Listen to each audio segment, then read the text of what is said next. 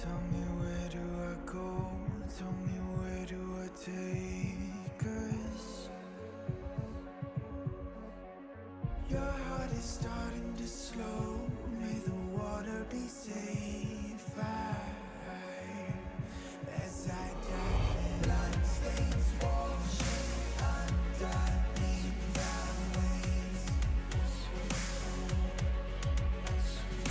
A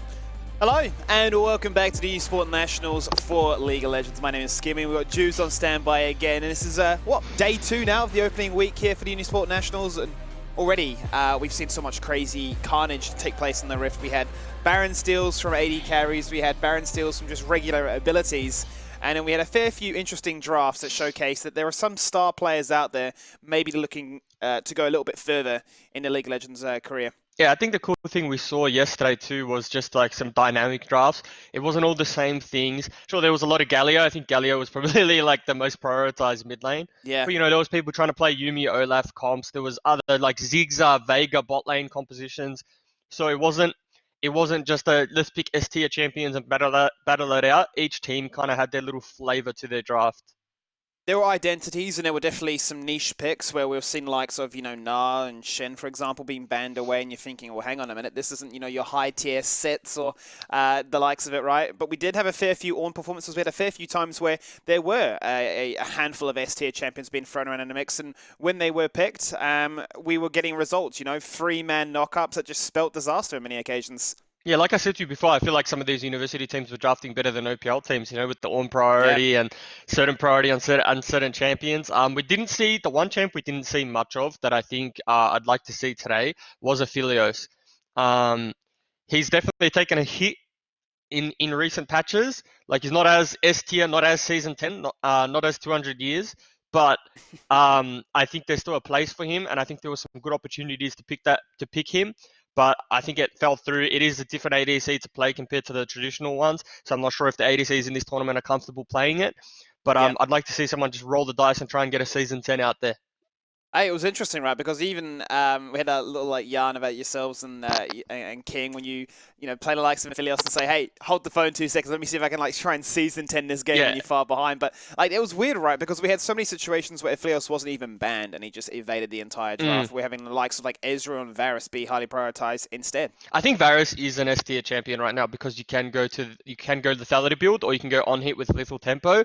So the Varus priority makes a lot of sense to me, especially because lethality Varus actually has a very good lane into the likes of Misfortune, the likes of Aphelios. So I understand why the Varus priority.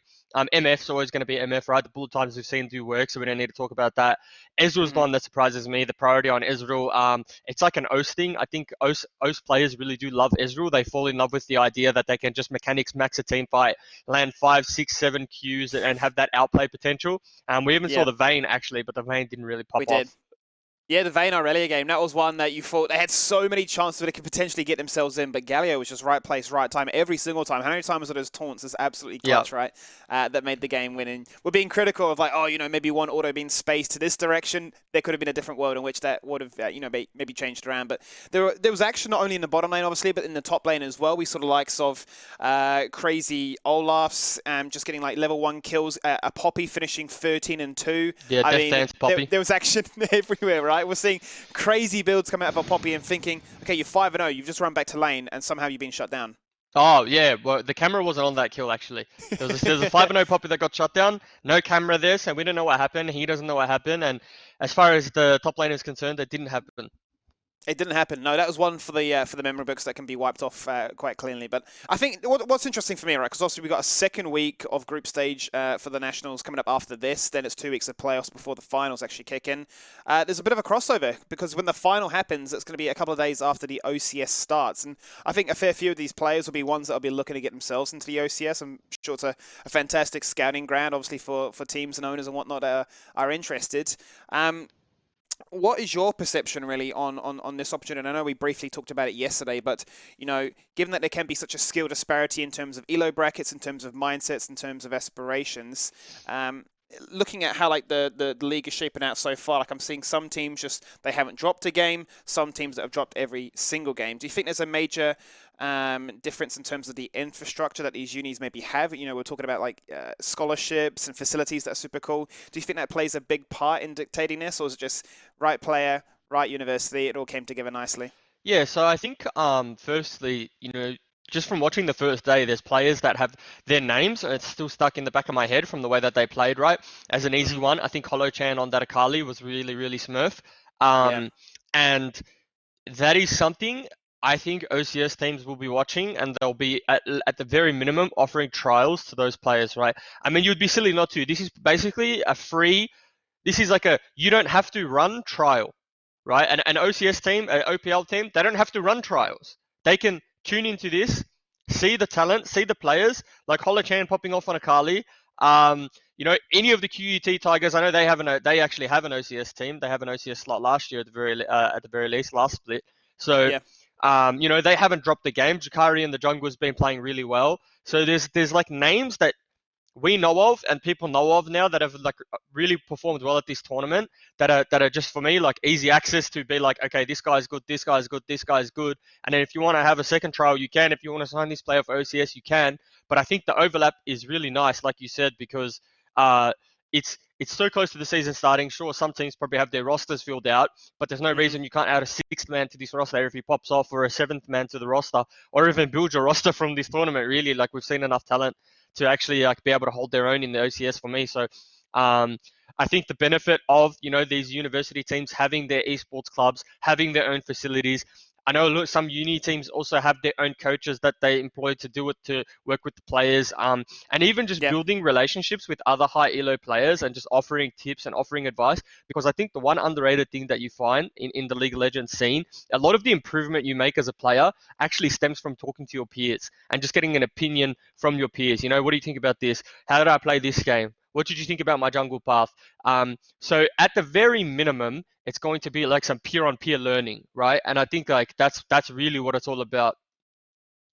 Yeah, beautiful. And I mean, I laugh at the point that you mentioned about, some teams maybe adding a sixth member. Maybe we just get, another version of Gravitas where it's just like a roster of 20 boys, right? You got three rosters on any given day. You can say this player's subbing in because he's got an exam, right? Or like this guy can't play because he's booked to win a sport tournament, right? So who knows? But that aside, let's kick on with the schedule for today. Let's see how day 2 pans out here in the Unisport Nationals. And let's actually check in with a few new faces. We didn't get to actually catch in with this team yesterday. It is the University of Western Australia. They'll be taking on the University of Queensland for our opening round. UTS as well, looking very hot in Group 2. They haven't dropped a single game so far, sitting at 5-0. So another team definitely to keep your eyes on. A lot of the spotlight, obviously, yesterday was on... who do we have? It was on Queensland Tigers, QUT. A lot of spotlight was on them with 3 games. They're undefeated so far at 4-0, but I think if you're a excited member of the Uni region, you're definitely going to be wanting to check out and see what UTS are made of. A lot of hype coming into them. UniSA will have 2 games on today up against the Deakin Dragons as well as Auckland, and Auckland will be searching for a win. I have seen, however, in the group stages, they were able to pick up 2 wins off stream. So it's just my luck, really. The games that we do cast, it makes me look like I actually hate being a Kiwi. So there you go.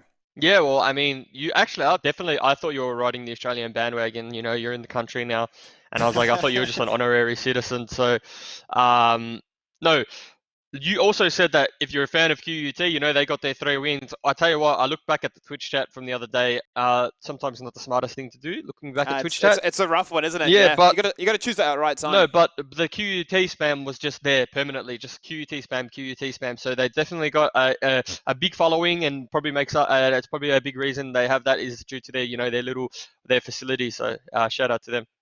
Yeah, shout out to them indeed. I mean, we had definitely a lot of praise shown the way of their mid lane and top lane, who were able just to single-handedly take over a game, right? Especially in that final game of the day with the Jace, and how that was sort of just able to go absolutely crazy on the game, especially after the predictions you made from your solo queue experience, which we all know can be such a valid point of reference. Obviously, OPGG coming in clutch half the time as well, with the understanding there. But what I'm really excited for is obviously looking forward to UTS, getting to see what they were made of, because this is the joy, I guess, really, of doing a stream where multiple games are happening at once, but only 5 can be shown on stream at any given moment. Very hard to really understand unless you actually get to see the context. But let's actually focus on the very first game of the day. We're going to have UWA taking on UQ. So that's going to be an interesting one, actually, because they've already taken place yesterday. That was off stream, and University of Queensland actually got the win. So without knowing the full context of it, I suppose you could already swing the odds in Queensland's favour. Yeah, well, I think we did see Team UQ play a game on stream anyway. I believe they played against QUT Tigers. I don't have it in front of me, so I could be butchering it completely. RMIT. I've got RMIT. it here. Okay. Yeah. And so you know, they have a decent enough roster. Like, they can make some waves in this tournament too. So this first game for me is an exciting one. I know you touched on UTS, and I was going to go back on that, the UTS team that we were talking about. Yeah. They actually run that they have a tag in solo queue, so you know when you're playing with like a UTS player. So I've seen some UTS players in solo queue too. So I think, like, you know, they're decent enough, they're high enough elo, so I'm sure their mechanical skills are going to be there. Yeah, and I think that's what's always interesting to me because like I love it when people come in with like a theme, right? And I know you were talking about like skins when you load in. That is also the talking point. Have you been around in League of Legends scene long enough to actually fully understand that concept, right? But I love it when people have the clan tags up, the like the Yeah. skinergy of like everyone running like maybe red themed skins. And you just walk in like a battalion, you're just like, what do we do here? Well, we used to do that, right? Like when I played in the OPL, the one thing that we did was we made sure we had skin synergy. Okay, like we'd have like some Freljord skins. I remember my mid laner Ryoma used to play like Talia, and he'd play Freljord Talia, which is like the Hmm. icy, and so we'd all have to match like at the very minimum. If we didn't have Freljord skins, we'd have to do blue skins. We'd all load in on blue skins, but then we had one player on our team who would refuse to do that, so then he'd just do the complete opposite. So we'd all load him with the same color skin, he'd load him with the opposite, and then whenever we lost the game, it was very easy to point the finger at him instead, and we just scapegoated him because it was his skin choice. That makes sense. You say, look, you're being grumpy. You've brought down a team morale. We don't look good. We don't feel good. That is the message, right? That is the absolute underlying key takeaway from this one. You've got to look good in the game. I suppose the same could be said outside of the game, but obviously we're focusing inside the game at this stage. What's interesting to me is obviously that we have back-to-back group stages, then into playoffs and into a final. You said were the previous national champions here. But, looking at how they're faring so far, they're about neck and neck with Auckland in the standings, both in the same group. So, going to be quite interesting, although in saying that, USA did actually have a pretty good performance out yesterday. UniSA really leading the line at the start there, but then the rest of the team came together and just ran as a cohesive unit. Yeah, I'd say we would expect Ubisoft to be, the main carrier of that team. I think, because Ubisoft obviously has that OPL experience. He's even played at Worlds, won a game at Worlds. So he's obviously the one we're looking towards to, being like the beacon of light for that team, pulling them back from the brink if need be, and also setting the tempo in the early game. I would say that wasn't his best performance. There was a couple of times where he did get caught off by the vein, especially with the exhaust, and got one shot. I think around him, everyone on his team played particularly well. There wasn't an individual player that was, popping off compared to the rest. I think it was a good team performance. But I definitely think it wasn't the best that we could see from that team. I think they have a higher ceiling and they can play better. It took them quite a long time to close out that game specifically. A slow game, steady game is a good game sometimes, but like these players have set a higher expectation of themselves, and I think that's what we expect to see from them. Well, speaking of, we've got a draft in front of us right now here, Jubes. We've got UQ taking on UWA. Queensland up against Western Australia. This is the draft that we had happen off stream, so we're going to quickly gather our thoughts and feelings about what we see in this one here. Already, we're going to get the feeder bot lane there with the starving center, if you will, and going to go up against a Cogmore Lulu. So we've got some interesting matchups happening there in the bottom lane. If that's a mid lane Nocturne, then we are in for a treat, that is for sure, especially up against the likes of an Echo too. And then Karthus and Jarvan, two very interesting junglers, one looking to power farm, the other, I suppose, looking to power gank. Yeah, I really like these drafts, to be honest. I'm not too sure about the Echo, honestly, because basically what Nocturne mid wants to do, and what Nocturne mid does with the Nocturne's passive, which is like massive cleave and heal, is he just Qs the wave, cleaves the wave, auto attacks a couple times, the wave's gone. And so Nocturne just plays for perma prio mid level 6 and farms enemy jungle camps like Wraiths and stuff, and looks to impact the map. Combine that with the Karthus ulti coming through, it's actually quite a scary composition, and I really like it. On the other hand, the center time is super OP from Team UQ, so I think they've drafted quite well in the bot lane. Jarvan is obviously a staple pick, pretty good into Karthus as well. Vladimir is going to have an easy free farm time top against Ornn. So I do like both drafts, honestly. Actually, like I said, I think some of these uni teams are drafting better than OPL teams. I think it's quite exciting to sort of see that these teams have that sort of understanding or that comprehension of this is the identity we want to go towards, and we're not afraid to, fully go down. There have been so many times we've seen drafts that have been dictated by denying OPs or denying away comfort from the opposition, and then you suddenly have a 5-man abomination of this. It makes no sense. There is no idea of sieging, poking, picking, you know what I mean? So Yeah. this is an interesting one to me. And I think what really springs out to mind is, you've got double globals on the side here for UWA versus just a very AoE blast cone centric response. Yeah, and so just to touch on those globals, it's really cute the Nocturne Karthus interaction. So sometimes Nocturne leaves mid lane, right? Wave crashes on the tower. Karthus goes and eats that because you want gold on your Karthus. Nocturne gets a kill in a side lane. Karthus ults to assist, and it's just it's like a machine. It's just optimal efficiency, and there's no CS waste. There's no XP waste. And it's actually quite hard to deal with because you're constantly taking timers. You're constantly asking yourself, is Nocturne ult up? Is Karthus ult up? So yeah, it's going to be interesting to see how they execute. Likewise with Team UQ, I think the center Tarm lane can definitely just bully the Kog'Maw Lulu. Should be able to out-sustain them. Should be able to eventually push them under tower and just consistently harass, especially because Kog'Maw early game isn't known as the strongest champion. And it's gonna be cool to see how all these lanes interact. Well, let's kick it off without further ado of the very first game of day number 2 here of the Unisport Nationals for League of Legends. 5 best of 1s to sink your teeth into.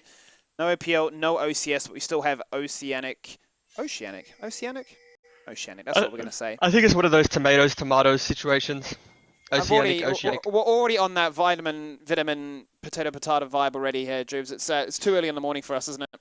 Yeah, it is. Well, to be honest, there's some sun shining through now. I'm actually feeling the vibes. I'm getting the vitamin D. So the vibe train is taking off. It's leaving and it's stopping all stations. So if you want to get on board the vibe train, then be my guest. We're hopping on. We're getting things going. And we're going to start off here, obviously, with Jungle Parving, with both opting for a bottom side start, bottom side clear. We'll be parving towards that top side then. And I'm going to be very curious to see really how the Jarvan looks to try and navigate this one. I mean, is he looking to try and go and get in Karthus' face quite early on? Yeah, so in this matchup, the onus is on Jarvan. Jarvan needs to do something. This is every single Karthus matchup ever, is if you don't pressure it, if you don't do something somewhere while Karthus is just 10 steps per minute farming jungle camps, you're probably going to lose the game. So what I'd like to see is what Jarvan's doing. Start red, invade red, okay? Because you know he's starting blue, you know he's full clearing. Karthus' first clear, when he clears his blue side jungle, he does get to about half HP, 2/3 health. So you could even see Jarvan cheese him at Raptors here, but I don't think he's going to do that. I think he's just happy taking the red buff, and we'll see what he does with this little lead that he's got now. Yeah, so Karthus hasn't sorted it out just yet because he's gone straight from his blue to his Raptors. Now that's a successful invade of just red to red, now to his blue. So a triple buff acquisition here by Scott on the Jarvan. Nice little start to make sure that he has an impact before level 6 comes online. But let's talk about the level 6. Obviously, we touched on it briefly with what this Nocturne's going to be looking to achieve, pushing out hard with that passive and that Q, looking to try and navigate to these side lanes. How difficult, I suppose, is it going to be, given that you're going to be going up against the Vladimir that has the escaping Paul, as well as the Devour and Black Mist that can come from his bot duo as well? Yeah, so, I mean, it's safe to say that the Kog'Maw is going to be fending for himself. Obviously, it has the Lulu, but, you know, there's pretty much like a backline diver, which is Nocturne. Karthus really isn't known for his pure. It's just you fight on his dead corpse and hopefully you win the team fight. So for me, Jarvan as a pick has no tier, right? You know, we talk about champions, how it's like S tier, A tier, B tier, and blah blah blah blah blah. I think Jarvan doesn't have a tier. His tier is determined by the champions that he's versing. Jarvan, if he versus stuff with a lack of mobility, like the Karthus, the Nocturne, the Lulu, the Kog'Maw, as I say that, first gank of the game. First gank of the game. Fear. Looks to be a successful one. The paranoia is, well, sorry, the fear, as you say, yeah, is very good. It stopped Echo's Q2, E2, sorry. The combo cannot connect, but the EQ will come out from Jarvan in response, which is now spotted out here by Karthus. Looking to get himself not only a triple buff acquisition, but a double scuttle start as well. That'll put University of Queensland in a very solid spot. Yeah. And so before Jarvan rudely interrupted me with the gank that he did, I was saying there's literally no dashes or mobility that can get out of the Jarvan ult. So like Jarvan's like tier rating and how like optimal and how strong he is in this game is quite high. You know, Jarvan's going to be able to lock down the Kog'Maw, the Lulu, Nocturne when they do not have their flashes, and Vlad's just going to be able to have a field day. Well, it's looking good for the Vladimir so far, although in saying that they are both on an evil footing. Ooh, that's going to be a good knock-up into the wall. And you're going to see the punishment potential that comes out every single time, and no one can land that one successfully. Going to keep Vladimir locked in place underneath this tower for a fair bit of time, still without any real jungle pressure, as Jarvan is going to be having his eyes set firmly in this bottom lane with Dragon soon to spawn. Yeah, they call, what do they call Ornn? They call Ornn the tank mage assassin, right? He can do it all. Look, I wish I had that copy paster in front of me. Yeah, you could just be like Necro Lord, you know, Jungler, King, Queen. I don't know. You could just keep going on with titles. The guy does it all. Oh, he had to burn the flash. That's a beautiful flash combo. But that's going to be a response from the Lulu to get out of harm's way. That's going to be double summoners burnt here in the bottom lane, assisted here obviously by the Jarvan to try and make something happen before that Dragon was online. Unable to find it, but the pressure is definitely mounting. They actually traded even on summoner spells there. Actually, yeah. No, they did. They lost one summoner extra there, you know. But in terms of burning flashes, sure, it's the double flash from the bot lane, but Tahm Kench and Jarvan used their flash to try and secure a kill. Not a bad trade, given that you're trying to remove some of the mobility and the protection that this Kog'Maw is looking to navigate this early game with, especially given they've gone for the barrier as well as the heal. They want to be nice and safe, and they want to hit level 6 uninterrupted, which is moments away now for the Karthus with that Requiem. Yeah, Paranoia Karthus is available now. Karthus is level 5, so is Jarvan, so you know, uninterrupted jungle clear besides from losing the red buff. This Karthus is, he's loving life at the moment, that's for sure. He's even managed to pick himself up a Dark Seal, and this is something most Karthuses do, because the value on, if you end up stacking up that Dark Seal and purchasing a Mage Eyes, the value that you lose, say you die and lose all your stacks, you only lose about 300, 400 gold, so like, it's like a medium risk, high reward play, and this is something I do in Karthus quite a bit. Why wouldn't you? It can offer you so much right now, and let's actually check in here with the middle lane. See, Karthus was the one to try and act as that bait with Nocturne waiting in the wings. I'd imagine both teams, or especially University of Western Australia, would want to be a little bit more restrained in their approach, given that they want level 6 between those two key components. That is going to give University of Queensland the window and the chance to say, we'll open up the account here and get the very first Cloud Drake of the game. 10% CDR reduction on ultimates for both sides is something that they would love. It is on the side of Team UQ now, so it's going to be shorter cooldowns on the ultimate for the Vlad, Jarvan, Echo, Senna and Tahm. As we see the all-in from Echo, or just a bit of poke? Just a bit of poke. Jumps in there. Shroud is good, and that's obviously going to block a lot of that damage that comes front-loaded in with the Echo combo. Unspeakable Horror, the big fear component that can obviously follow things up with, could be a deciding factor here in swinging the fight in Nocturne's favour. And so we've seen Nocturne base and pick up the Tiamat, which obviously means Nocturne just wants to be queuing waves, auto-attacking a couple times, and dipping out of vision, because the scariest Nocturne isn't the Nocturne you can see, it's the Nocturne you can't see, right? If he's not showing on mid lane and he's not on the wave, and you don't know if he's gone top side or bot side, you automatically have to play under your tower or play as safe as can be. So sometimes doing nothing is something in that sense, right? Like if you're just sitting inside in the side bush of mid lane, then you're having as much threat as you would be, you know, ganking a lane sometimes. And how many times have we said that be the case, you know, where late game a Cassiopeia, incredibly fed, is showing on the map and is always like, well, we know where she is, we can account for that, right? But as soon as she hides in that bush right there by this Baron pit, you have an idea of, we can't face check this. We can't really go anywhere without having that constant heartbeat just pumping away and terrifying us from afar. But checking in with obviously how things are going in this situation, pretty good. Yeah, uninterrupted jungle path for Love Clara on the Karthus does allow her to get level 6 nice and easy, and with a healthy CS jungle camp clear as well. But it has meant that they've had to sacrifice double objectives to start this game off with. I mean, the Jarvan's not doing bad by any means, right? Like he's close in CS. He's not getting really out-tempoed much at all, and I believe he's going to go for the Cinderhulk build, but I could be wrong. We don't see any components yet. But he's having a decent game, right? Like he's secured both neutral objectives. Infernal Drake spawning in 3 minutes, which means we're either going to have a Mountain Rift or a Ocean.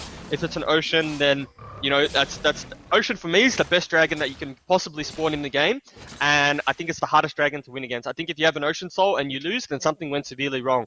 So at the moment, Scott's having a pretty good game, right? Like he's forcing, the University of Western Australia's hands. He's making them make decisions, right? At what point do we fight these neutral objectives? At what point do we flip the game? And at what point are we ready to fight? Are we strong enough to fight with the Karthus, with the Ornn, with the Kog'Maw and the Lulu? I like it because, you know, given that you're going to go against a composition which will have so much power, so much strength and resilience in that later stage of the game, you need to really force that tempo. You need to make things happen in the early stages of the game and, you know, potentially look at a soul point be spawning, you know, in that 20 to 23 minute mark to really make sure that you're in a comfortable spot with those 2 to 3 components or 2 to 3 core items online to make things happen. You want to really achieve, right, a big gold lead, which is obviously neck and neck at this stage. Yeah, well, but that's what I think Riot has really done well in Season 10. They've allowed you to play both early game comps and scaling comps. The scaling comps need to decide how many dragons do they give away, right? And sure, there's a little bit of RNG in which what soul's going to spawn, but it allows you to play early game like Scott is and just stack up those drakes and put a timer on the person you're versing, and vice versa, right? It allows you to give those drakes away, potentially give away soul and hit your power spike so you can fight Elder, and if you win the Elder fight, it's go next. So, you know, there's like you can play 2 styles of compositions, and I think that's really fun and really interesting. Who do you think actually has the harder time, the early game composition or the late game composition? Actually hold that thought for 2 seconds. Echo jumping in, the chrono break back, looking to try and one-shot on towards Karthus, who holds on for that Requiem and hangs onto his life as well. Some forced pressure there, because you can see Scott waiting in the wings with the Rift Herald, wanted to force a tower down, and that was going to be my point. Who has the harder objective? Is it the early game team wanting to try and make things happen and maybe make, you know, risky attempts here, or is it the late game team? What can we afford to give away? What can we try and pick up for free? That's what we're going to find out right now. He's feared, he's dead, he's flashed away. He's managed to survive for a little bit of time, and the Ornhorn coming across from the river does not secure the first blood. 12 minutes in, fast approaching, still 0-0. That was quite anticlimactic, right? We didn't see any kills there from the Ornn teleport, but, you know, this is, as I say that... Hang on a minute. The junglers finally see some action. Karthus trying to be greedy, trying to push out mid-wave, get some XP, get some gold, scale himself up. Jarvan's still having the Cataclysm, punishes him severely. Yeah, so Scott's having a really good game right now. I think he's secured all the major objectives, major neutral objectives. He's managed to pick up a solo kill there. But before he rudely cut me off for the second time, I was going to say, that was a win for Team UQ. They got Nocturne ulti, didn't lose any kills, right? Your first Nocturne ulti is the most important. I feel like it needs to be a high impact play. It needs to secure a lead or get a kill for himself, specifically because he's going to lose a mid wave just like he did. But more importantly, Vlad got 2 turret plates in the top lane, didn't teleport, and now we see a pretty big CS discrepancy in the top lane. Combined with the turret plates, this Vlad is in a very good spot. Speaking on good spots, he's obviously got that first major item, which makes Vladimir an absolute powerhouse. The Proto Belt, the movement capabilities that it presents to make sure that Hemoplague gets infinite value. As we're going to see now, both supports trading blows on either end. And just like that, it's clockwork. Scott is back here again, picking up the second dragon. Now we see which drag have they RNG'd? Oh, it's Ocean. That's crazy. Yep. So they've got the best dragon in the game, right? They've got the go next soul. I called the Elder go next, but this soul is really go next. I don't think heal cut can save you, specifically because there's a Vladimir who's going to heal. The Echo's just going to be in and out of team fights. Nice EQ away there, but. Very good EQ, but it's actually better into a choke spot where they can just literally get jumped on here by the Echo. That's going to be a fair few ultimates burned in towards the Karthus to make sure he can stay alive. Karthus at the very last stage jumps away, but not before Nocturne uses the last stretch of that paranoia to make it a 1-for-1. It's going to be a support going in favour of the Karthus. And you have to imagine, surely this still does favour University of Queensland. Yeah, it's definitely good for University of Queensland, but we saw the power there from the Karthus, right? For me, that looked like a lost fight. The Lulu ult comes through onto the Karthus. Karthus is the only champion that could be on like 200 HP and still walk forward because the team fight is going to be beneficial, as we saw there from him. I was like, okay, he's dead, he's going to walk away. And he just starts walking forward because he's like, guys, fight on my body. But, you know, the disengage is there. I think the Echoes, in hindsight, is a really nice pick here because he can actually just disengage Karthus, especially when he dies. Well, I see, we've seen the, you know, the Echo disengage over the wall. The same could that be said for the Jar. But I mean, there's so many different opportunities here for them to actually get themselves out, right, and not be targeted by that Nocturne in particular. So very, very difficult. You can see how long Han had to actually hang on to that before he eventually used it. But when that double combination comes online, especially with some items being completed, it shouldn't be too far away. they're going to be packing a big punch.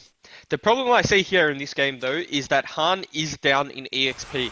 Nocturne's the type of champion you play mid lane to be ahead in EXP, because what you're doing is you're perma pushing waves, you have perma priority, and you're farming the enemy raptors off cooldown. So mid lane is a lane that has really easy access to raptors on both sides. And Nocturne hasn't really done much of that. As you can see, he's down in CS, he's down in XP. So it is going to be a little bit problematic when it comes to the Nocturne one shot. And how much does this change now, obviously, given that he's been pushed to the side lane? You can see Echo's just having a field day here. He's got a few items online, and is able to just assist with his wave clear so much. The same can be said for this. You know, Scott being so proactive in the early game has been the one to pick up the bulk of these kills. He's got double buffs again, and just back-to-back, just picking up objectives. Yeah, I mean, you're not mad at all if your Jarvan gets ahead, right? Like, he's gone the Cinderhulk, he's gone the Tardbees. His next item could potentially be a stone plate. He may even opt in for the Black Cleaver because he's got so many kills. But having a front line like that's this fed just makes it easy work for his carries. So Scott's having a good game. He's going to pick up this Herald. They're probably going to drop at mid lane and break as Cogmore burns the flash. Yeah, Echo showing face. He's been the one that's actually doing what Nocturne wishes he could do, right? Out-rotating. Shows face mid, and they're going to find so much mid-pro here. Rift Herald as well, this tower. Unless any significant answer can come to respond, is looking like it's gone. This is a fight that the University of Western Australia could take, and it wouldn't be bad for them. Like, Jarvan was on half HP, Echo's sort of low in the mana department. You know, Karthus and Nocturne were coming off bases, Karthus just respawned. I want to see them kind of pull the trigger a little bit, because I don't think this game's going to get any easier from here on out. They've got the center just passively stacking, going to become very strong in, well, she's actually really strong right now, but, you know, even stronger as the game goes on. Vladimir's just having a field day in the side lane, so not to say that the clock's ticking, because they have Cogmore, Lulu, Karthus, Ornn. They can win at all points of the game, but, you know, when an opportunity presents itself, I think the University of Western Australia need to like at least try and grab it.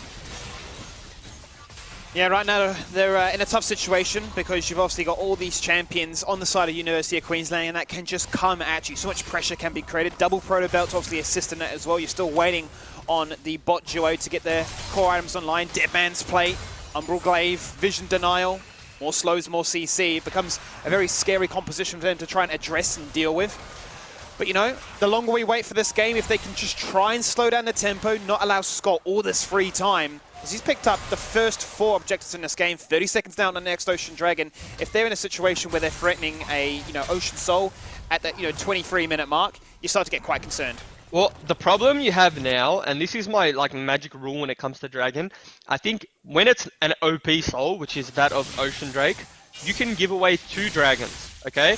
Before you need to start thinking about contesting. It's coming up to the 3rd dragon at 17 minutes into the game.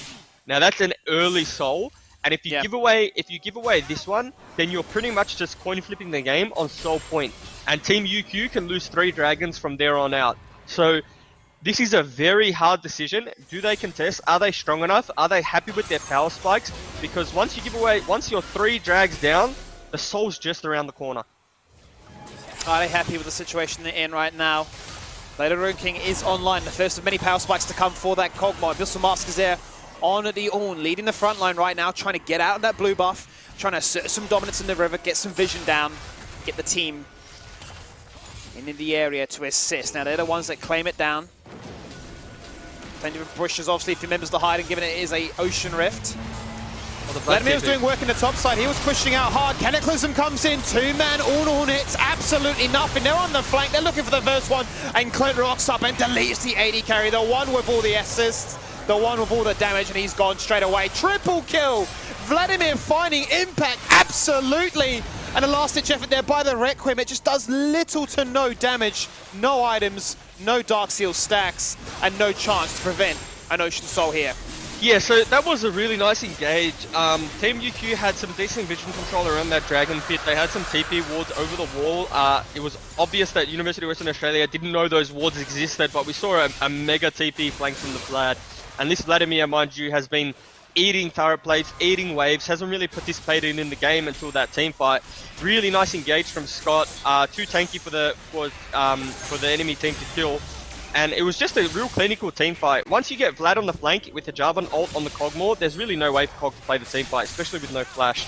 And this is exactly what I was talking about in the sense that Jarvan becomes an S tier champion when there's no dashes and no mobility. Kog'Maw had no flash for that fight, so he's literally sitting in a Cataclysm while the Vlad flanks and drops a full combo onto the Kog'Maw's head.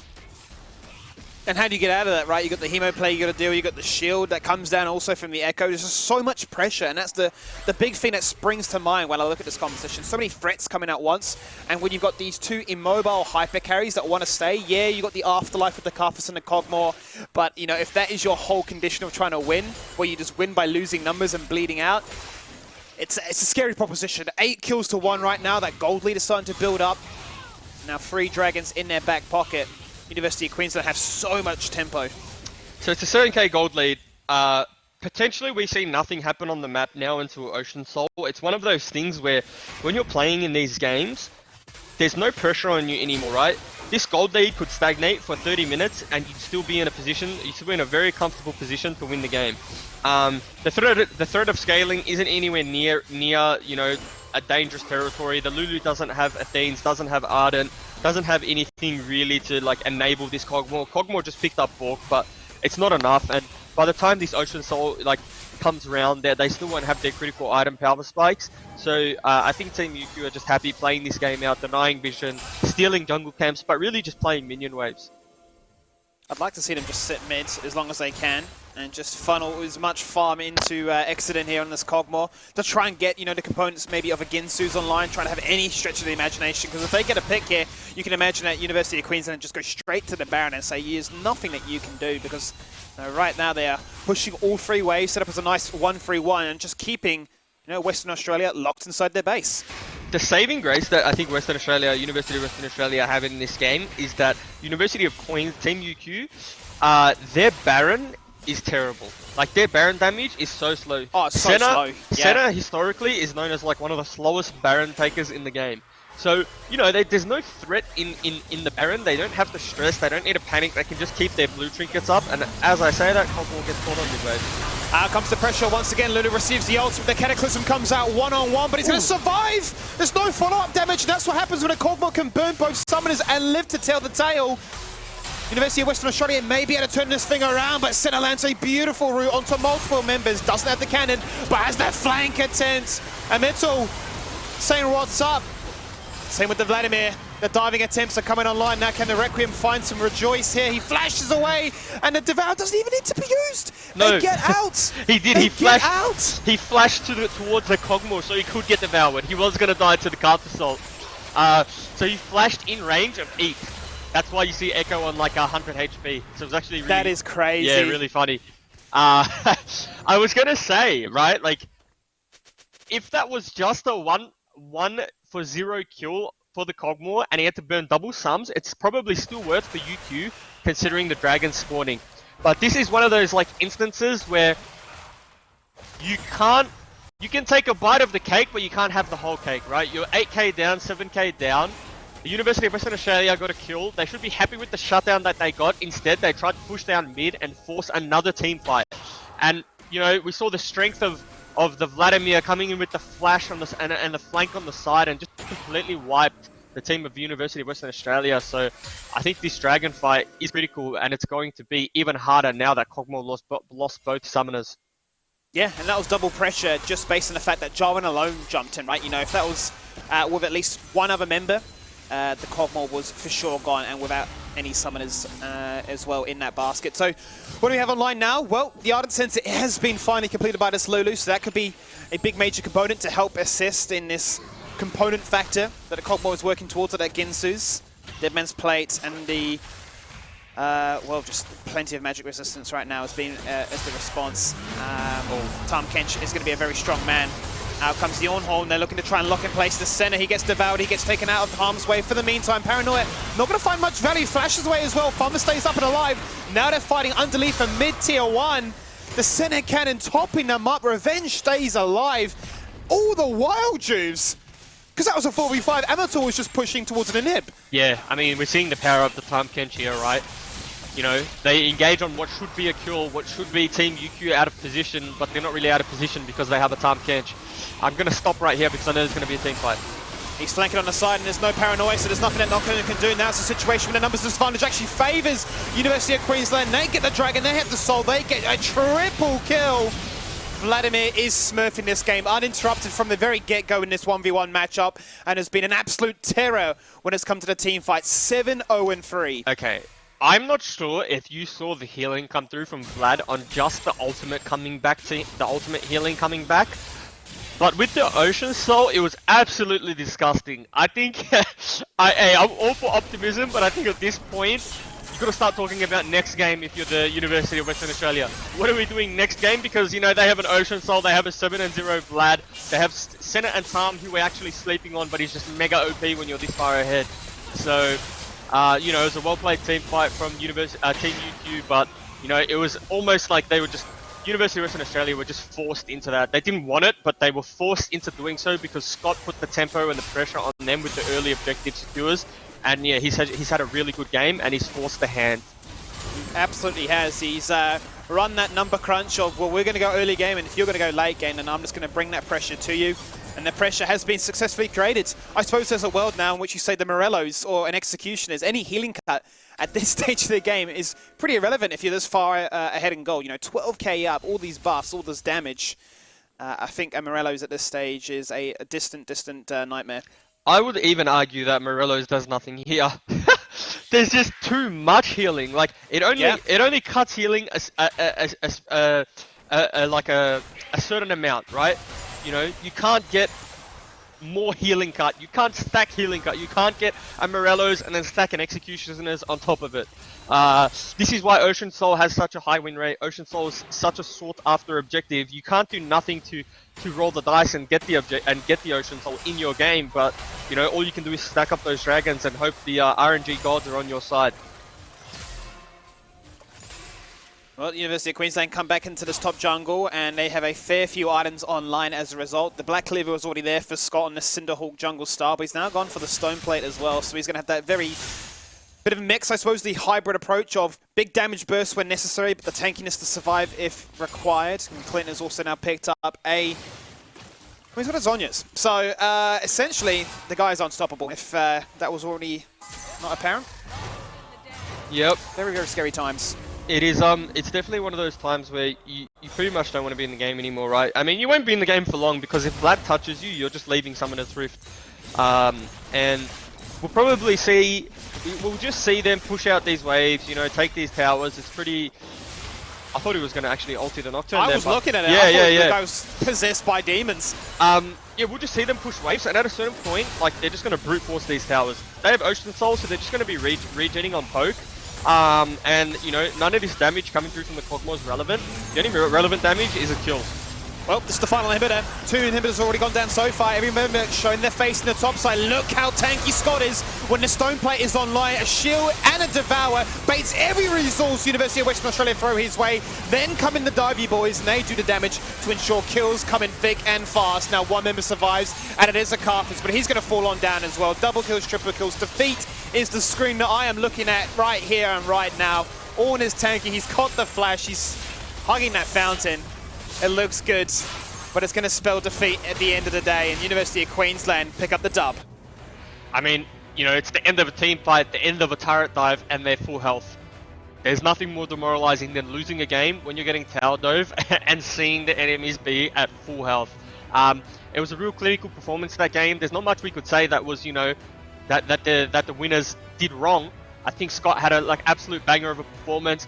He knew he was against Carthus. He knew he was on a clock, and he knew he needed to secure those neutral objectives, in which he did. He got the double Rift Herald, broke a few towers, opened up the game for his team, and really put a timer on the game. He said, okay, you guys need to do something because we're going to have Soul, you know, sub 30 minutes. And that's what we saw from him, and that's a really, really, really good game from him.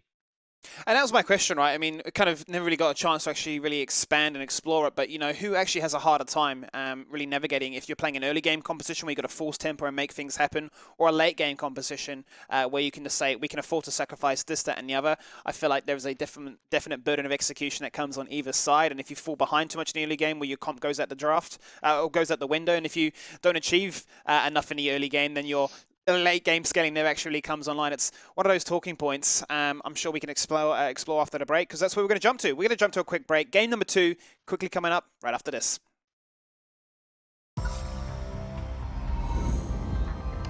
When the difference between winning and losing is measured in milliseconds. Everything counts. The Alienware Legendary Battle Station.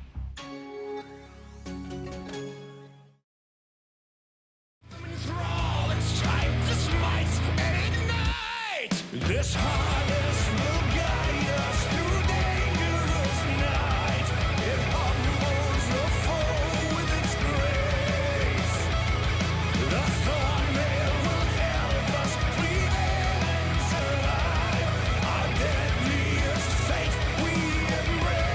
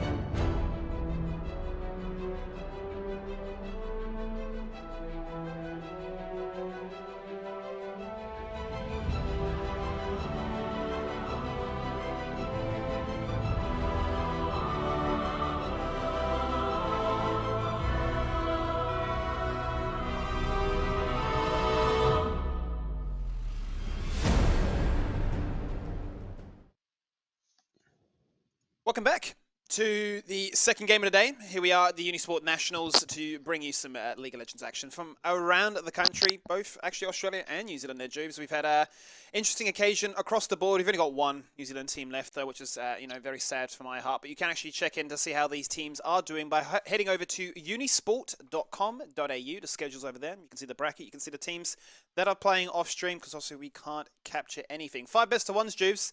And well, the very first game to open up this account was a bit of a stomp.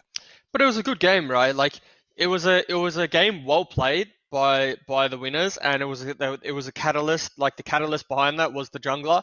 You know, he set the tempo for the game. He made the enemy team make decisions, and he really like forced their hand. He made them make some tough calls. But you know, every engage from the Jarvan was really good. The Vlad TP flanks were really good, and his laning phase was solid.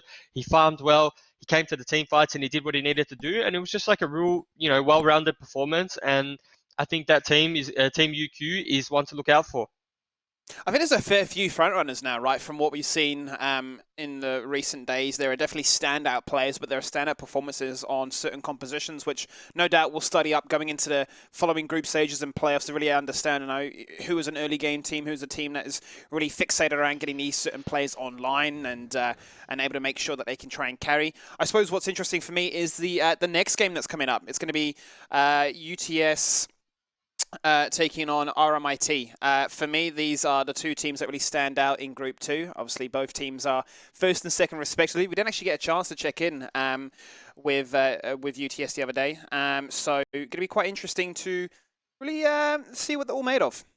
Well, yeah, RMIT is a team that I'm excited to watch play, right? I mean, we've only seen them play once on stream, but they're a team that have come out with some really cool drafts and some really mechanics max team fights. So they're a team that I enjoy watching because they're just like really skirmish heavy. They played compositions that I really wouldn't have expected them to group around objectives, group around mid lane, and just straight 5v5, especially considering they were versing, in my opinion, a superior 5v5 team composition. But they made it work, you know.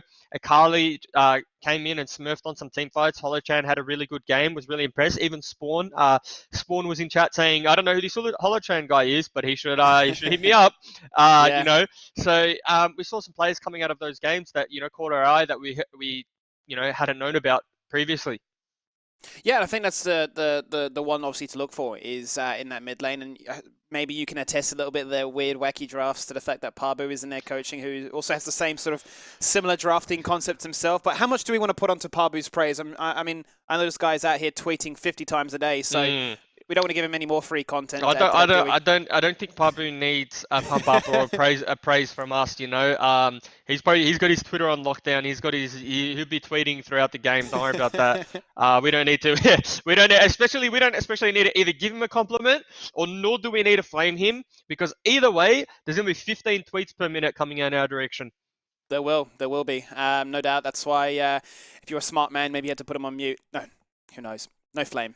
But regardless, RMIT looking pretty good so far. But UTS, as I say, that is the team that I really want to look forward to, really understanding what is their success formula. What is the reason that they are currently 5-0 in this group stage, and what has really been their key factor, I suppose, coming in from, you know, their qualifying stages into obviously the nationals. Now there's only 10 teams that remain that will all be playing each other twice in a round robin format to then decide, you know, ultimately who progresses on to those playoffs in a couple of weeks' time. So I'm very curious to understand really what is you know, their wildcard factor, because you can attest maybe some of it to, you know, this team is stacked of diamonds or masters or grandmasters, or this team has OPL influences or maybe better facilities or coaches.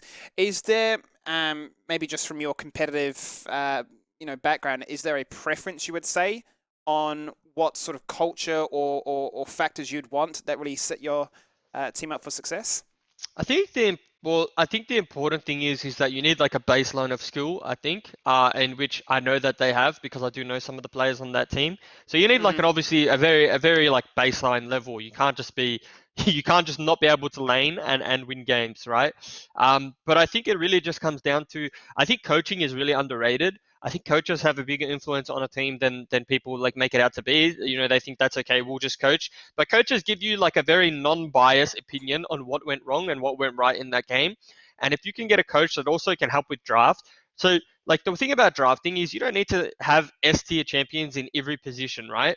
all you need is like to have a formula that works for the players that you have. And so what I mean by that is like we saw Ziggs Vega bot lane, which they're not known as, you know, the two strongest bot lane champions. You know, they're probably not even in the conversation for like B tier, right? But Sure. but if you know, like you say, your ADC is really comfortable on Mage's bot, really comfortable on the Ziggs, your support's got this cheeky Vega pick that people don't know how to play against. Sometimes the aspect of surprise is what wins you games. So, you know, a champion can rise in value the more an opposition doesn't know how to play against it. And that's why in Yeah. best of ones, you see like a lot of cheesy picks and a lot of cheesy picks that work. They're not really sustainable in best of threes and best of fives because Sure. you can change your bands and change accordingly. But I think having that flexibility in draft in best of ones is really important. And I mean, obviously, coming from a background where you've been a coach yourself, how much of an impact do you really think having a coach is? Because I'm sure people at face value can say, here's a guy just along for the ride, maybe just, you know, chirps and says a few things over the head, says maybe a few encouraging words. But I mean, I think the first thing that springs to mind is it really alleviates a lot of the pressure on your players to have to worry about draft, right? They can just this is my champion, Paul, these are my mechanics, this is what I'm going to do, coach, what am I playing? I could talk about what goes into being a professional player and being in a team for 30 minutes to an hour, right? But the main thing is that when you come from solo queue and you start playing in a professional 5v5 environment, there's a lot more intricacies that you need to know about, right? Your fundamentals of League of Legends need to be a lot better than they are playing solo queue. And what I mean by that is like there's a few checklist things you need to do, right? If you want to contest an objective, you need to push mid wave, you need to push your waves, you need to walk into together to get vision, but priority only exists as when people are showing on the minion waves that you've pushed, right?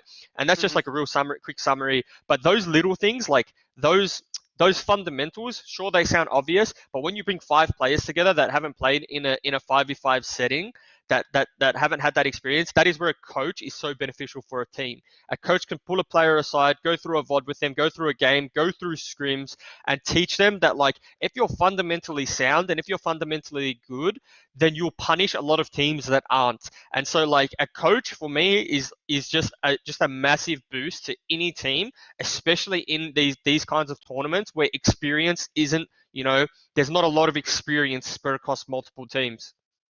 Would you go so far as saying that coach gap can be enough to bridge, major elo gaps? So maybe, for instance, there's a team here that is full of platinums going up against a team full of masters, for instance. Do you think like having a coach can give you enough of a understanding or influence over your opposition to bridge that gap? Like I did say, you do need I feel like you need a baseline of skill, right? I think, you know, if you start talking the fundamentals. Yeah, if you start talking, you know, platinum to a challenger, platinum to a master, the platinum player is just going to lose lane, in my opinion, and they won't be able to deal with it. But if you get someone that's in high diamond or mid diamond and they're versing like a master tier player, I think a team of mid diamonds can beat a team of master tier players if they're coached well, right? And if they have a good draft. So I think that's like the gap, or that's the level that we're talking. Like that's where, you know, that's the buffer, I think, in which the coach is relevant. But I think if you start talking about, you know, 2-3 division gaps, it doesn't matter. The game's just going to be over from lane. Yeah. And I suppose we've seen that happen in a fair few occasions so far, where people are just picking up solo kills. You know, no jungle influence, no mid lane influence. They're just able to win that matchup on their own, and then basically sort of take over the game as a result of that one. So, no doubt there's also going to be a bit of discrepancy between some of these teams. Some of them obviously taking it a little bit more seriously than say others, and that's obviously going to be rewarded in the end of looking to claim that coveted trophy and you know be. The one that is potentially looking to move into the OCS afterwards. Well, let's actually kick it off with what the draft was that happened off our screens. UTS making a debut on stream here today, going up against a returning RMIT.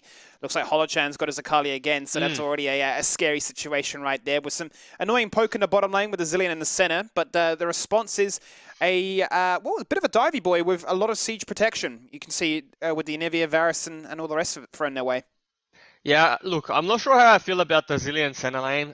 Is it going to be a fasting center again? Like, is Zillion going to take the farm and center just take the souls that drop from the minions? We'll have to wait and find out. We obviously know what Holochan can do on the Akali. Lee Sin's a little bit of early game pressure.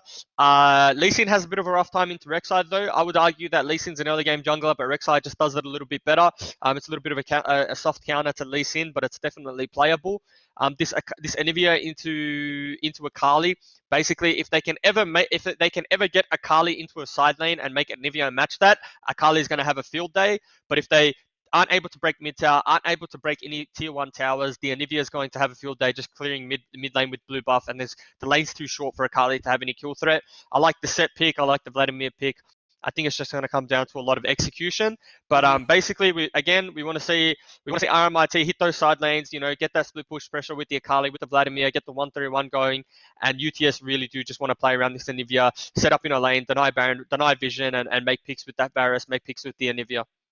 I mean, obviously then to add to that, given how Anivia is so vulnerable, especially in the early stages of this game, and she needs that protection of that tier 1 turret to be underneath, do you think we're going to see Rek'Sai just hard camping mid, making sure that Lee Sin cannot get Hollow Chan online again like we saw yesterday?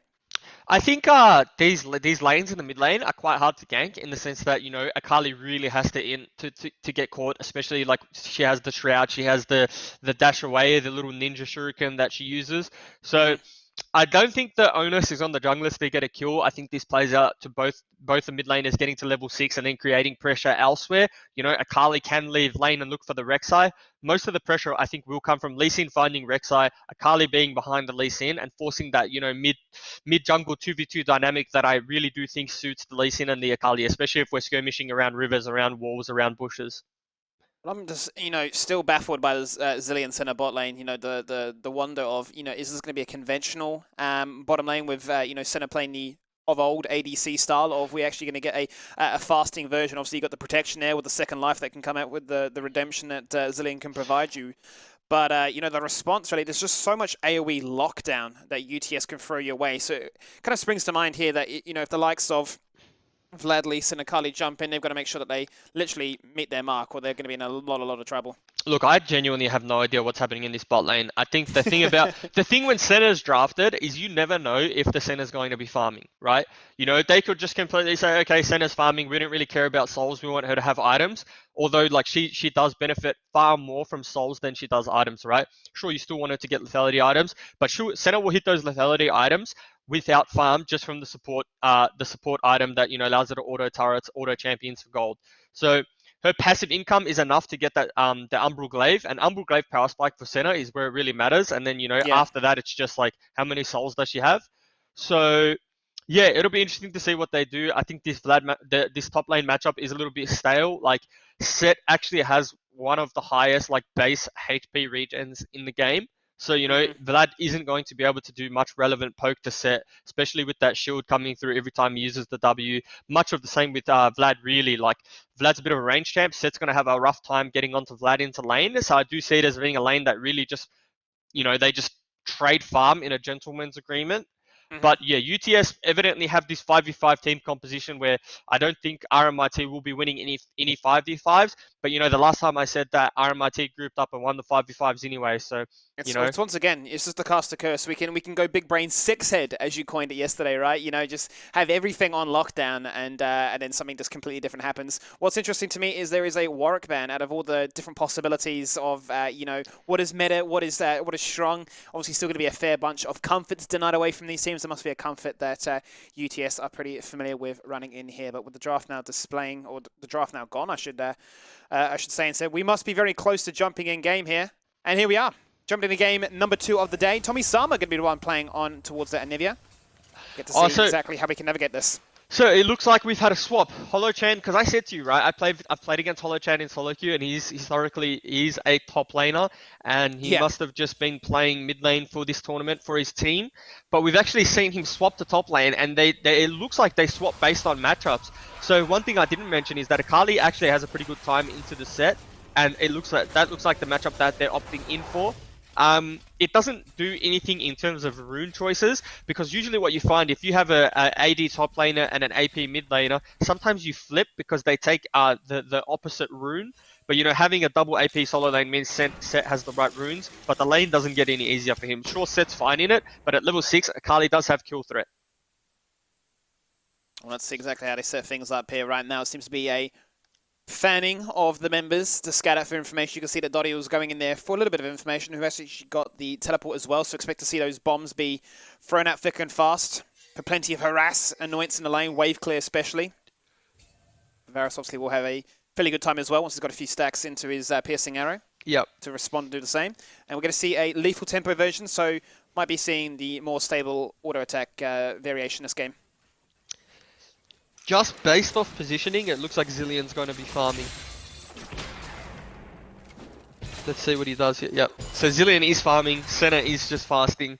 I really don't mind this because I think Zillion is one of those like sleeper OP champions where if Zillion can get to a certain threshold of like, you know, that good middle ground of levels and items and not being too far behind, then I think he does turn into sort of an OP champion. The problem is that it's just Zillion.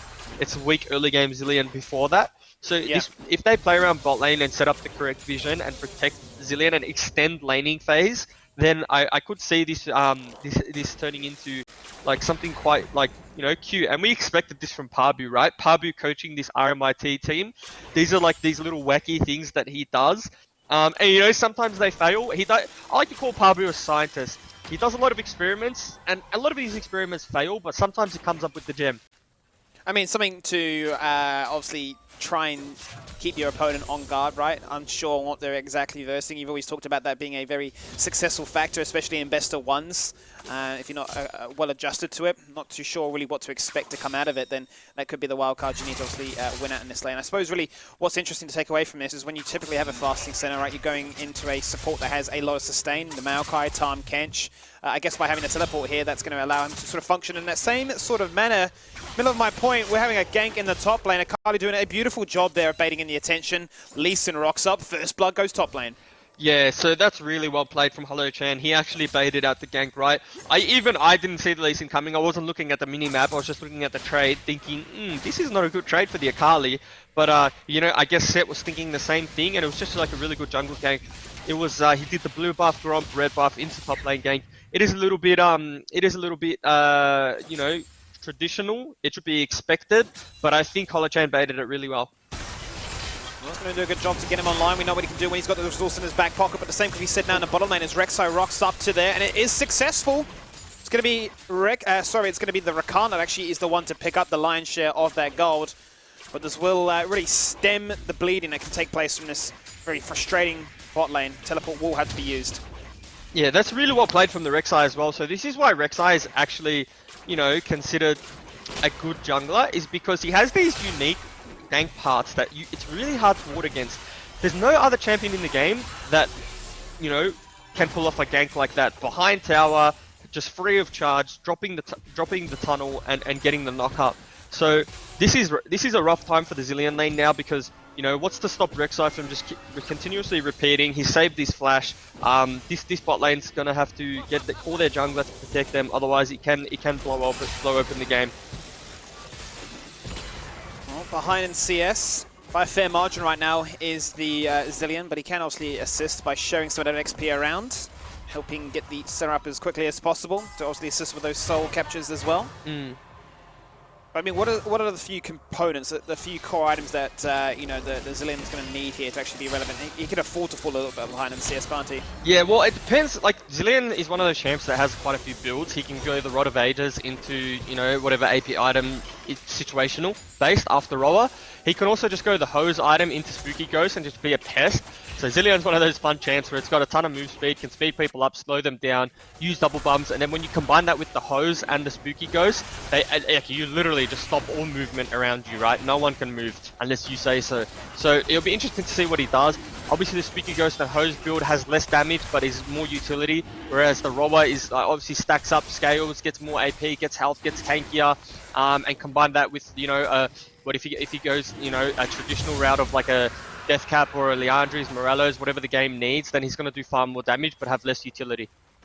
It's going to be interesting to see what variation he actually does pull out here, because obviously the composition he's going into is well acquainted at sticking around and re-engaging, or I suppose counter-engaging with what they have in their arsenal at level 6 especially. So then seeing how he's going to look to try and make that a turning fight in their favour. Action in the mid lane. As we can see, that Vladimir's doing a good job of obviously holding his own here against the Nivea. A bit of a stalemate, obviously, because they've both got fantastic wave clear, as junglers do let their presence be well known.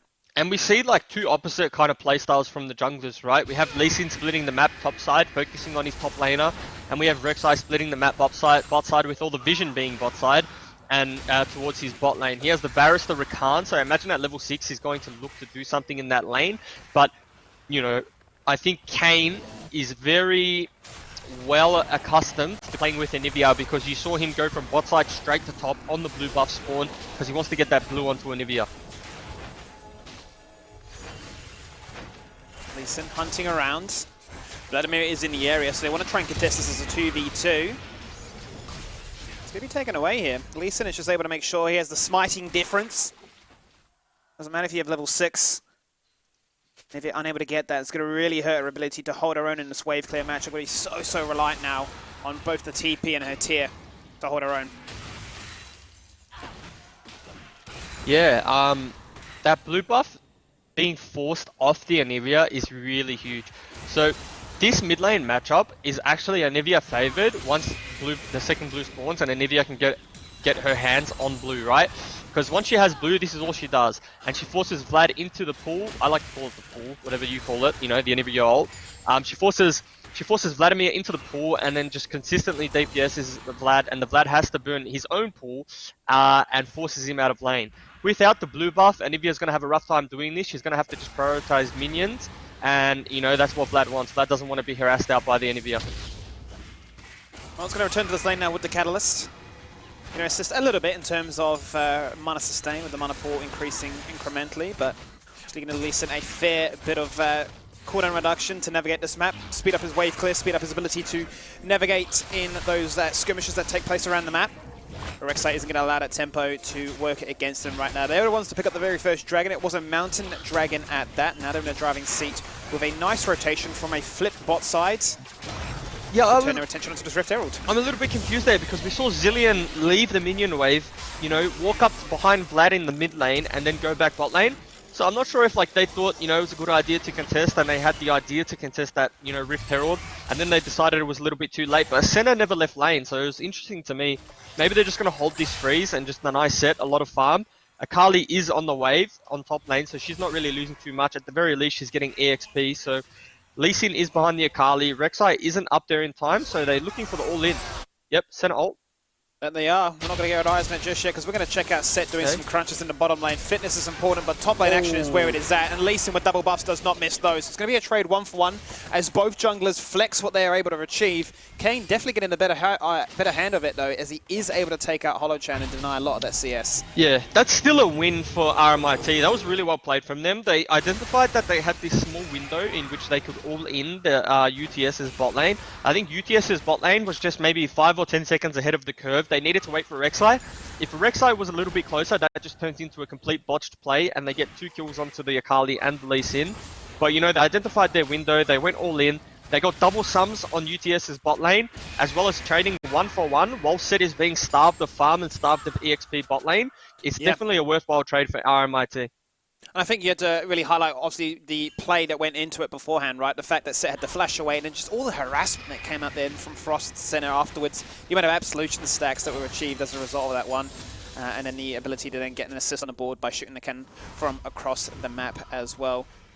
So I mean, someone's done an okay job here of holding his own. Mana pool a little bit depleted, but hasn't missed out on too much of the CS. In fact, actually 10 CS ahead. So still loving life right now. No crazy shenanigans with anything pre-6 where could have fallen down, been vulnerable, and had to pop that egg cooldown very early on into this game. So lane state returns back to normal with Rift Herald having been taken, and with the second dragon of the game suiting spawn in, say, what, 20 seconds? Teams are looking to position himself up accordingly to say that. And Lee Sin just jumps into double knockups, but that's going to be a Zilean ult that can turn things around. He's trying to force the death to try and make it happen, but Rek'Sai just completely outplayed, and both junglers are now being deleted. What can the Rakan do now? The charm goes out, Hemoplague onto 2. Damage isn't going to tick for too much when it pops, but Set rocks up, but he's a bit frustrated with having to burn that flash from beforehand. Now he's going to say, I can do this. Slam dunks down 2. Vladimir getting out on a sliver of health because the Rakan jump actually went between 2. They're going to dive them underneath that tower, juggling the arrow accordingly. Tommy Summer rocks up to the fight. A roaming Anivia picks up a kill. UTS, absolutely huge. I love seeing that from teams, right? UTS top laner, bad genius, just no hesitation whatsoever on the teleport. Just uses it to get to the fight in the bot lane, even though his wave was under tower top. You know, he's identified that he's down, you know, 30, 40 CS already. So, as I say that, they just want more. They put so much damage out there with the Zilean bombs, but somehow, someway he survives, but not before this man rocks up to the fight. HoloChan always able to count on this man to clean up and take down somebody from any situation. But the Varus survived for such a long time, able to get a double kill for his efforts. Kayn is still on the hunt. Very aggressive as the Rek'Sai. Yeah, what I was saying was that was really well played from Set. And what I mean by that is if Set just sits top lane and trades waves with the Kali, he's not going to get himself back into the game, right? He's just going to eventually be whittled out of the lane, and the Kali's going to be able to do some significant tower damage. So instead of just sit there and, you know, wait for the game to play out, he's decided to make a proactive play, TP to bot lane. Sure, lost another wave, but he managed to secure his team 3 kills and a dragon in the process. So sometimes you got to do that, right? Sometimes you sort of sack and go. Sometimes you need to be there for your team, and eventually you don't become the win condition, but the plays that you make as an individual, the selfless plays that you make, help your team get towards that win condition. Well, the second dragon has been picked up here, but that was actually a flash having to be burned by the Nivea to get themselves out of harm's way. Refero is dropped on down, and the fight takes place now in this bottom lane. Could be a 3 versus 3, and Senna just cannot survive the battering. Too squishy in that situation. With a front line being a zillion, all he can do is speed up time and get himself the hell out of dodge. Yeah, Kayn's having a really good game on this Rek'Sai, as well as this, is it Zahi on this Varus? He's absolutely just having a lane kingdom here. Rakan, Varus are just putting the hurt down on this Senna Zillion bot lane. I'm yet to be a believer in this Senna Zillion. I'm not sure if these are 2 optimal synergy champions in the bot lane, but we're seeing, you know, the bot tower drop here. Tower Gold's going to go onto this Varus. He's going to base. He's going to pick up the Rage Blade or components to get close to it. He's definitely a huge win condition for this team. He's been absolutely huge. I mean, in that previous fight, especially in the river, the fact that he was on like 20% health and was just able to stick around for as long as humanly possible, pick up 2 kills before he fell on down. Yeah, at 5-1, you love life right now as a Varus. He's well on his way to getting that second core item online, and that's before the fact that a response can really be matched here by RMIT's bot lane. They've gone for the GLP, as you referenced, so he wants that utility, couple that with the Executioner. Is going to delay the damage or the Umbral Glaive vision denial a little bit, but going to give them plenty of utility to try and juggle around with, so the likes of their top half of the draft can try and execute someone. And what RMIT need to get back into this game is they need someone to just put their foot on the brake, and what I mean by that is just someone saying, comms, guys, let's slow down, okay? Because in that little skirmish there where they lost their bot lane tower, I think people died and respawned multiple times, ran back into bot river, and also died. So all they need to do is set up vision around the Akali, play to the Akali's lane, because Akali is the strongest player on the map right now for them, is their win condition, and just force skirmishes around her, but do it in a manner that makes it only 2v2 and it's away from the Varus. So that's how RMIT get back into the game. And what UTS need to do is exactly what they're doing now. They need to keep picking up these neutral objectives that they are. They need to drop them, break tier 1 turrets, get their vision further into RMIT's jungle, deny vision, and set up picks. So both teams are actually doing the right thing now, right? You see Lee Sin hovering the Akali, you see UTS picking up those neutrals, and it really just comes down to execution from here. No, speaking of execution, that's exactly what's going to happen. Is both junglers show face in the mid lane. We wondered if that was going to be the case, but incredibly hard, obviously, to try and force fights upon one another. Tommy might be quite happy now in that second rotation or the third rotation, actually able to get a blue buff to add to this Rod of Ages he now has. Couple that with a stopwatch, and I believe he's still got his egg passive as well. The guy's incredibly strong despite having no flash. But this is the value that Rakan can present. Charm, dash, disengage, and Senna gets deleted. Yeah, I mean, they really just pulled the trigger, and Senna's at a point in the game in which, you know, to put it bluntly, she's really not a champion. She definitely needs another, like, that item to come through. She needs some level, she needs some souls. They really need to just stop playing around the bot lane. They don't have the onus, RMIT don't have, like, access to control vision around their bot lane anymore, right? Like I said, they just need to play around this Akali, and they got to trade sides and hope that what they get on bot side of the map is the same as what they're losing on the top side. Oh, nice TP coming through. Now, it is a bit of a good TP. Obviously, the phase rush is going to kick in as well. No. Not to mention the movement speed component of the teleport itself, but just going to be mere harassment at this stage here to return back to the lane and try and even things out, which has actually been the case at 145 apiece. You're going to do a good job of obviously bullying away Tommy Summer as well, so he can't be protected under this tower. There needs to be a response, which looks to be already getting set up here by UTS to hang on to that mid turret. We talked about how important it is for Nivea to be able to play underneath it and use that as protection. Dragon's spawning in 30 seconds. It's a tough time to force mid-prio. Once you hit these 2 items on Varus, it actually feels so nice to play. Especially this early in the game. If Varus is able to stack up Rage Blade, then he's just going to be doing, you know, crazy numbers on the damage charts. I'd even argue that he probably in a team fight isn't even going to be able to stack up his Rage Blade to max stacks, because the person that he's hitting is going to die before he gets the max stats and starts doing, you know, crazy amounts of damage. Ooh, they did a fantastic job there of baiting it to the Pixie Bush in the mid-river. Bringing from the ramp. Down goes Control Ward, assert their dominance there. Zombie Ward's getting spawned as well. Plenty of vision to play around with right now as they buy time for the members to come and collapse into this situation. And Nivea from the bottom side, the rest of the team from the top side, looking to force a pincer, looking to try and force a fight. Charm goes out, and Vladimir is gone before he can jump into the pool of blood. The shutdown comes out as a response. You talk about Varus maybe being able to try and get as much damage as possible. He's gone, because Akali gets the damage as an assassin. Double shutdowns from the Assassin Kings, getting rowdy in this mix. They've had enough of this one. They will not fall victim to the aggression that comes out from UTS. RMIT deleting members left, right, and center. And Tommy Summer is able to live. Flash used again. Still has his egg, but will not be able to assist here. And this is what we were saying about RMIT. It feels like it doesn't matter how far behind they ever get, they're just going to mechanics max you. They're just going to take a team fight when they shouldn't, in my opinion, and they're just going to win it just through outplaying their opponent. We saw Akali get, not even a TP, Akali was on the flank behind Varus. Lee Sin landed a really nice kick onto the Varus as well. And when you play a composition like this, Varus is 6-2 and 5, 6-1 and 5 at the time, and he's all of your gold. If he's getting one shot by 2 assassins on the back line, then, you know, that's a lost team fight. And that's exactly what we saw, and it was really well played again from HoloChan. HoloChan, for me, has really impressed me on this Akali, and teams probably need to start banning it against him. And it was just really a mechanics max team fight. Rakan, it was a really good engage from Rakan. They were able to one-shot the Vlad, but right after that, they just needed to get back to Varus and fuel Varus. Yeah. And that seems to be the major talking point, right? Obviously, all your items and, you know, advantages apart from Rek'Sai there in the jungle is really towards this Varus. He's incredibly fed with 2 core components really online. You know, the major items necessary to make this ADC, attack speed Varus variation actually work. And if he's gone before he can even get, you know, 1 stack of the Ginsus, you're in trouble. I think he didn't even get to auto-attack or use his Blade of the Ruined King active. As soon as he got Lee Sin kicked, the Akali just one-shot him. And it was only Akali R1. Akali didn't even use R2 until they got back into the team fight and he hit multiple members with it. Again, watching this Akali play really makes me want to learn Akali in solo queue. But if I do that, I'm sure I'd be griefing quite a few members in those games. Yeah, I'm sure there's probably a fair few players watching right now that are thinking, please do not, or at least play on another account where we don't know it's you. Yeah. Who knows? Regardless, it's still going to be UTS. They're in the driving seat. They are up by 3k gold, so that lead hasn't been, you know, really hit as hard as RMIT would have wanted. Obviously, good signs of life to show that they can get back into this one, and definitely will need another repeat fight in that favor to turn things around again. Obviously, we're rewarded with a Dragon of their own to add to the mix. It is a Cloud Rift that we're dealing with, so plenty of cooldown reduction, which really for RMIT would be the dream.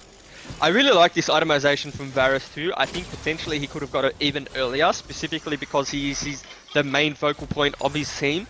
But he's picked up the Hex Drinker against double AP solo lanes as well as an AP bot lane in the Zillion. The efficiency on that item, specifically because there's 3 heavy AP champions on RMIT's side, is just going to be nuts. You know, that passive that he gets when he gets to like below critical health is going to be so beneficial in these team fights. And you know, maybe this time around he doesn't die to Akali R1. It might take Akali R2, and even then he may not die because he has double summoners up.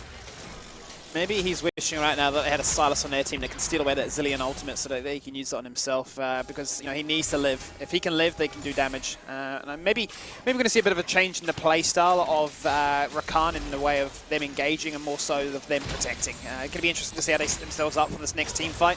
Obviously, Baron has spawned 21 minutes into this game, and 2 minutes until the next Dragon is online as well, so you may just see a 1-3-1 fan take place here with picks being looked at when buffs spawn, but more or less just farming towards those next crucial items.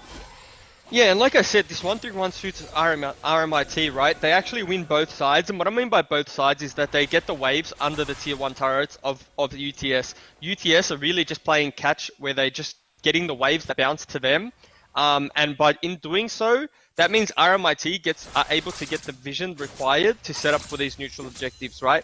if UTS are catching waves under tower all game, then they're not going to be in river contesting vision, and it's always going to be a face check.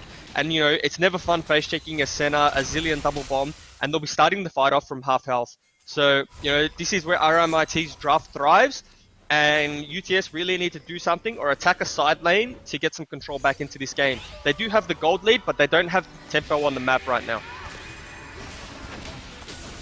Someone's got to be careful right now because they're going to look for the insect kick. Yes, they do, and you can see that Rakanda's already in the hunt, already there, ready for the protection. Vladimir That's going to be a 3 versus 3. Vladimir rocks up, and that's a huge ultimate, which is just going to pop for billions of damage. The disengage is there. Everybody on UTS is so critical right now. They've run every single direction, but it is a double shutdown kill for the man in reds. RMIT just finding victories in all of their solar lanes right now. Up 60 CS is the Sakali, and with picks like that, you've really shut down what Zenivia is looking to try and do. Yeah, and this is exactly what I was saying, but maybe I'll stop here. Because Seth's gone in with the ultimate. He's got his passive up, uses his W. Oh, he sniped the one away. The Haymaker does not miss those. When the grit is fully charged like that, you do damage regardless of how far behind you are. Rek'Sai rocks up. That's a beautiful knockup that allows Varus to expend the damage that this free item build does present. Always got to keep your eyes, however, on Hollow Chan. Always looking around, always finding kills, and was able to try and turn the fight there a little bit more. Dragon has spawned. It's a 2 versus 2. Tommy Somo actually going to TP into this one. They're going to make this fight a numbers advantage in UTS's favor. And they say, you are running in the wrong neighborhood. Stuck around just a little bit too long there. Vlad ult's back up. Oh, never mind. Vlad was looking for it. He was keen. I'll tell you that much. Okay. He could have been the clutch hero. Until RMIT, you know, hiccuped on that play, that's exactly what I was saying. UTS do not have control of this game. They don't have tempo of this game. So any play that they make is likely to be countered by Hollow Chan goes in with the TP. They don't want to give this dragon away, do they? They really don't. They don't want to present them a situation that could give them that soul point, but they are unable to find it. So many members, so many targets, split damage amongst them all. And they may just transition straight from Dragon to Baron here, Juice. I can't even get a chance to talk about the previous play, but I'll skip that and let me just say, so sometimes you make the wrong decision, but the decision is forced on you by UTS. So UTS all game have had their priority on these neutral objectives. And this is what it does. It makes RMIT decide that, you know, they don't want to give away the third dragon. They don't want to give away the Cloud Soul. They teleport in and they take an uneven fight. They lose that fight.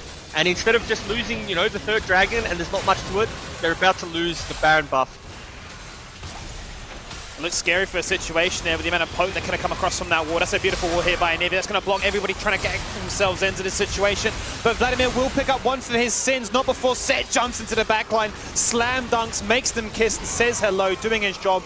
Does not matter if you're behind CS, because if you can buy time for this Varus, he will deliver with the kills. Tommy Sama is so incredibly low, does have the flash, can disengage. The Varus wants optimal uptime right now. Lethal tempos stacked, same with the Ginsus. Hits really hard, but he sees 2 assassins in his sight, and he knows one direction, and that's back towards his own base. I love that emote from him too. It's close.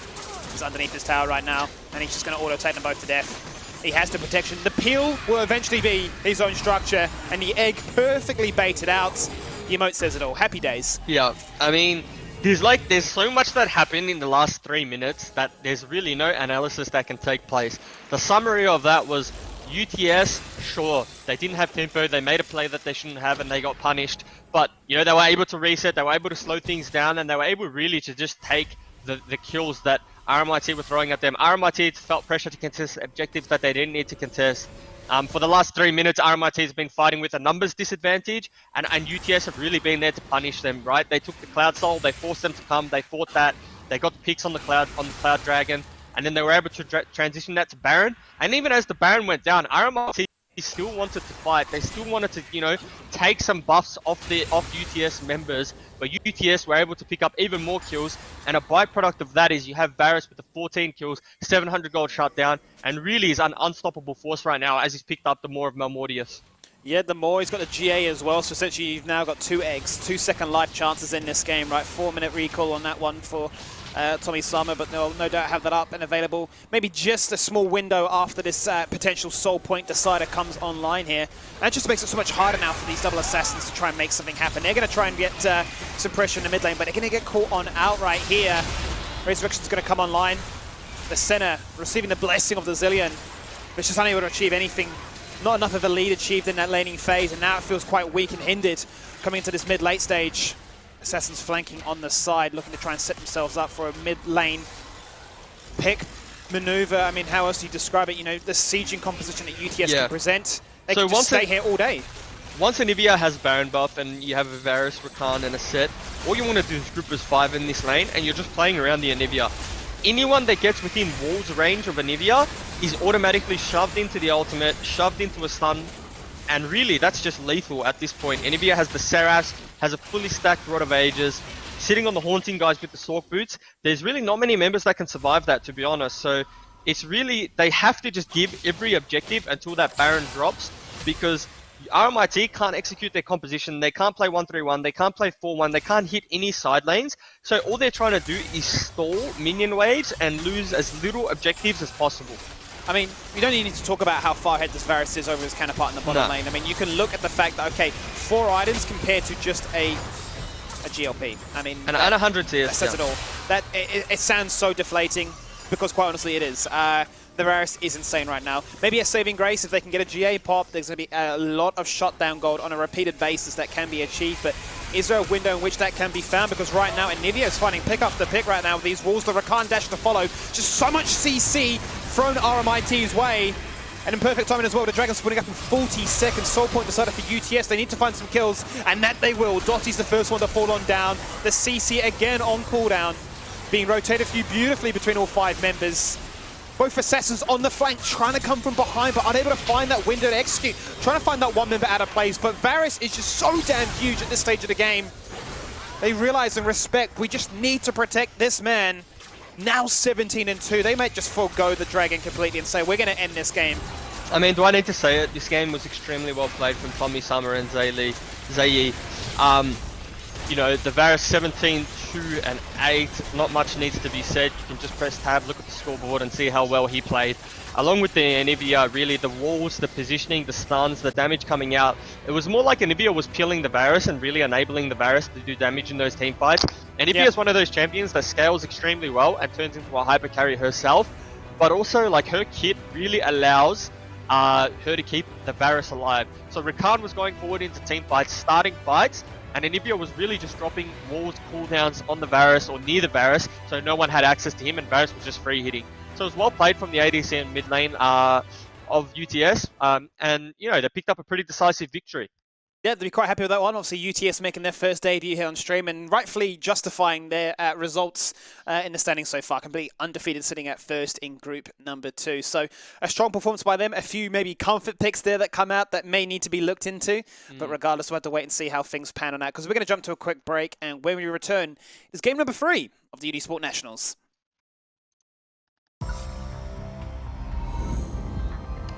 When the difference between winning and losing is measured in milliseconds. Everything counts. The Alienware Legendary Battle Station.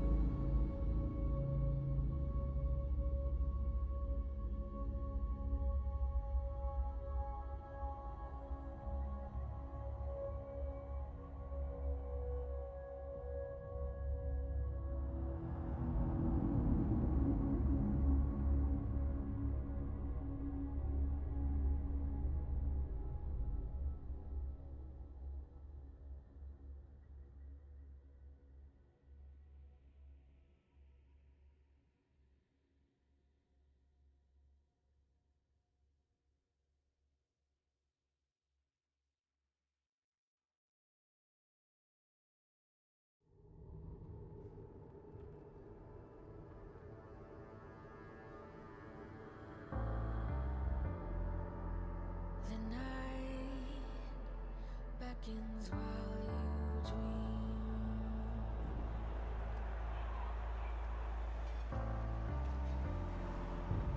A life never lives in peace.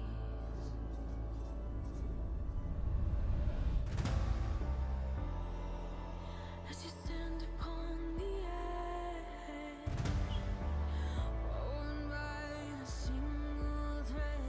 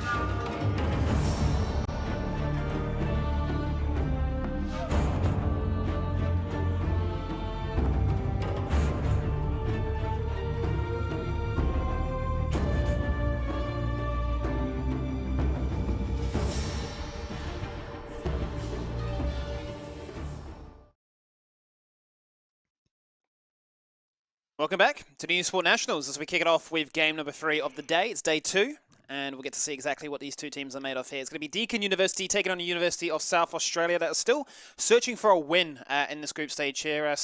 Juves, I nearly called you Spawn for a second. I could have called you Spawn. That's fine. You're both basically analysts, aren't you? So at the end of the day... Well, it would be a compliment for me at the moment, to be honest. So, you know, if you called me, if I was playing League of Legends and you called me Spawn, that's a different ball game. Maybe that one's not a compliment. But when I'm on my analyst, you know, casting uniform and you call me Spawn, that's a very big compliment. It's a big compliment and one that I'm sure we could actually then transition. Good transition into Varus. The guy went, what, 17-2? Against a very quirky bot lane. Senna and Zillion, which... Senna Zillion. It had an idea, right? Like, you could understand maybe to a degree what it was trying to do, which was just be super annoying with tons of poke, have those second chance lives in the team fights to try and maybe resemble what the Anivia's wanting to do, and like, you know, allow the likes of Akali and Lee Sin to make crazy plays and not feel as punished for doing so, but just wasn't able to come on a line maybe enough as they would have liked. Yeah, I mean, the Rakan, I think, is like a sleeper agent in that game as to someone we should say, you know, give a shout out to that played extremely well. The Rakan just like was no hesitation, pulled the trigger, really was just on point with every engage. Even the team fight that they lost at Dragon, where Akali got backline access to Varus, you know, Rakan still was able to hit onto the Vladimir. They one-shot the Vlad. So, you know, a marksman can never pop off without his support. So, well played. 100%. 100%, and I was seeing people in chat actually talk about, like, you know, you can't allow this person to have, you know, Rakan, can't allow them to have this Anivia as well. So it's going to be interesting to see how these quirky picks, right, once again, can be used as that sort of power play against your opponents, where they may have a draft that they would like to run, or some, like, you know, super strong meta picks that they want to dispose of, and then feel sort of victimized, right, by the fact that we've just been bullied out by something that maybe only a few people can play in the region. Yeah. So... going to be one of those interesting situations to obviously go into. No doubt next game is going to be where we're going to be turning our attention into. Deakin going up against UniSA. I think the Deakin Dragons actually had a few things to cheer for yesterday, had a few signs of life. But, you know, University of South Australia sitting at 0-6 right now. With 2 games back-to-back here on stream, we'll have a chance to really sort of prove what they're made of, or sort of understand maybe some of the things that aren't going their way at this stage. This is the redemption arc for them. I'm convinced. I think we're going to see a little bit of a turnaround. Maybe they can start to go towards some quirky drafts. It's a best of one. Whatever they've been doing really hasn't been working so far, you know. They've had some close games for sure, but, you know, maybe this game is where they just step outside the box, step outside the comfort zone, and start play something that gives the opposition something to think about. Now, I believe Deakin has a new top laner that we didn't see yesterday. I don't remember seeing the name Gangplank. So, yeah, I've actually got the word on this one that Deakin had a slight roster change from the other day, but from what I'm looking at, it looks like they actually haven't really deployed it. The only difference that I can see here is that ability, the support has gone out, and Azura has come in. So I had been made word that their top lane had changed, but it looks like it may have been the other way around. Yeah, true, right. Okay, that makes sense. Well, you know, does his name replicate what he wants to play? Like, is he a Gangplank mate? Will they be banning Gangplank? Will they be first picking Gangplank? Who knows? I feel like sometimes having your name as your champion is not beneficial, because when you come into this scenario, you're telling them about a free ban. What if you can't play the Gangplank at all? Wouldn't that just be like an absolute play on words? You know, you're just getting target banned and it doesn't even matter. I mean, look at the bot lane for UniSA. Grievous wounds. So the guy's, if he's not taking Morellos or Execution, he's actually trolling, isn't he? Yeah, well, I think his first item is going to be Grievous Wounds, but, you know, we see this snap lock in of Gangplank. I wonder what his Gangplank mechanics are going to be like. I imagine they're going to be really smooth, really clean. There's nothing better than watching a really good Gangplank, by the way. They just put barrels down and they win the barrel game 9 times out of 10. And it's just constant damage raining down on people. Are you a fan of watching those videos of, I went on a big tangent, especially when I started into League of Legends, of watching people play, you know, 2,000 hours as a certain champion, right? And just watching them do these like crazy plays. You're thinking, I can understand, right, where it's like so hard to balance a champion because it could be, you know, insanely OP in a certain bracket, but then how do you try and tweak it so it works in another? So I'm always really, really excited when I get to see a player that is, you know, well known for a certain champion really pop off and sort of justify its pick. YouTube Chinese Lee Sin. There's a Lee Sin player who like invented a ward hop that no one's done before. It's basically where you buffer your ward hop and your flash and it looks really nasty. And he's just got montages on Lee Sin where he's just like, he's just a freak. And anyway, no one's picked Lee Sin this game, but they have drafted Echo and Soraka. So Echo and Raka are picked up for Deakin, GP Echo Raka, so they got a bit of that global synergy with Soraka Ultimate, GP Ultimate. I mean, how oppressive is this going to be, right, in terms of area denial? I mean, all three of them have good zone control. You know, you're talking silence, stun, and a slow, not to mention all the damage that can then come out as a result afterwards, right? So we're looking at a world potentially where, you know, objectives will be a very high point of contest. Not only that, but also vision control in those ramps to come into River could be good choke points for them to, you know, contest on as well. Yeah, Senna is one of those champs picked, by the way, that is really efficient to build Grievous Wounds on. Like, Senna can just go base, get the 800 gold, doesn't really deter her build path too much, and she's going to be a support champion, you know, anyway. And it really does counter Soraka. So I actually don't mind the Senna pick, especially because it's a response to the Soraka. The Aurelia Sejuani synergy is also nice. You know, Sejuani's passive. You need 3 melee auto attacks to proc a stun. So, you know, there's some good synergies coming through from the side of UniSA, and I'm excited to see what else they draft, because at the moment I really like their team composition. Yeah, I mean, it's going to be a good lane for, obviously, the Senna to go into also to stack up that Absolution Soul quite easily as well. You know, not going into a hard, aggressive, you know, engaged support, right? So you can both look to poke from afar, both look to sustain yourselves after the trading has gone out, and see who eventually is going to be the victor in terms of bigger heals or bigger damage that can then follow things from it. Very similar kits, I suppose, if you consider it in some certain ways with the, you know, the CC and damage and global that can really come out from them. But let's see how the second rotation here comes from the pick and ban phase. The Leona has been denied, as well as the Tahm Kench. So looking to prevent anything that a fast and Senna can then be paired alongside with. Well, I was going to say it's a crime if you see Senna be picked third and you don't ban Tahm Kench. That's a crime, and they banned it last. I didn't think they were going to ban it, but they have. So, you know, Senna still has many options. You can play Nautilus and let Nautilus is banned, but you can play like the Maokai. You can play really any tank bot lane with Senna, you know, synergizes well, because the tank's going to be getting a Dead Man's Plate, maybe a Sunfire Cape, and just become really unkillable by Senna's farming those stacks. So any tank's good. Maokai traditionally we see when Tahm Kench is banned. Interesting to note that Intoxicant Ship has picked up his cannon again. We did see his cannon the last time around. Yep. Yeah, had a rough time obviously going up against the likes of a Jace that knew to match up well and was able to bully him out. And it's almost like they denied the Maokai here, right? Like, they picked up the Maokai. So it might be... Wait, I'm trying to see what Deakin's composition is. They have the Gangplank, the Echo, Echo's jungle, GP's mid, I guess, or Maokai mid, really? Okay, Maokai mid. That's interesting, right? Because whenever I think of a Maokai, I'm imagining, you know, he wants bush control for his saplings to find extra value. But I mean, I guess this is just going to be a bulwark in the mid lane where it's like, we can welcome the Aurelia to jump in on me. I can sustain for everything. Well, the thing about Maokai mid lane is like you can drop saplings in both side bushes and stop really any ganks coming through onto you, okay? Because as soon as the jungler walks in there, it's going to cop the sapling's going to slow him, do a little bit of damage, and by then you should be out. It still, I think, is a bit of a rough time for Maokai versus the Aurelia and the Sejuani. In isolation, it's fine for the Maokai. Maokai is okay into Aurelia. It's not going to like really hard lose or do anything. With the Blade of the Ruined King buffs and the Blade of the Ruined King build, Aurelia, you know, is going to have a much better time than the Trinity Force Aurelia we saw last patch. But I think Aurelia combined with Sejuani is such a strong 2v2, and I think they'll have that 2v2 prio versus Aurelia and Maokai. What do you think on a second tangent then is the Vayne? It's going to be the second time we're going to see a Vayne, but going up against so many threats that can close the gap, can get in her face, that can really bully her out from being that, you know, major nuisance that we know a Vayne can be. So I think, I think that it's hard to do, especially when you're playing in against that team composition. Like, would you prefer like a poke Varus, for example, or an Ezreal, just somebody that can stand back a little bit further? Yeah, I think the Ezreal is better in this. I think the Ezreal is better in this scenario. I think Ezreal is really a self-sufficient AD, and when you're running a specific composition, Ezreal will do will fare much better on its own. Because I look at the Vayne and a Soraka as a bot duo, right? And No.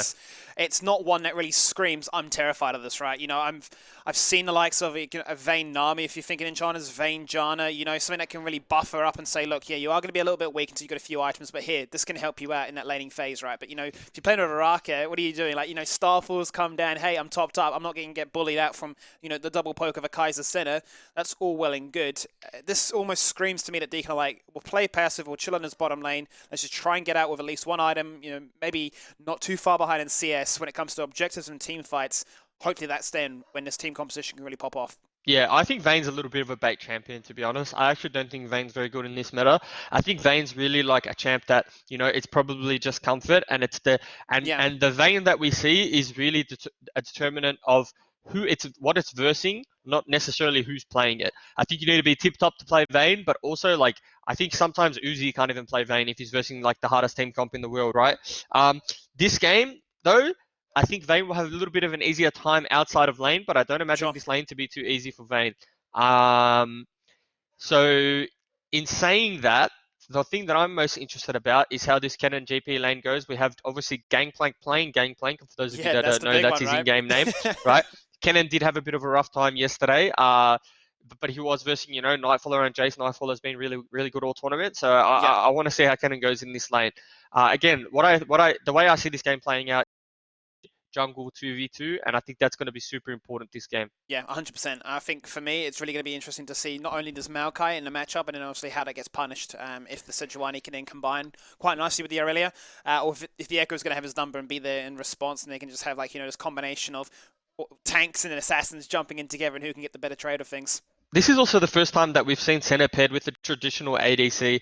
Now, I think this is probably the weakest form of Senna that we see. I think Senna with anything else other than a traditional AD is usually a little bit better because like you're really running a double AD carry bot lane, and it's like Senna, you know, struggles to peel for herself as is, and the whole idea behind fasting Senna is that that tank is usually the person to peel the Senna. That's why you see Senna paired with a Nautilus, paired with the Tahm-Kench, paired with a Maokai. But now that Senna's paired with a Kai'Sa, you know, it's like how are we going to see that dynamic work? They have a Sejuani as a front line. They have Kennen as like a pseudo tank because Kennen's going to be dropping the ultimate, hitting the Zhonya's in stasis, and they can't really dive past that. So there is a little bit to peel the double AD comp, but it's going to be hard to play, especially with a GP ult drop down, Maokai ult coming through. Echo's one of those champions that just finds backline access and can ulti straight out, chrono break straight out. Yeah. So, I think the UniSA bot lane is going to have to play pretty tip-top pretty well to get out of this game unscathed. I'm just thinking, like, you know, you look at this composition that UniSA have in terms of they've got aggression, they've got this like big AoE combo that they can drop down. It's just it needs to have that those few items, those few levels, right, to meet that mark. Because I feel like if they're unable to, then the sustain and everything else that can come out from their respective opponents, right, is going to be enough to then have them cycle through cooldowns, come at you again for a second attempt, and then sort of really bully you out. So if we're going to have some like Dragon or Baron dances, for instance, you know, obviously that the Dragon's going to be looking to try and excel in that situation. Yeah, but we'll see. Though, like we'll see Hillcut come out first thing, right? I think they're like literally the first item. Oh wait, his name's Grievous Wounds.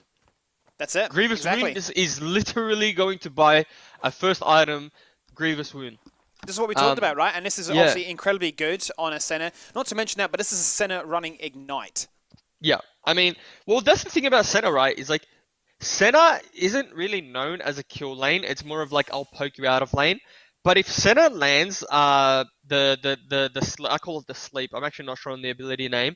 The stun, snare, sleep in lane, then there's a lot of kill threat. So I actually like taking Ignite, especially if you're going to play it with like something like a Kai'Sa that has Halo Blades. So there's like a really nice Kai'Sa combo that you can do is where you you start stacking up Kai'Sa passive, you auto, and then on the last proc you use your W to get like maximum damage. And so the burst that comes through there is crazy as well. So this is definitely a killable bot lane. Might be a way of them looking to try and really shut down, particularly towards the Soraka, achieving some bot lane dominance with their double ranged attempts and really pulling out the fact that, hey, we're going up against the Vayne. So be interesting to keep our eyes firmly fixated on that. This is game number 3 of the second day opening week here for the Unisport Nationals. If you want to keep an eye on how everybody else is faring in this tournament, you can do by going to unisport.com.au. That's unisport.com.au. There's all the links on their website there. Schedule, teams, matches, and where to watch. And obviously where to watch is right here, because there'll be 5 games every single time on stream, all best of ones. That you can sink your teeth into their juice. 10.9, we're playing live. Haven't been anything too crazy just yet that's really sprung to mind. We've seen a fair few comfort picks, but I don't think there's anything that we've really gone, hang on a minute, this is not what I've experienced. No, it's been pretty traditional. Most teams are really following the rule book of meta, if you will. They're playing, you know, all the S-tier champions. They're banning the S-tier champions away. I will say we've seen a lot of center priority, which has been good. We have, and yes. straight away there we see the Ignite being put to use into the bot lane. Yep, the heal summoner coming out in quick succession afterwards, and this is what we wondered, if it was a possibility of bullying out this bot duo that's not known really for the strongest of synergies, and trying to be quite greedy to try and get themselves into mid-game, but, you know, level 2, and they hit that power spike and they punish. So basically what it looks like is they just, as we see another gank come through, it was a level 2 echo gank, level 3 echo gank, Aurelia getting punished there, didn't even use the flash.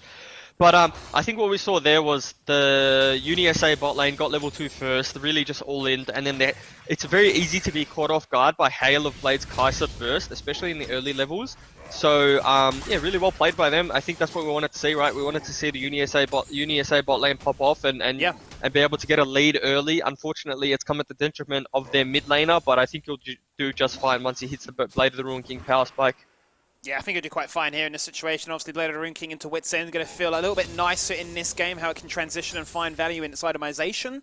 But obviously, Aurelia is going to always be a threat, and in terms of the CC that she has to deal with, there is actually a fair bit. Obviously, she's got to walk through. We saw how detrimental it can be when she has to be faced against a Galio, and I suppose it's not going to be any small feat to do it again here today. But, you know, 2 very early kills very early on into this laning phase that could potentially set the tempo here. Yeah, well, you know, Soraka has no flash, said one is path to the bot lane. This is really good jungle pathing. This is really, really good. Just the fact that they can rock up to the situation. Now, Kid Grandpa is online. Beautiful name and a beautiful kill. But it's not going to be without Vayne actually turning things around her own accord. Now looking for a double kill, which will make this Vayne get into that mid game just a little bit easier. Not going to give up without a fight here is Budget Rank. The Grievous Wound taking all these minions and tanking the tree himself. Might be in a spot above it. Doesn't even use the flash. Complete disrespect. Live a life 101. So that's what he's saying. That's one of those situations where UniSA came out on head. The 1-for-1 was so beneficial for them. Like, the center was alive, the Sejuani was still alive. They could have, you know, not frozen the wave outside of tower, but they could have denied the minions crashing onto tower. So Kai'Sa makes it back to catch most of them. Aurelia got to push mid-wave in, got to get a turret play, got to push the wave in. But unfortunately, they just overreached. They saw the low HP on Vayne, no summoners, and they thought they could, you know, pick up an extra kill. But it's come at the detriment of a kill, of a death to them. It's just overreaching, Skimmy. Maybe getting a little bit too big for their boots, right? You know, early onto this one, realizing how far ahead they were, and then sort of like, hey, maybe we can just push this a little bit further. But it didn't find it in that situation. And what is it going to mean? Well, Grievous Wounds is going to come back into this one with a bit of damage, but really the biggest sort of victory can be found here from Tier 2 boots. Berserker Greaves now onto this Vayne, making it a little bit easier to try and CS under tower, if that's where this wave is going to be permanently pushed in towards. And top lane, if we check in, bit of a stalemate as well. I think both teams, or both laners, are just looking to get themselves online to level 6 as quickly as possible. And then Gangplank will be looking to try and utilize that utility of the True Shot Barrage, or I would say the Cannon Barrage. There's so many different barrages in this game, to, you know, contest a dragon, for instance. The important thing here for the GP is he managed to base, get the Sheen, and like the most optimal buy on GP, and the GP, the buy that makes him, you know, a champion again is the Sheen. So he's going to have a real easy time in this lane now. He's already got a 7 CS lead. Both top laners have burnt their teleport, which I would say is like far more beneficial for the Gangplank, specifically because his ultimate can still impact the map while he's in top lane. The Kennen, however, can't use his ult or can't do anything really until his TP is up and his level 6 is hit. Oh, look at mid lane though. Both junglers are in opposite sides of the bush right now. Now they're going to collapse in, but it's going to be Maokai who has the better trade-off thing so far with a far bigger health bar. The bubble goes down and everybody gets locked in place. All the damage just comes across from the roots, and this is double kill on the tree himself. He's saving nature and he's saving lives. Up 3-0 and 2. The Maokai mid laner putting in work, and that's not without seeing action take place in the top side as well. The FBX skin looking like a world champion. The one trick doing one trick damage. Yeah, I mean, that was really well played from Deakin University in the mid lane, in the mid jungle 2v2. I said that the mid jungle skirmish was in favor of, as we see, Echo path towards the top lane and pick up the tower dive kill onto the cannon. Beautiful. It's another rough time for the cannon, really, though. You know, he's missing a wave. The turret plates are coming down for the GP, so this GP is going to be an absolute monster. As I was saying, though, the mid 2v2 I thought was in Aurelia and Sejuani's favor, but the Maokai's had such a good game. He's TP'd to bot lane, picked up a couple of kills, picked up a couple of assists, so he's come back to lane with the Barmy Cinder, and Echo with the perfect counter gank. You know, they've managed to accelerate this Maokai, and you know, sometimes people laugh as the Sedge just misses. Double CC was thrown their way, and you can see a bit of desperation, right, I'd imagine, from Kid Grandpa, right? The fact that Aurelia has been punished this hard by the Maokai, turns your attention there, unable to find it, gets killed again, now looking to say, well, we found a lot of success in this bottom lane, let's just maybe try and prevent them from getting anywhere anytime soon. Yeah, and as I was saying though, right, like, you know, sometimes people laugh when tanks are fed, they're like, oh, it's just a tank, he's got all the kills, that's fine, but trust me when I say, you don't want Maokai having these kills. Maokai base damage is so high early on, you're not going to be able to do anything, and if he roams to a lane, that person's not going to get one shot, but they're going to take a significant chunk out of that health bar. Yeah, I mean, you're looking at what Sunfire into Spirit Visage, and then suddenly you're like, well, how do I actually stop this guy? And you know, he slaps the ground and you hurt. Sunfire's been buffed on this patch too, right? So Sunfire is just like a really, really nice item for all tanks now. I think every tank's first item is Sunfire Cape, obviously unless they're versing a heavy AP composition. Yeah, I mean, he's not going to need to go into this Bramble Vest anytime soon. He's going to be quite content in his situation. Looks to just turn his attention towards this dragon and say, the dragon can be my jungler on this occasion. Echo, you're there, but you're not going to be there anytime soon. I'm going to rock up to this fight, donate Vayne and assist as well. Piglet is going, where on earth is my team? I'm forced to flash away and use that for a disengage, which was beautifully timed, bear in mind. A flash comes out from Vayne, and a thumbs up when he says, well played. But that's a good little trade here, and Maokai with all this priority before the 10-minute mark, Dragon is in their back pocket. Yeah, and that's what I was saying about Maokai picking up the kills, right? You have no access to this river anymore. And why Sejuani didn't die quickly, Sejuani died quite slowly. The Maokai was the one to put down all the relevant damage, and Vayne came to clean up the kill. You get terrified when a tank gets this far ahead, because we've seen what's happened when teams have found this level of success. You know, we've looked at 5-0 Poppies from yesterday, and they just single-handedly run over this game. They can charge into anybody, face check any bush, take on 3 to 4 people, and not have a single care in the world. I say that, they're going to show their attention to the mid-wave again. Multiple ganks thrown this way. They want that shutdown goal more importantly, but a flash will be used to dodge out of harm. I can't remember who I had this conversation with, but there's a gank that comes through, so I'm going to stop again. As Echo... Always the conversations just get interrupted. Yeah. This is more and more. But yeah, I mean, nice gank. As I was saying, I had this conversation with someone, I can't remember who, and they were like, I would rather see a Fiora Riven meta where people are just outplaying 1v1 side lanes than a tank meta. But I think watching tanks is so satisfying. The team fights last forever. It's constant, like, you know, healing CC, outplaying of the carries. I think there's nothing better than seeing a really fed Maokai or a really fed Ornn running around Summoner's Rift. All you're seeing is just a consistent team fight and for extended periods of time. Well, I was going to say, I mean, what do you prefer, right? Do you prefer that, or do you prefer, like, you know, a fed Fiora just coming in one-shotting absolutely everybody? You go, well, that's cool. How do I counterplay this? The problem with Fiora meta is, like, Fiora just sits in the side lane, doesn't interact with anyone, and hits tower. So people that say that that's exciting, I'm not sure. Unless it's a base race, fine, you have the argument there. But there's no way you can't say a skirmish in a river with a fed Maokai isn't fun. I mean, I love a good team fight, right? Obviously, that's what play-by-plays love to, you know, sink their teeth into. So I'm always going to take that as opposed to some, like, you know, ratty split-pushing tactics, like just keeping them locked in place. It's like, oh, there goes Fiora. Fiora's hitting the tower. Well played, Fiora. Or, oh my god, the Maokai lands the stun onto the Vayne. The Vayne cleanses, tumbles. He's hitting the Maokai. The Maokai's healing. Like, there's so much more you can do with that. I love it. Hey, we're going to have a situation where we can just flip the script and, you know, I'll play-by-play for a little bit of time and then you can just jump in there and we'll just have that little soundbite added to your, your repertoire. Exactly. Yep. We'll just have that in the old playbook that Jube's can achieve. Well, let's actually check in and see how the items are looking right now, because they're actually a little bit juicy on the side of Deakin Dragons. They've now got that Trinity Falls completed. They've got an item and an advantage that now can be utilized in this bottom lane. Is first of all, Vayne's going to find one, tumble away, utilize the invisibility, gets the heal, clutch from Soraka, does fall down eventually. Teleport comes out. Kennan's going to try and do a fair bit of damage with this Maelstrom, but he just doesn't have anything left in the pocket. Flash is still available, and that's a triple kill for the Echo, who, bear in mind, literally seconds before bought Magi's, now 14 stacks. Yeah, I mean, this Echo is a menace. He... At a certain point, when Echo gets this far ahead this early, it takes one EQ to eliminate someone off Summoner's Rift. And then it's not the fact that he can eliminate someone off Summoner's Rift, he's just so safe in doing so because he presses the ultimate, pops back out. You know, a really good game from Forevermore, because the game that we saw from him yesterday, it was a bit of a rough time for Deakin, right? Like, as a team, it wasn't coming together for them. So it's really good to see him pop off today.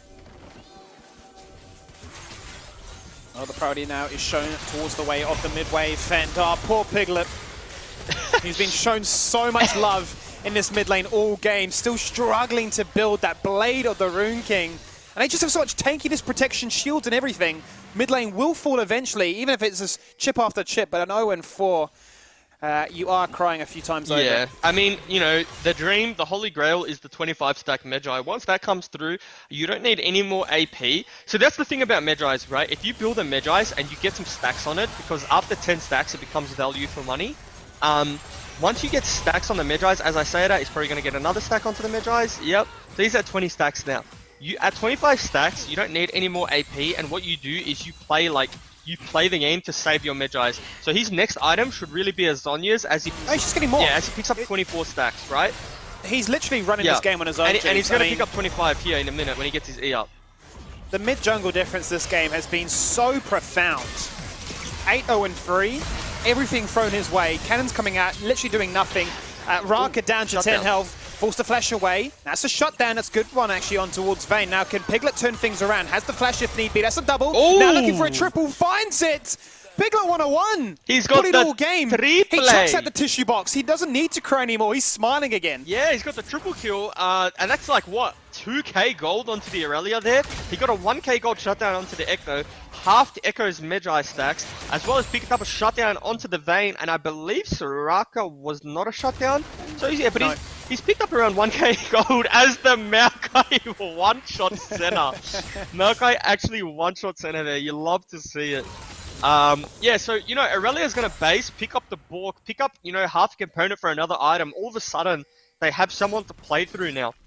Yeah, they do. They definitely have someone to turn towards, and it's going to be interesting to see how much gold Piglet is actually sitting on when he returns to this lane. He's been quite greedy in his approach to sit around in his bottom lane for such a long time. Now looking for a 1v1, 2-level difference, bear in mind. Budget is not afraid of this one at all. Looking to try and tumble his way to victory, and he will find it thanks to the blue buff, thanks to the memories. And, you know, I will force you to go buy that Blade of the Rune King as we turn our attention now to the top side of the map. It's teamfight after teamfight. How can you not love this?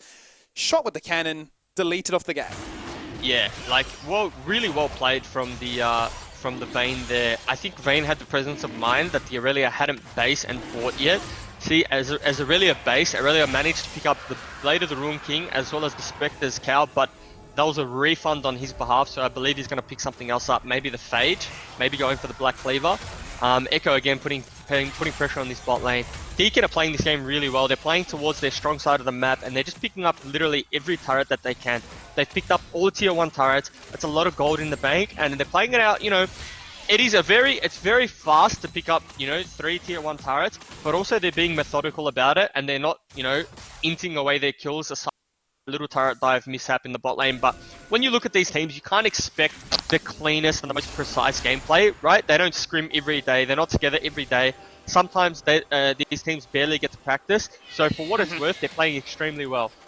And I mean, how frustrating must it be right now for UniSA's bottom lane, right? The fact that they were able to get themselves so online, so early got into this game and say, look, okay, we're going to punish this composition that is looking to try and play really greedy, get themselves into the mid game. You know, when you've got the Ardent Sensor, 2 core items onto the Vayne, that's it. You're good. You're online. You're ready to rock and roll. The fact that jungle and mid have just got this turbo far ahead, that Aurelia can't roam and rotate. The Sejuani's shown love in both those lanes and being able to really connect. And look, Echo is just having fun. He's literally 1v5ing this game right now. He's like, I can do anything I like. I can just whiff out ultimates, dodge that straight away. And the onus really is now on the University of Southern Australia to try and make something happen, to try and turn things around. Piglet rocks up to the fight. He TPs in with all the movement speed in the world and dies just as quick as he ran on in. Yes. Double kill now for the Vayne. Everybody just hitting major numbers. So, unfortunately, in that scenario, they didn't get Grievous Wounds onto the Vayne. I'm pretty sure Vayne may have gone down if Grievous Wounds were on him, but the Raka heals coming through just topped him up to full health. I mean, Vayne still had to heal as well. He kited that extremely well. Unfortunately, that's what a team fight looks like when you're down 10,000, 11,000 gold at 17 minutes. You know, UniSA tried to make something happen. They're not losing, not trying, but it's just too big of a gold deficit right now. It really is. 10-1 is the Echo right now. 5-0-8, 2-0-2. I mean, just looking at a flawless game for the most part across most of these lanes. 23 kills to 6. We had barely even a chance to even talk about objectives and the implications of these structures. 4 towers down to 0 at this stage. UniSA have been very much forced into, we come to a lane, we try and force a fight to get some shutdowns, try and turn things around, but you know, mid lane is completely broken. So much access now to access these side lanes. And it's just kill after kill. There's no chance to sit down, analyze, and consider what their options are, because the only option is let's team fight. I mean, at this point, if you're UniSA, you're really just hoping for Baron to spawn ASAP, and then they start the Baron and potentially you get the steal.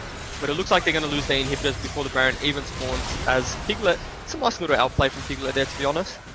Not bad at all. Yeah. He does manage to find one, but will fall down eventually before, once again, these fed members of Deakin Dragons are able to turn things around. The two starters, two catalysts of the success in the early game. The Soul Survivors that are now push out mid-wave. And it's really been the case of we've sat mid, we've played ARAM styles, and every single time, yeah, maybe one person falls down on our end, but eventually, through the war of attrition, we've now been rewarded with an inhibitor 18 minutes. Yeah. So, if I'm being a mega optimist, if I'm trying to make this game seem like it's at all winnable, Skimmy, if they can stall this inhibitor, if they can, and not lose anything, and again, I'm being optimistic, they do get about 2,000 to 3,000 gold in their favor, just due to the nature of super creeps killing their minions, as well as the gold they're going to get from killing supers. So, you know, if that's something that they can do, they can bring the gold deficit back just a little bit. I like how you don't even break your train of thought. You just let it happen on your screen right there. You're just like, what do I even need to say about the situation? The guy is 1v2. And I mean, this is almost like the chaos that UniSA are saying. It's like, we don't want to slow down the game. We just want to keep forcing fights. And I mean, there's a world in which you can say, that's cool, but they're doing it so much that I'm now seeing 25 stacks on Echo, and I'm now seeing a GP by Majais as well. I was about to say that. I was like, I just saw that GP purchased the Majais. I'm not sure if I think his ultimate has AP ratios. I'm not sure. So troll. I'll have to double check. I'm not really looking at GP ult when I'm playing the game to see if he's got AP ratios, if I'm being completely honest with you. How about I find out for you? Let's have a quick look right now. Yeah, let's have a quick gander.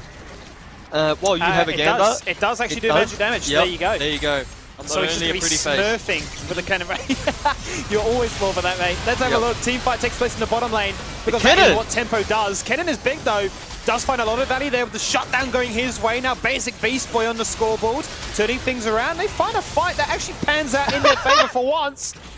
This is a weird situation. All right, do 1-for-4 trades. Echo's still top. We're only down 11k now, boys. It's winnable. We've managed to get the Majais off the GP, even though he had none, so he actually gained 2 stacks because he died and then got the assist. The Echo's just AFK splitting top lane. That is definitely the play UniSA needed to make, right? They shouldn't. There's nothing they can do to this Echo, so they need to force the numbers. They need to force the fight where the numbers are they have the disadvantage. Yeah. You know, it was a really nice Kennen ultimate as well, by the way. I want to give a shout out to my man's Intoxicant Chip. He really smurfed on the Kennen ult there. Got a 4-man Kennen ult. I mean, they respected the situation, right? Look, you know, Deakin Dragons are, I don't want to say being disrespectful, but they're showing that they are so far ahead that they are buying things like, you know, the double Majais, that they are pushing all lanes and thinking that we're not going to fight. Well, they find a 5v4 and they really make them pay for it. I mean, I suppose you could say that Echo just found more value in the top side by opening up another win condition so that more minions are pushing against their base. But I mean, unless Deakin can, you know, push the objective with maybe a Baron to close things out, despite being, you know, this far ahead, 11k gold, then there's a world in which if UniSA can slow down in this game, they can buy some more items, get a lot of free farm because of being, turtled in their base. Yeah, I mean, it's down to 10k now, right? So it's not like they haven't stopped the bleeding and transition, like, you know, they've made gold back, right? That's what I'm trying to say. Oh my. That's all we need to say. That's Two shot. Season 10, by the way. Shot. Echo wasn't created in Season 10, but that's just Season 10. The cameraman's even known that, like, we don't even need to say that one. Cut that off. Let's look Nah. at the Baron. The Baron is a far more important objective at this stage of the game. The Smite is gone, so there's no need to even look at that one. We'll see the fight continue regardless, however. It's going to be them just jumping in face of a Vision Ward. And I feel like that spells doom. 5 versus 2 now in a defense of the Nexus turrets with super minions piling on in, empowered by the Baron buff itself. We're looking at this game finishing in 22 minutes. The last stand, here we go. Cannon robs the ultimate. Can he get Raka? Yep. Okay, Class ult in. At this point, you're just playing for KDA here. Oh, nice little on this. If he pops his E out of stealth, never mind. Never mind. There was your play-by-play moment there, Jubes, and I popped off. Putting that one on the resume. Chuck that one in there, mate. Let's get that clipped and ready to scream. Yep. LinkedIn. LinkedIn, ready to rock and roll. 35 kills to 15, 20 kill disparity. The gold lead's still there. Once again, they just continue to have fun. Deakin Dragons, they get a fair bit of damage onto one Nexus turret at least. But I suppose the major talking point has to be the fact that, Echo lost a few of his stacks. Like, I think it doesn't matter. He genuinely still just one-shot. He could lose another stack and still one-shot someone, by the way. I'm pretty sure if he sold his Magi's, he's still one-shotting that center. It's disgusting. No protection on towards this Vayne as well. Just going to itemize straight into a second attack speed option and the Phantom Dancer as well. So I suppose you could say defense in the sense of the shield passive prop that can come out. But regardless, we're now going to get a third Magi. Beautiful. I love this. I would love to see all 5 members have Magi's, even just have Vayne on it. What was the item back in the day? It was like the AD version of it? Sort of the occult. Yeah, it's like super old school, right? Yeah, but they deleted that item because like people like Talon, players like Talon would get it. And then, Talon didn't have the backflips as Echo one-shots the center again. But Talon didn't have it was not the Talon that we know now, right? It couldn't hop over walls and do all the fancy stuff and leave lane. But like Assassins and ADCs were just building it, getting mega fed, and it was just really uninteractive gameplay. I love it. And there was also an item for tanks. It was called, I think it was called like Leviathan? Leviathan? Leviathan? Yeah. That you could stack that and just become a giga tank. Well, we talk about stacking, and it looks pretty stacked, the odds in Deakin's favor right now, as they are now going to look to finally close out this game. There's been plenty of killing sprees in this one. It was full of action, probably our most explosive game in the Unisport Nationals to date so far. And I like it. I like it indeed. And I think a lot of it starts with, allowing a Gangplank one-trick like himself to get it in the first rotation and punish you hard. Well, this is the second time that we've seen 17 kills today on one individual. So the Echo Jungle pick that was finished 17-3. Varus last game was 17-2, I believe. Yeah. So you have to give massive shout out to Forever on the Echo. He really, really popped off. He built the Magi's early, got it stacked up. They won the jungle mid 2v2. But I think the more important thing for me was that Maokai. The Maokai was the stability in the early game. He managed to save bot lane a few times. He managed to win the 2v2 in the mid lane a couple times. And then that really allowed the Echo to transition, his lead from the Maokai into the rest of the map and just snowball off that completely. He was a behemoth, right? And it's a walking ward that could just walk anywhere. And basically, I think it really spelt disaster and really showcased how far ahead they were when he was just able to walk into the Dragon Pit on his own and be like, okay, Sejuani, you're doing this. You've got no prio. Why are you here? I'm just going to let the Dragon beat on you whilst I take you down as well. And from there, the game sort of really, really picked up in tempo. Well, it's funny because we were talking about Maokai, being that tank one-shot assassin went ahead, right? And so the Maokai, like, while it didn't one-shot the Sejuani, it was able to force Sejuani out of river and actually pick up the kill. So, really well played game from Deakin University there. Yeah, Deakin Dragons will take a nice, important victory here in game number 3. And we're going to jump to a quick break. And when we return, game number 4 for the Unisport Nationals.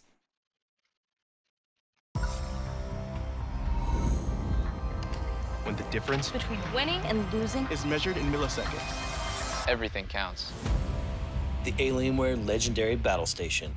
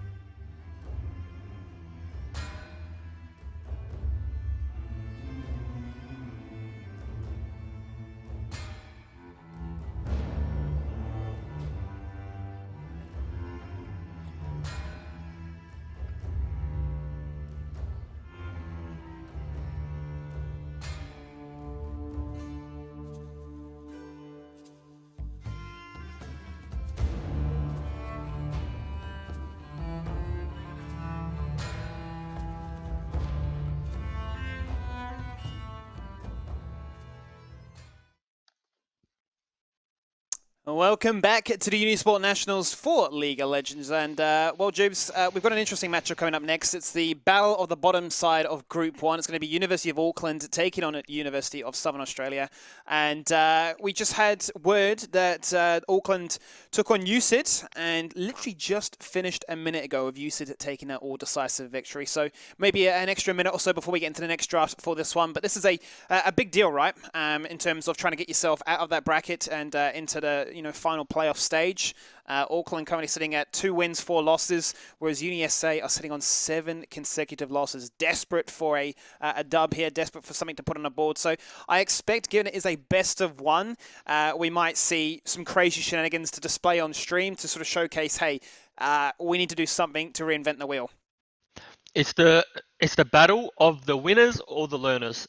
And hopefully these guys have learned some things from the games that they've played, the last couple of days. Mm-hmm. I'm optimistic. I'm optimistic for this game. I think, there's been a few games where we've seen some real positive signs from both of these teams. They definitely could have won. The skill is there. I think that the final thing is missing. That's their teamwork. It's their 5v5. It's when they come together. So that's be looking what I hope some of these teams, or these 2 teams in particular, have fixed coming into this game. It's going to be interesting to keep tabs on what they felt worked from last game and what they want to sort of, adjust. I feel like, mid lane, there was an idea there, and they're definitely not a team that are afraid to fight, right? We could definitely put that out the door. I'm sure if they're in a driving seat with gold and, with a lead, they're going to push that, objective even further, right? But, when they're further behind, say 10k gold, they're still just running into the abyss. And if that means bleeding 3 turrets that lead into, say, an inhibitor being lost as well, they don't seem to really care, do they? No, and the thing that we saw last game from them was that they're resilient, right? Like, they're down 12, 13, 14k gold, but they're still able to put together team fights and at least make a game of it. So I think in this game, at the very least, we could be in for a long one, right? Both teams don't want to lose, and both teams just, they're able to hold on, and they try and hold on to the absolute end. Absolutely. So, yeah. Yeah, I think that's the nail in the coffin, really, for both of these teams. Given it is a best-of-1 situation, you want to make sure that you put yourself in the best real position, I suppose, going into the closure of week 1 here of the national group stage. Bear in mind, if you want to check in and see how perhaps your university or where your friends are at, or just how the tournament as a whole is doing, you can head over to unisport.com.au. There's a beautiful little tournament link there that shows you not only the teams that are playing, their results, their head-to-head matchups, the players, and where to watch, which is here. So I'm sure that means really nothing because you're already here. So regardless, there's obviously a lot of cool things. We're nearly at the tail end. Obviously, there's another week of group stages after this as well. And then it comes into 2 weeks of playoffs before a final, which then transitions in quite nicely with the OCS. And I mean, it's become a bit of a repetitive narrative, but I suppose that has to be a major talking point here is that, some of these teams and some of these players will be fighting or already be in, the OCS. But for others, it might be a chance for them to showcase, hey, I can play these champions. I can do these kind of crazy things. Hit me up, give me a chance. Yeah, I mean, and they're playing, like I said, they're playing for, obviously, first and foremost, they want to win this tournament and they want to finish, as high as possible on the table, right? Some players may be just playing for pride, some players may just be playing for fun, but at the end of the day, there's a few things on the line for some players. It's the fact that, they're trying to impress for OCS trials, they're trying to win this tournament, they're trying to, they're battling out against their friends. I know some of these university teams and their friends are, they're good friends, and the important thing is like, they're just here to have fun, some players, right? And that's okay too. So, it's been a really well-run tournament so far. The games have been good. There's been lots of fights as we head into Champion Select. That we do. UniSA banning now the Morgana comes through. Interesting. Grievous Wounds can't build Grievous Wounds on Morgana unless he builds the Morellos. So. All to be a respect ban straight away to take away the Bard. And no ML today. He's not going to be available to play, it would seem. So that starts at an OPL player that we've looked at in the past. Looks like Auckland are going to switch things up a little bit. So we've seen him get a few victories. Unfortunately, unable to get the victories yesterday when I was casting him. So hopefully, given my QB status, we're going to have to put that bias back to the boys. Back to the boys up north. You can go for the University of Auckland and I'll go for the University of South Australia, okay? How about that? Let's do that. How about that? You know what always cracks me up about Auckland, though? Because, What? like, so I lived in Christchurch, right? And obviously that had so much trouble that happened there. But then you look at Auckland, and they act as if they are the capital. I guess you could say the same for Sydney, because they act as if they're the capital of the country as well. But there are big cities that, you know, overshadow the other places. Sydney also acts like it's better than Melbourne when it's clearly not. Hey, there's always so much competition. You're like, oh, actually, where is the capital? And it's like, oh, it's Wellington. And yeah, Wellington aren't here. So, you know, they're gone. So we see, oh, look at that. We see the Respect Maokai ban, the Aurelia ban, the Morgana ban, as well as the Draven into the Bard. I know Keru quite well. Keru's a player who's been around the professional circuit for quite some time. He played with the famous Intuition in the OCS.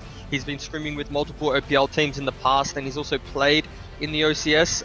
So, you know, he has quite a lot of experience. So, you know, the Draven ban targeted at him, and those bans targeted at the bot lane. I think they're quite good because, you know, I think they're the strongest points of University of Auckland's team. Well, you can see that Aurelia's been denied away from Piglet here. So not going to have a rundown respective performance to try and redeem himself after the game beforehand. And I guess the Maokai, I mean, yeah, obviously a strong pick, but maybe a little bit of extra salt in the wounds to say, hey, this is what beat you as well. And we're not going to allow you to use that maybe against us either. I really like the Ornn first pick, but what I like even more is the response of the Sylas. So Sylas historically has a good time into Ornn. Right? Ornn doesn't really hard lose any lane, like Ornn's fine in lanes, but the Sylas gets free scaling, gets to outscale the Ornn, and if Ornn misplays the lane, Sylas can solo kill Ornn. But, you know, more importantly, Sylas has access to the Ornn ult, and what better ult to steal, right? So Sylas as a response, I hope it follows the Ornn, is quite good. And the Jarvan pick, you know, Jarvan's just a jungle champion that's quite solid. We haven't seen Kid Grandpa play that. We did see the Warwick Respect ban for him yesterday, but you know, it's going to be interesting to see him on something like Jarvan, a lot of high pressure, high gank threat early. I mean, that's already what you're looking at from this, you know, Southern Australia composition. It's just a lot of engagement options, a lot of mobility to navigate the map, to jump in, jump out, and not feel that they're going to get too punished as a result. Couple that with the misfortune. We always talk about the bullet time, but obviously her kit as a whole, plenty of mobility to add to what these first three picks can offer, and just the raw damage output to follow as a result too. Now, what's interesting is it's going to be the Callista, but we're not going to have the pairing of that and the Taric. We're going to go for the Fresh. So I suppose you can make the same argument that there is protection, peel, and initiation on both sides in this opening round here. You quite literally read my mind. That was going to be my talking point. My talking point was going to be, okay, we see Callista, but we don't see it with the Taric. And now Callista is also known as a champ that's quite early game, doesn't have the best scaling, right? It doesn't scale too well into the late game compared to, you know, some other ADCs we're used to. But the thing about Callista Taric is Taric enables Callista to scale extremely well. The synergy that they have and the peel, as well as like the CC and everything involved in Taric's kit just really complements Callista and enables Callista to become quite the late game champion. So now that we see Callista with the Thresh, sure, it's not a terrible lane by any means, and it's still not terrible scaling as well. And Callista is quite good into Jarvan, but I think it doesn't have the same pop as the Taric.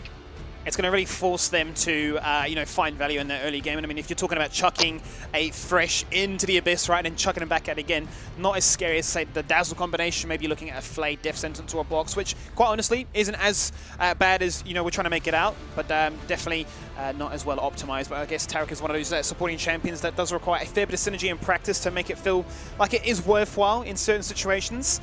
Yep. And we're going to look and see what the second bans that come out in this rotation are. Graves and Zac, they're responsive from UniSA. They don't want to deal with any shenanigans of aggressive junglers that can cause chaos. The response from Auckland, first of all, deny Yuumi, so we don't have to deal with that nuisance. And then the Shen as well, so just protection elements that can really enable and assist these diving members that UniSA have gone for. I really like what UniSA have actually done with their team comp. I think there's nothing that synergizes better than, maybe besides a Rumble, but the Jarvan and MF ult, right? You lock an important target up, MF drops a bullet time, and that's pretty much someone dead, especially now that they have a Karthus. If Jarvan ever ults the Karthus, their Misfortune bullet time is going to do massive amounts of damage. I think Corki is really a stable mid lane champion. It doesn't really have too many bad matchups. It can get through most lanes, and then the scaling on Corki really needs no introduction. And I think it even suits UniSA a lot better because Piglet 101 is a traditional AD carry, and so, you know, giving him some familiarity with the Corki, at least it's, you know, an ADC, right? He has his rockets where he casts, but for the most part, it's not going to be too much outside of his comfort zone. And it's going to give you that ranged element that you're going to be very familiar with, something that you can play around with. And not to mention the package, obviously going to be something that it can add on top of the Jarvan Cataclysm to act as that rumble that you're highlighting as well, right? So you've now got this beautiful wombo combo. I mean, you've got 1v1 potential, but you've definitely got this wombo combo that can spring to life. I feel like this is a really well thought out draft here. Now you've got the Nautilus on top of everything. You've got Peel, Initiate, Engage, Damage galore. The idea now is, can we execute and can we more importantly get that first victory we so desperately need?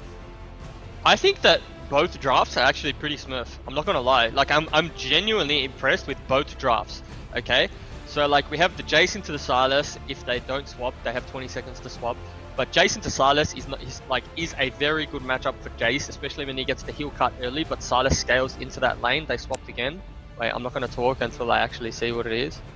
Okay, so is potentially Silas playing top lane. Okay, we can't really, until we load in and we see the lanes, we can't really look into it too much. But for the most part, like Karthus has priority to play around, which means Karthus is going to be able to full clear his jungle early. He has the strong butt lane, the strong top lane, and he's got the Ornn for scaling. So Karthus is going to have no dramas getting to his Runic Echo's power spike. And I also think there's a little bit of a misconception around Karthus, that Karthus is like a late game champion or like a mid game champion. But if you hit your Q abilities and they're sitting on the defile, your champ is fine at all points of the game, right? I think Karthus is very underutilized in that sense and very underrated in that sense.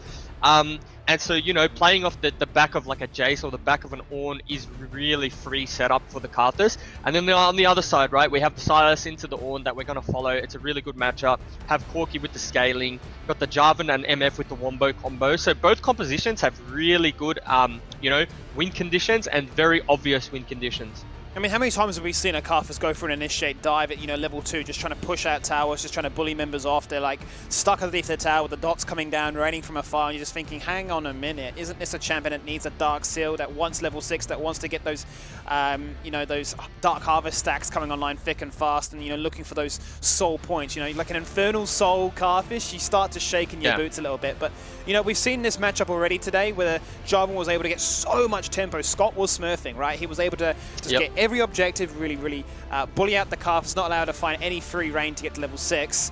We need to see, you know, this matchup once again in a situation where maybe the Karthus can actually fight back.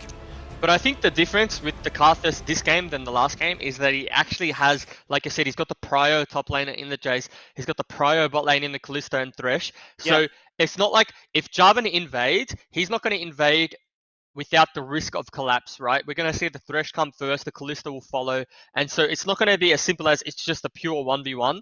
I do want to see Jarvan start his red buff and do the red buff to invade again, just like he did the other game that we watched, the Jarvan into Karthus. So there's so many like little interactions that we can see play out, and we don't even know who's going to be laning against who, right? Is it going to be Silas in mid lane versus Ornn because they can swap? Is it going to be Corki into the Ornn? Is it going to be Corki into Jace? We don't know what matchups they like. We don't know what matchups they prefer. It's really just our opinion. So we won't know until the game starts, but there's some really, like I said, little interactions in this game that's going to make it really fun to watch. I mean, that's what I'm curious on, right, is how familiar they are with those lane swaps if they were to deploy them to try and find more desirable matchups for that 1v1 to try and assist them to get into that later stage of the game.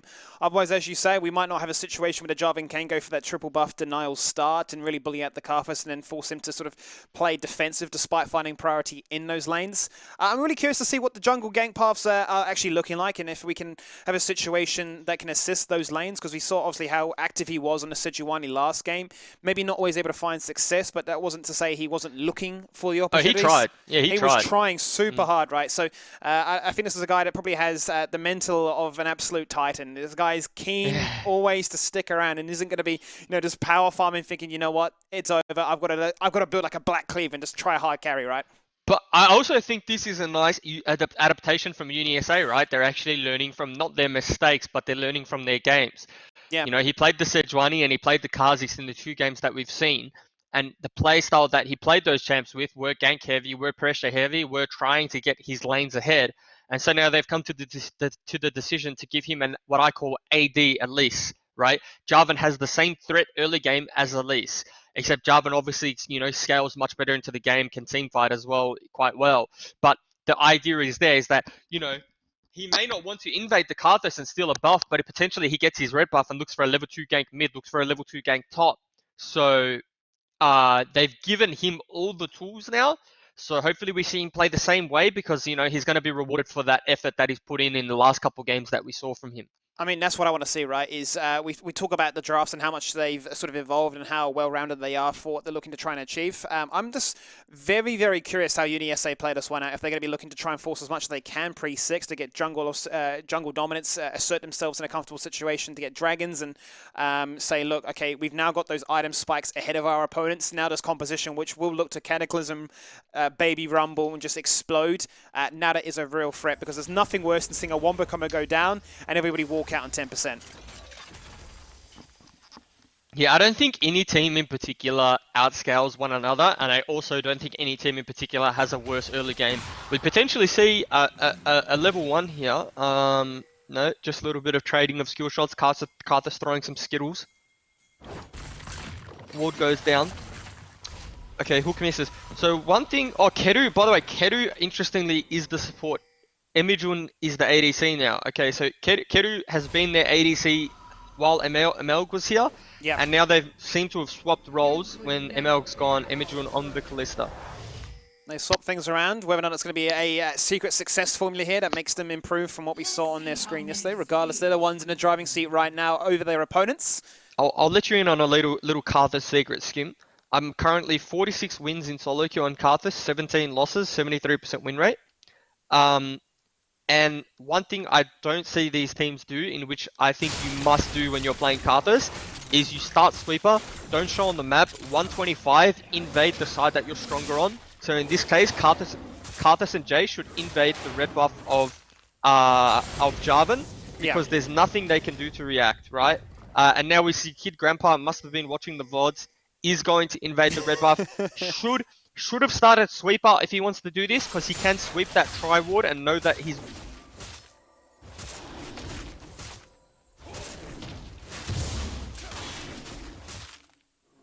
Let's see what happens when these two junglers meet. It's going to be a nice, easy pickup for a double buff setup here. Denial has been achieved by Kid Grandpa as we enter into game number 4 of the Unisport Nationals. If you want to keep up to date with everything else in the league and how your chosen universities are doing, unisport.com.au.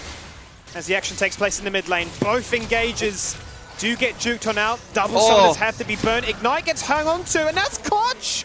Grievous Wounds falls to the grave. They're the ones setting things up, but they're the ones getting punished.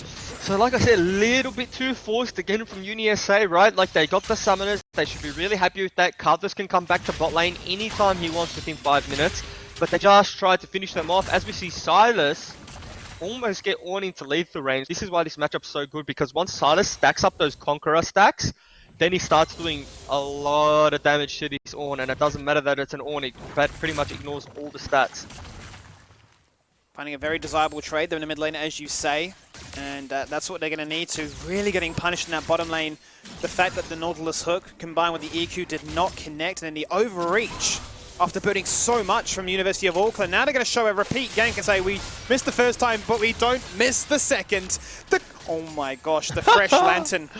Nice lantern, really nice lantern. I mean, we say nice lantern, but all you have to do is press W, right, in the general direction. Right place, right time, super clutch. Yep, okay, right place, right time is a better way of looking at it. 2 attempts shown in his bottom side here. Frustration for Kid Grandpa. Oh, as he's looking. He has no flash. They could have gone on him there. I did see pings go down. They knew Thresh was in that bush. Maybe they didn't know where Karthus was. As we see the flash burn in the top lane, he's can't juke those Karthus Qs, can ya? Can't juke those Skittles. He's gone. He's taken out, and that's going to open up this lane wide open now. It was an even CS. Flash had to be burnt, but that was enough to protect him. Fleet footwork as well. And now we're in a situation where he's forced to burn that TP very early on to get back into this lane. And going to be feeling the wrath of a kill that can be achieved very early on to get this Karthus online. Yeah, Karthus now really isn't even behind. He lost his red buff early from a really good invade from the Jarvan, but now that he's picked up a kill in the top lane, being able to get Scuttle Crab, full clear his jungle, he's even repeat ganking top lane. I think he's dead. It looks like the Corki burnt Valkyrie as well on the minimap. Yep. He just rocks up again. Yeah. The repeat gank, he just does not recall there. Yeah, no, he channeled recall, Corki channeled TP, cancelled recall, so it was really well played from Shaken Robot, right? Like, you know, it's a little bit cheesy, but it's also very well played. Very, very rough time now for Intoxicantship in this top side. It's going to just make this Jace so much of a threat. Allow him to get level 6 first, build all his lethality, utilize that with the Electrocute runes as well. And I mean, we talk about the Corki composition where it's looking to try and utilize the package, combine that with the Cataclysm. It's going to be severe kind of result here. The B emote came down because he knew he didn't want his base cancelled, and it was pretty much like a gentleman's please don't stop my base.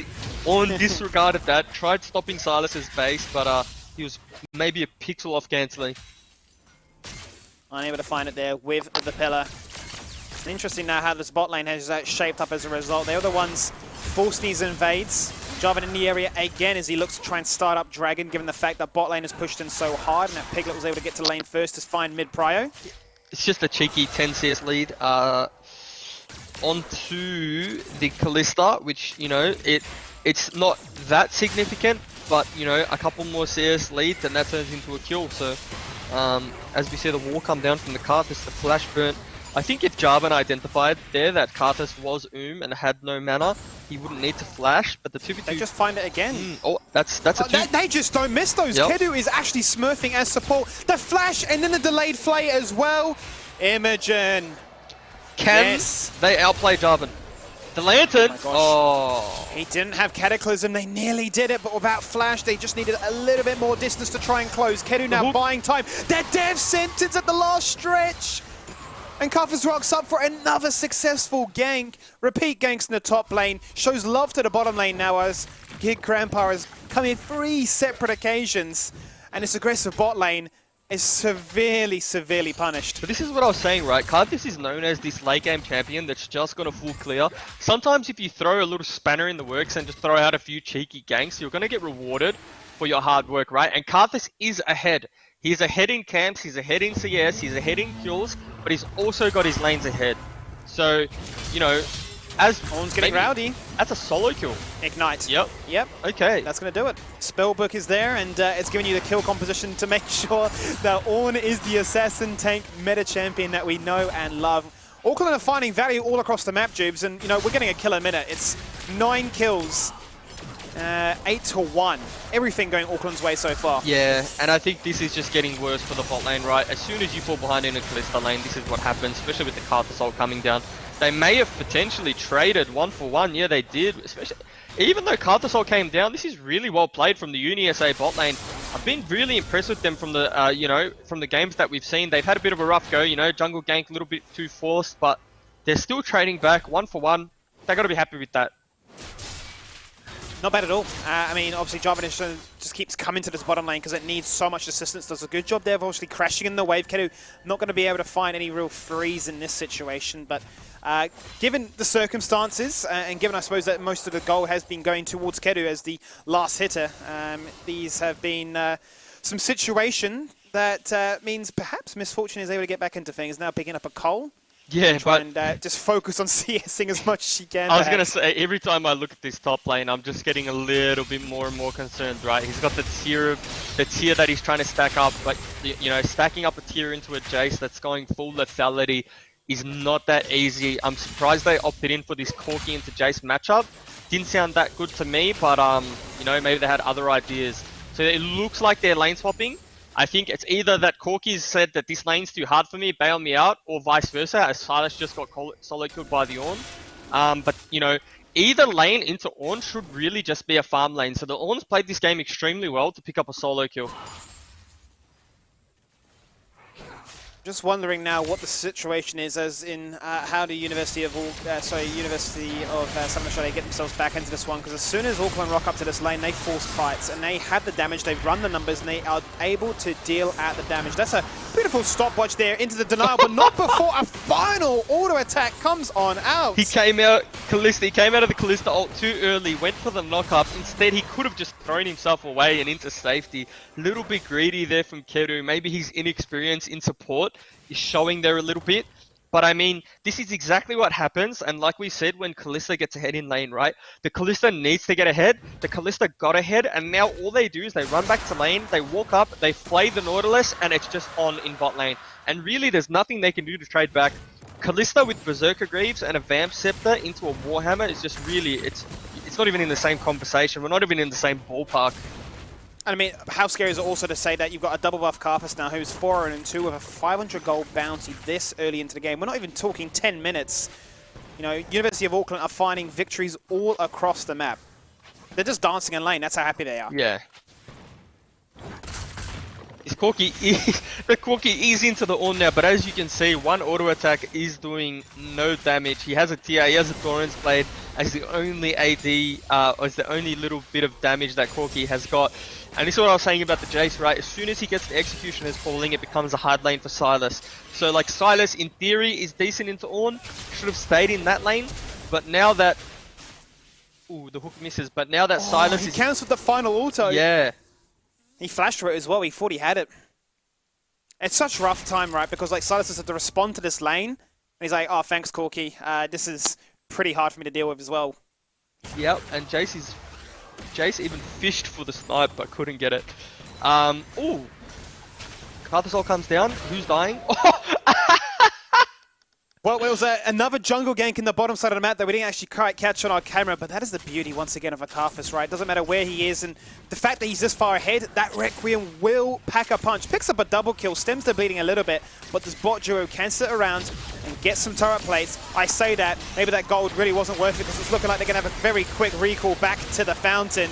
A double kill picked up from a roaming Jace TP, finding so much value, and it just doesn't go punished because look at top lane, it's frozen in mid. Skimmy, we're at more than a kill a minute. It's nuts. This Karthus is just causing havoc on Summoner's Rift, you know. It was a nice gank into the bot lane from the Jarvan to get a kill back over to UniSA, but then Corki was basing in the mid lane, got a shock blast to his head for his troubles, and then he was like, okay, I'm still living, the shock blast hasn't killed me yet, and then the Karthus ult comes down, and you know, Bob's your uncle, Corki040 having a really rough game, but you know, I like what UniSA is doing at least, right? They're trying to find ways back into the game. They swapped lanes, tried to make it easier to farm, but it's still not happening. University of Auckland, where was this University of Auckland when yesterday, Skimmy? Honestly, that's the question on my mind, right? They are coming into this game with such a different tune. It's almost like they've woken up, had their coffee, and they're ready to play some League of Legends. The fact that, you know, Imogen can just rock up to the solo lane and just take out Corki as easy as can be, really showcases, you know, the deficits that can be found all across these lanes. I think the important thing to shout out from this University of Auckland team too is that as the Jace goes in, is this a kill for the bot lane? This is what I'm saying. I've been fairly impressed with the UniSA bot lane. Sure, they got teleported on, but hey, you know, you got to find positive somewhere, right?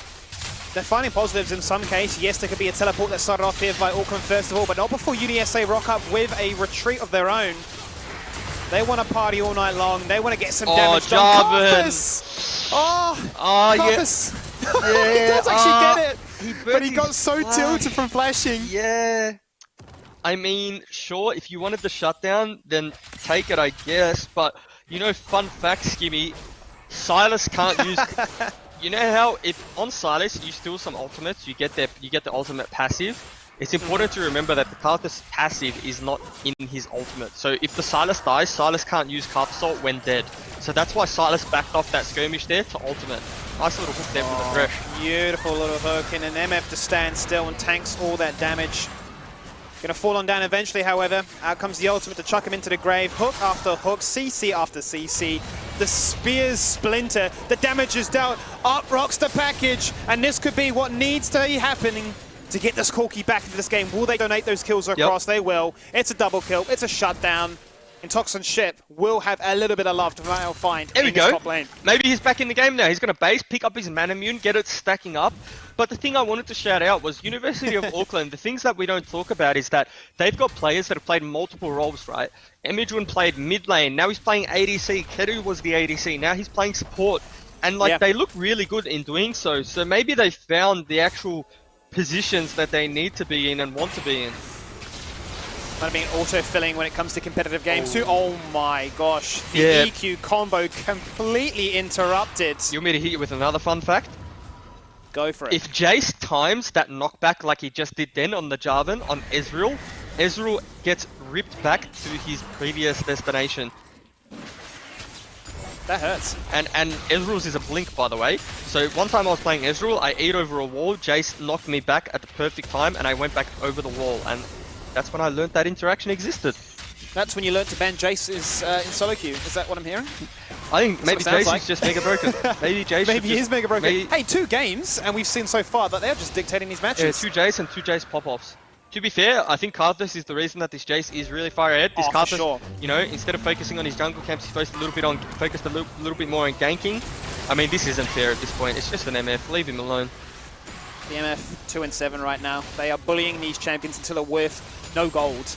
Same thing we said in the top lane. Kalista is just doesn't even need the Thresh anymore. Said, look, you know, I'm strong enough to be a 1v1 champion. Goes for the repeat gank kill again. Yeah, you got the man immune, but you're dead again. So you now got both your AD threats sitting at 2 and 7. Very irrelevant at this factor. I mean, the hook lands. They're not going on it. just does not miss these hooks, does he? No, he doesn't miss. Keru does not miss. I'm trying to find. Well, okay. I don't. Maybe this is unpopular opinion. I don't actually think the UniSA bot lane has played that poorly. You know, I think they laned quite well, and even when Kalista came back to lane with 3 kills, they were managing to trade kills back and go even. It's just now that they've had about 15 teleports bot and 15 teleports top lane, that it's pretty unplayable for them, and now he's just getting squashed by a Jace. They just continue to do it. You know, the University of Southern Australia are just not having a good time right now. They are being bullied out severely. 27 kills to 8, 11k gold down 16 minutes into this game. Very, very terrifying sort of storyline scoreboard to look at this early on. You start to look, you know, where can they try and find some love? I mean, I suppose to add to your point about the bot lane not playing too bad, it's definitely that situation, but the rest of the lanes are getting bullied out so hard that they're able just to find free rotations everywhere. Corki can just not juke that. No, Keru is legit. He's legit smurfing. Yeah, Keru's got a magnet on his hook. It doesn't matter what you do. Eventually just press S and take the hook and the Ornn. Okay, this is what I'm talking about Assassin Ornn, by the way.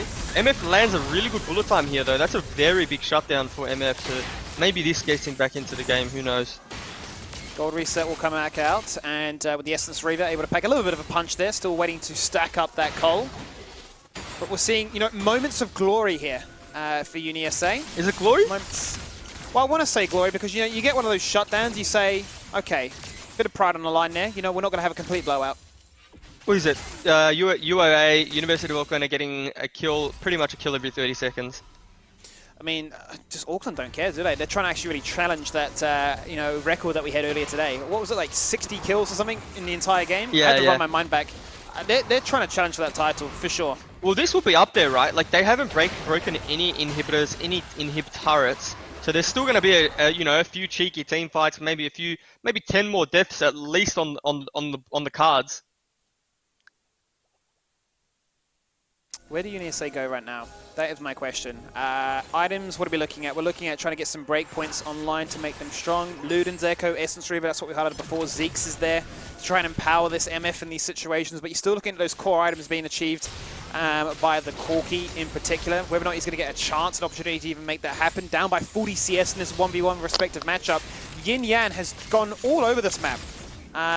He is using that speedy boy gate to get here, there, and everywhere. Has flash, has teleport, has the ability to make his presence well known. Keru once again, flash hooking, making it work. Imogen surviving, trying to utilize that passive, trying to utilize that Blade of the Rune King as good as she can. Lives to tell the tale. Keru again, stop it. Requiem comes in clutch, gets the double kill. That is the ace, the first of the game. University of Auckland, strong, healthy, so decisive. If Keru hasn't role swapped permanently to this position, then I don't know what he's doing with his time. When I see him queue up for solo queue on my friends list, I better see him queuing support. That's all I'm saying.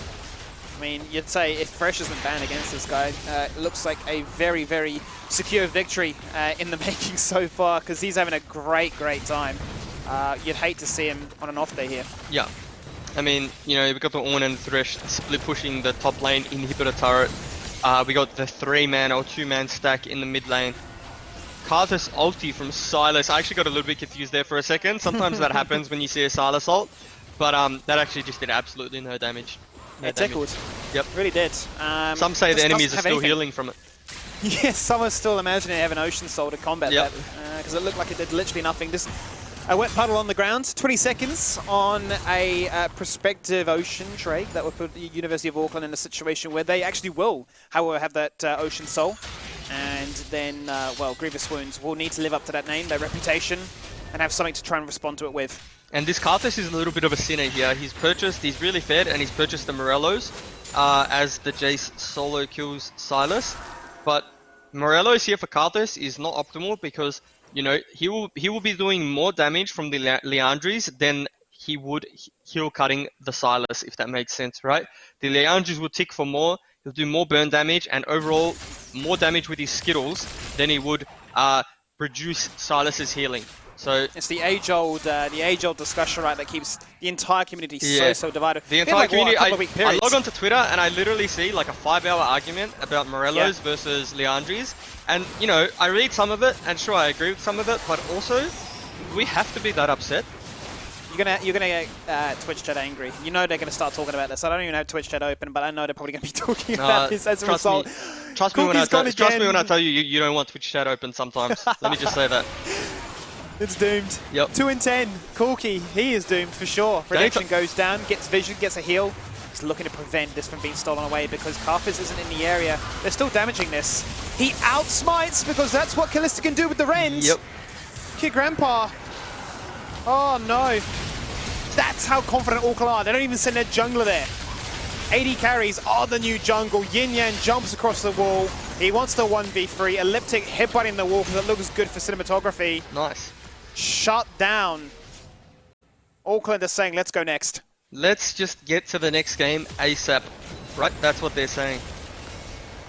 11 kill Jace, 12 kill Karthus, 10 kill Kalista. They're all hitting their double digits. Poor Ornn, poor Assassin Ornn in the mid lane. He's not hitting those double digits. Neither is Thresh, but Thresh has double digit assists, I guess. This has been very, very decisive here. And University of Auckland. I will mention it is a 20,000 gold lead at 21 minutes. So 41 kills to 11, Jubes. That's what really breaks my mind. They have just been punching on. You know what, dude? I will say, UniSA, absolute titans in the mentality department. Oh, without a doubt. Yeah. I love the fact that they just do not give up. They just keep going at it. Look. They're trying to play through this Fortune. Let's Fortune go! Arguably their most fed member. They find one so far, but now Callisto is smurfing. But later their own king with the Rage Blade as well. Just gives us so much mobility, so much sustain, and rewards her effort with a well-timed quadra kill. They were fighting in all three fronts. Every lane getting pushed on in. They were flirting with danger. They went for the montage moments. They get rewarded with the montage end. 46 kills to 12 Jubes. University of Auckland closed this game out in 22 minutes. And we can talk about how fantastic University of Auckland are or were that game, but I don't care. I'm giving a shout out to University of South Australia. There's at no point in that game that I feel like they dropped their mentality and they started trolling, right? Like they were trying to the very end. They kept trying to force team fights. They kept trying to take team fights. You know, resilient mentality. I'm sure they were having fun, and all around really good effort from them. But University of Auckland, way too good, way too good. This is the University of Auckland we were expecting to see yesterday, and we want to see it throughout like the rest of the tournament. This is the University of Auckland that makes Skimmy proud to be from New Zealand. They're the only person from New Zealand that are left in this tournament. I've got to have something to keep shouting for, I was about to say, they're the one that gives you hope right now that potentially they can take it all and bring it back to New Zealand. But yeah, really well played from them. They won it last year, right? They are the reigning champions from 2019. So, yeah. I mean, there's an argument to be made that this is the team that may be able to carry the flag to, you know, continue that repertoire of, you know, 2020 success. But regardless, you know, UniSA, as we say, they had a fair few moments of success, a few moments to really look at. But I think just for an overall perspective, just the matchups, they were finding so much 1v1 success that it then starts to bleed into other lanes. And, I mean, how can you respond, right, when there's just teleports coming on down, members that are 4-0? I think the worst feeling for an AD carry is when they just see, like, you know, a 3-level difference, bruiser, rock up with teleport, infinite movement speed, just bop them on the head and go, like, how do I beat that? But you get that teleport advantage from having superior laning, right? If you're outplaying your opponent in lane and you're taking, like, advantageous HP trades and you have the wave pushing towards them, you're able to sneak a reset, walk back to lane, and save your teleport for the bot lane gank and countering those sorts of things, right? But the thing that we saw was UniSA, they had to TP back to lane. It was unfortunate for them, but, you know, University of Auckland really played their laning phase extremely well. Yeah, rewarded with a victory, and that finishes things up for game number 4. There's only one final game here to close out this weekend. Game number 5 is after this break. If you want to check in and see how the rest of the teams are doing in the ladder, go to unisport.com.au. That's unisport.com.au. They got a bracket up there. You can see your teams, their placements, how the results have gone in the head-to-heads against the other universities in this tournament. And we'll see you back in a few moments for game number 5.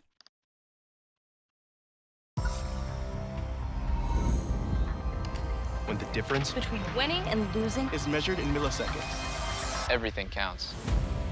The Alienware Legendary Battle Station.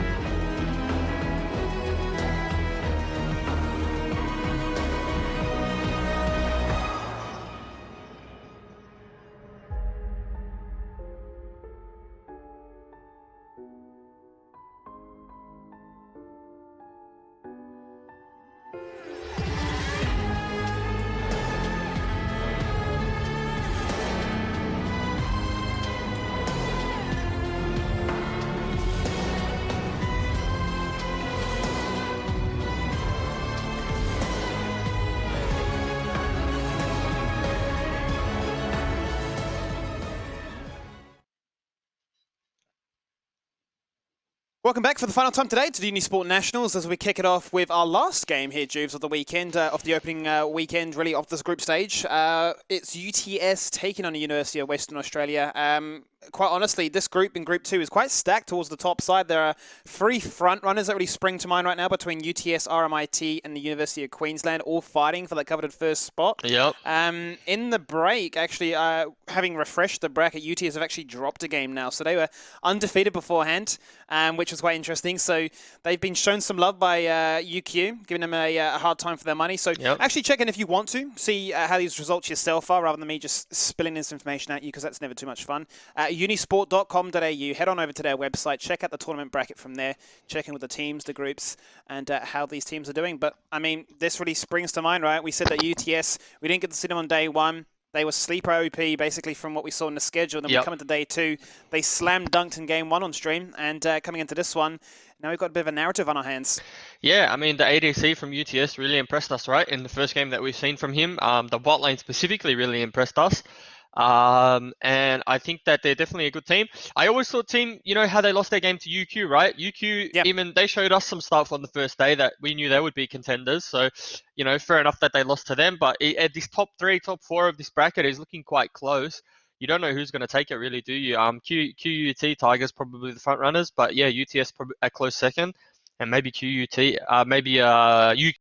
So I'm getting too many Qs, too many Us. There's so many Qs, mate. Queensland just need to chill, don't they? Yeah, they need to kick back a bit, huh? They really do. I mean, the fact is there's definitely some front runners in this one, and I think it's going to be even more exciting once we start to get into the latter stages where we've got, you know, the final third of what these teams represent as to, you know, best of 3s and so forth, and really understanding, okay, are these teams that are very strong in, say, best of 1 scenarios, or are these teams that have a bit of champion depth behind them? Do they have that drafting expertise to adapt on the fly, to be able to showcase that, hey, that didn't work for us in game 1, but we have more up our sleeve? I think there have been a few people that have been revealed early on that are kind of rigid in their ways and are being made to get punished as a result. Yeah, and drafting is the one thing you don't ever see get exploded in a best of 1, right? Like, how can you? So I believe the finals is a best of 5. So if a team does make the finals, then they're going to have to fix a lot of things. I think the team that we've seen, and again, it's probably because we have a bigger sample size, but the team that we've seen the biggest champion pool / playstyle change from has been QUT Tigers. Like, they've been able to play Trundle, Jungle, Graves, Jungle, Kindred, Jungle. Like, they've had various comps that they've played, and they've looked the same throughout all of them. It's not like they've looked weaker or stronger with one of them. So I think that's going to be like a key thing for these teams is, like, you know, if you know you're going to be near the top of the table, at what point do you start, you know, tweaking your pick bands as you would if you were in the finals, if that makes sense? Like, do you start to see what works, what doesn't work, but keeping in mind you also need to pick up wins? I wonder if there's a world in which teams are thinking this far ahead into the future about, I need to start hiding some picks, right? I mean, we talked about the likes of a Jack's bot lane and like that, just really not having to actually do much to really showcase its strengths. Yeah. But I wonder if there is this world in which teams are like, okay, we know that we're going to be starting to verse some of these other stronger teams. We don't really want to, you know, reveal too much at this stage. Let's just play something that's calm, cool, collected. It's going to be rowdy either way. So that's what I'm excited for. Obviously, game 5 of the day, our final one of the day, is going to be UTS taking on, University of Western Australia. It's going to be an interesting situation because I'm just getting word here now that there is a slight delay on the champion select. So it's 10 minutes away there, Juve. So we can either fill or go to a break. It's really up to you, mate. What would you like to do? I'll say we go to a cheeky break. Skimmy, what do you reckon? Yeah, I reckon, 10 minutes of yarning, that's what everyone likes to tune into a League of Legends stream for, right? I think every single time I check in with Twitch chat, I think most of the time they're saying, when is the game? When is the game? Shut up, go to the next game. Yep. So maybe we just give the people what they want. I think that's a public service at this stage. So I think we'll just jump to another break. We'll get these teams ready. I guess they're just smurfing so hard that these games are just quick. So we'll jump to a quick break. We'll hop on there, and then we'll see you back in 10. Easy.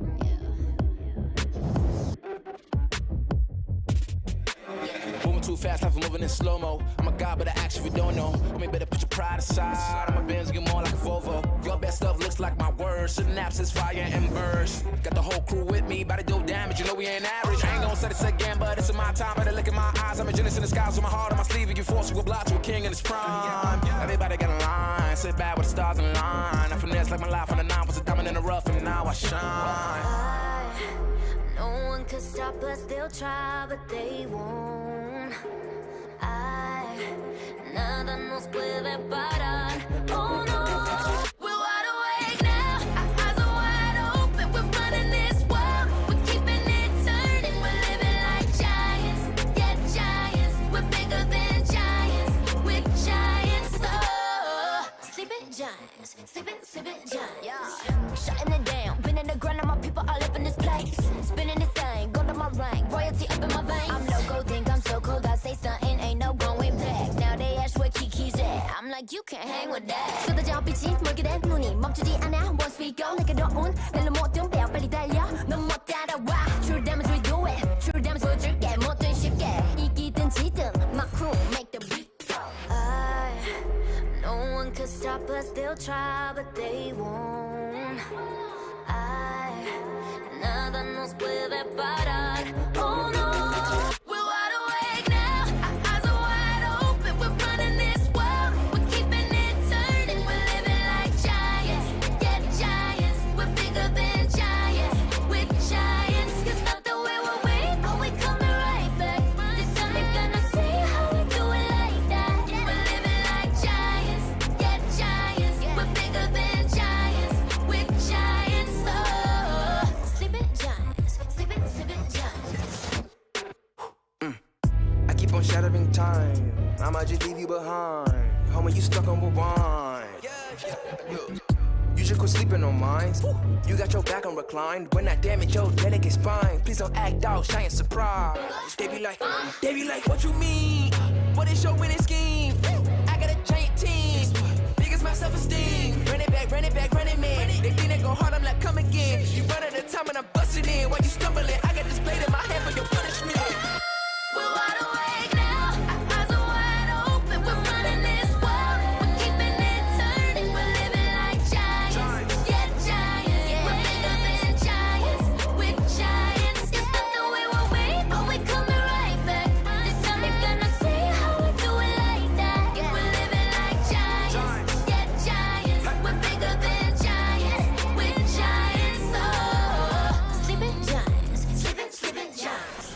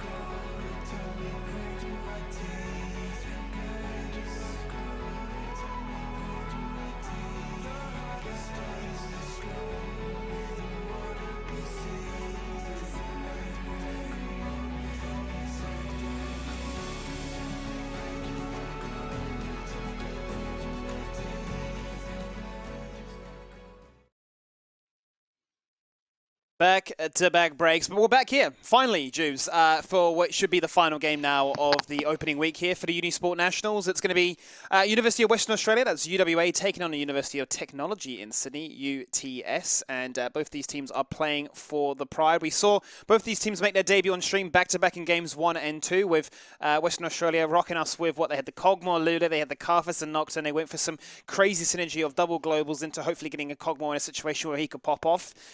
Unable to actually reach that point in the game. I suppose they fell far too quickly in that game to really get to that point of unlocking. But then I suppose the same could be said for UTS in a different respect, that they had so many standout performances across multiple lanes, be it jungle, ADC, and mid, were really able to exert their pressure. In particular, Zayi on the Varus going, 17 and 2. Yeah, I mean, the thing about the Western Australian side is that they didn't look terrible in their loss, right? Like, they had a really solid draft, which shows to me that they actually understand the game, okay? So to draft well in League of Legends, you have to understand the game. Otherwise, you're just going to end up with potato drafts, and that is what it is. They had some very obvious win conditions. They actually made some nice plays very early on. They just tried to overreach, like many of the teams we see in this tournament. It's like when they make a really good play, they can't just be, they don't just accept that, it's a 1k gold lead that we're going to get, or it's a 500 gold lead we're going to get. Just little incremental advantages. They try and take the whole thing. They try and break open the game in one play where they get, a 3k lead, a drag, and a bot turret. And that's really what hurt the Western Australian side. So, in saying that, I think if they come in this game with a really good draft again, and then they, play at a pace where it's much slower, and they're happy with, the 500 gold lead, they're happy with just first blood, and they go back to their lane, then I think we'll see a really competitive game.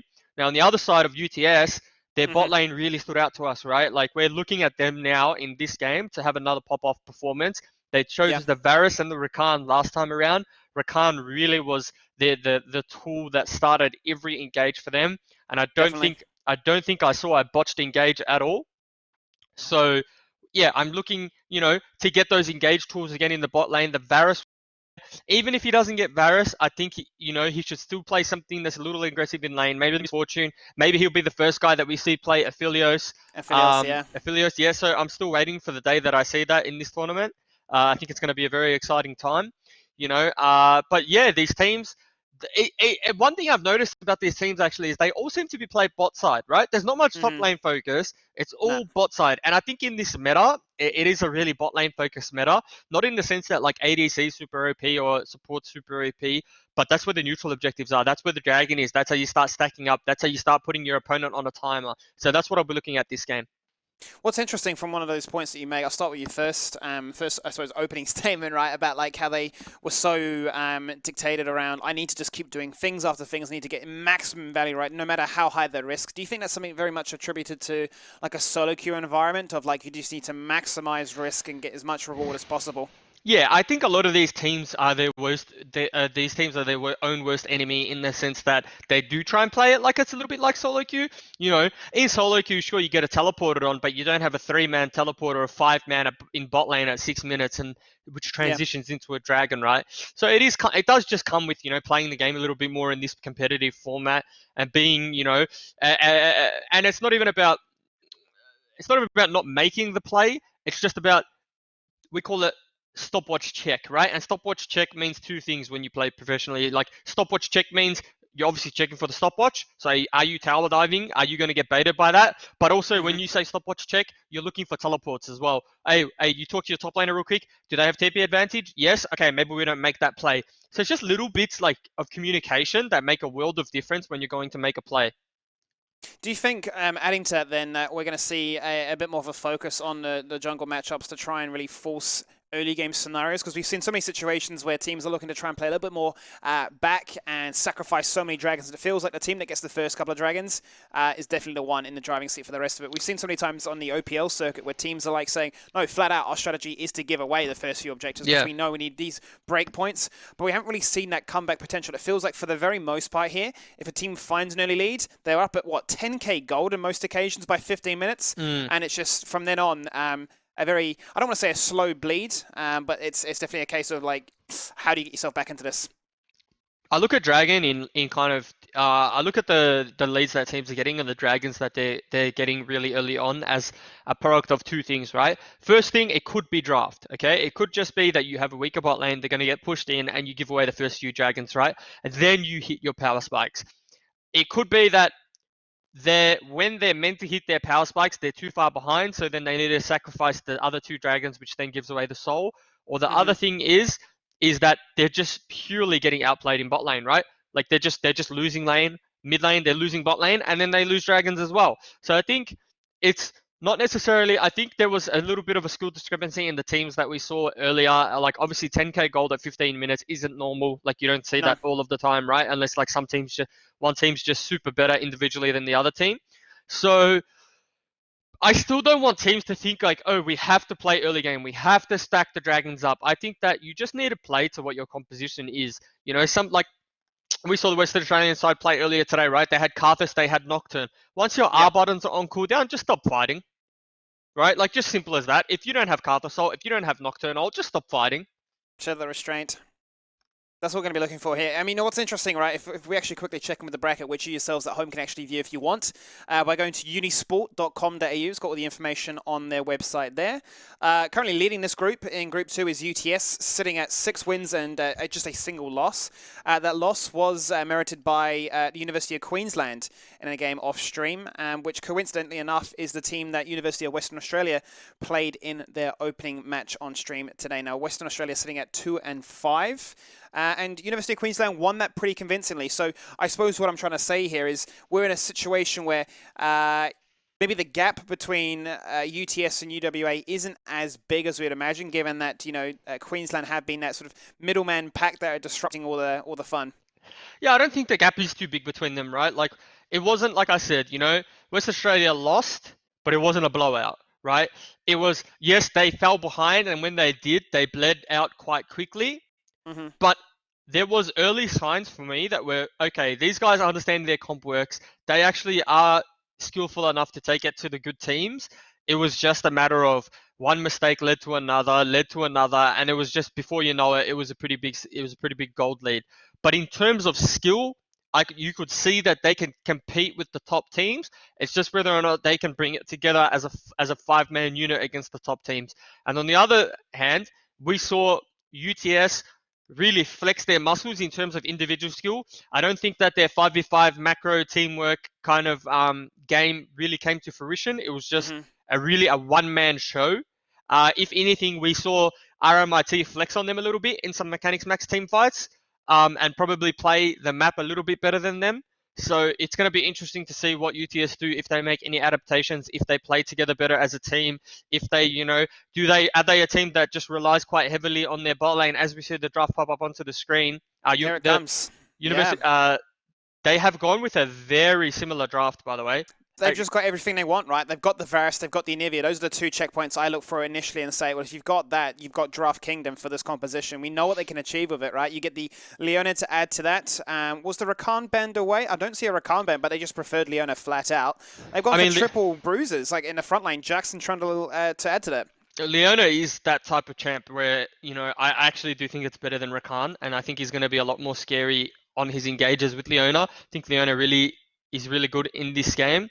The Leona ult drops on Karthus. There's not much he can do to get out of the way of it. Yasuo wants to get in. He's just going to get seeded by Leo. They have the Chain of Corruptions from Varus to follow that up. Anivia, I don't even need to give an introduction to with how much CC Anivia has. And then the Trundle really just makes Ornn stats that he's going to be building non-existent, right? I think Trundle is a really strong pick in this meta right now, specifically because we're seeing a lot of tanks come to the front line. In saying that though, Trundle jungle doesn't function well versus champions that can farm very fast and also do lots of damage in the 1v1, right? So Trundle historically likes to verse tanks, sap their stats, and Bob's your uncle, similar to the Olaf matchup that Trundle wins so heavily. But with the Karthus, it is quite Karthus favored in my opinion, right? He puts the wall down, Trundle gets kited, Trundle takes a lot of damage before he gets in any range. So again, I don't mind both drafts. I'm just interested, right, to see that, you've gone for this Carthus again. It wasn't able to really find too much value in the early No. game or actually achieve too much there with the Requiem because you just weren't able to get any successful ganks. You were power farming away. Yeah, sure, you've had your Nocturne taken away from you. It's been banned off, and the Rek'Sai has actually been banned away as well. So you've taken away a few different options in there. So we're going to have to see Kane flex it up on something a little bit more targeted towards the tanks, as you highlight. But I think this is a team that are pretty well acquainted to dealing with the diving threats. I mean, Zahi was just... Well, he had to deal with a Lee Sin and a Kali thrown his way, and as soon as he had a few bit of protection tools, which now are that much further accentuated with the composition of 3 tanks, it's like, yeah, that seems good to me. So you can sit around, wait for that GA to come online as well. Once you got those 2 core items, and it's GG from there, you'd imagine. Yeah. I'm definitely gonna have my eyes on this bot lane as well. Like, this is the first time we've seen Yasuo ADC with the Alistar. We obviously see the synergies with the Alistar knock up into the Yasuo ult, but what the Western Australia composition does is it gets everyone low, right? It may not kill people, like the Yasuo going in may not kill someone, may chunk them out. They'll have to burn some subs to escape. Likewise with the Fizz. 100 to 0 someone, but get them in some within lethal range, and the Carthus is just going to be cleaning up. So that's how their composition is going to play out.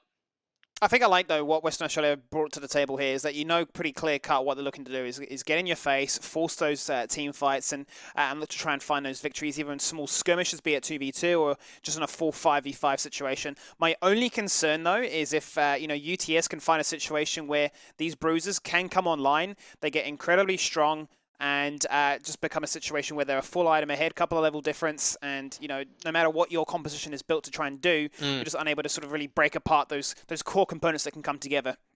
And also, keep in mind, I'm pretty sure, because I was looking at the Forbidden Twitch chat earlier today, this Tommy Summer on Nvidia, it is apparently his best champion. So it's interesting that they didn't ban it. Like, when I'm playing a best of 1, aren't you going to focus, target ban someone's quote unquote like one trick or best champion?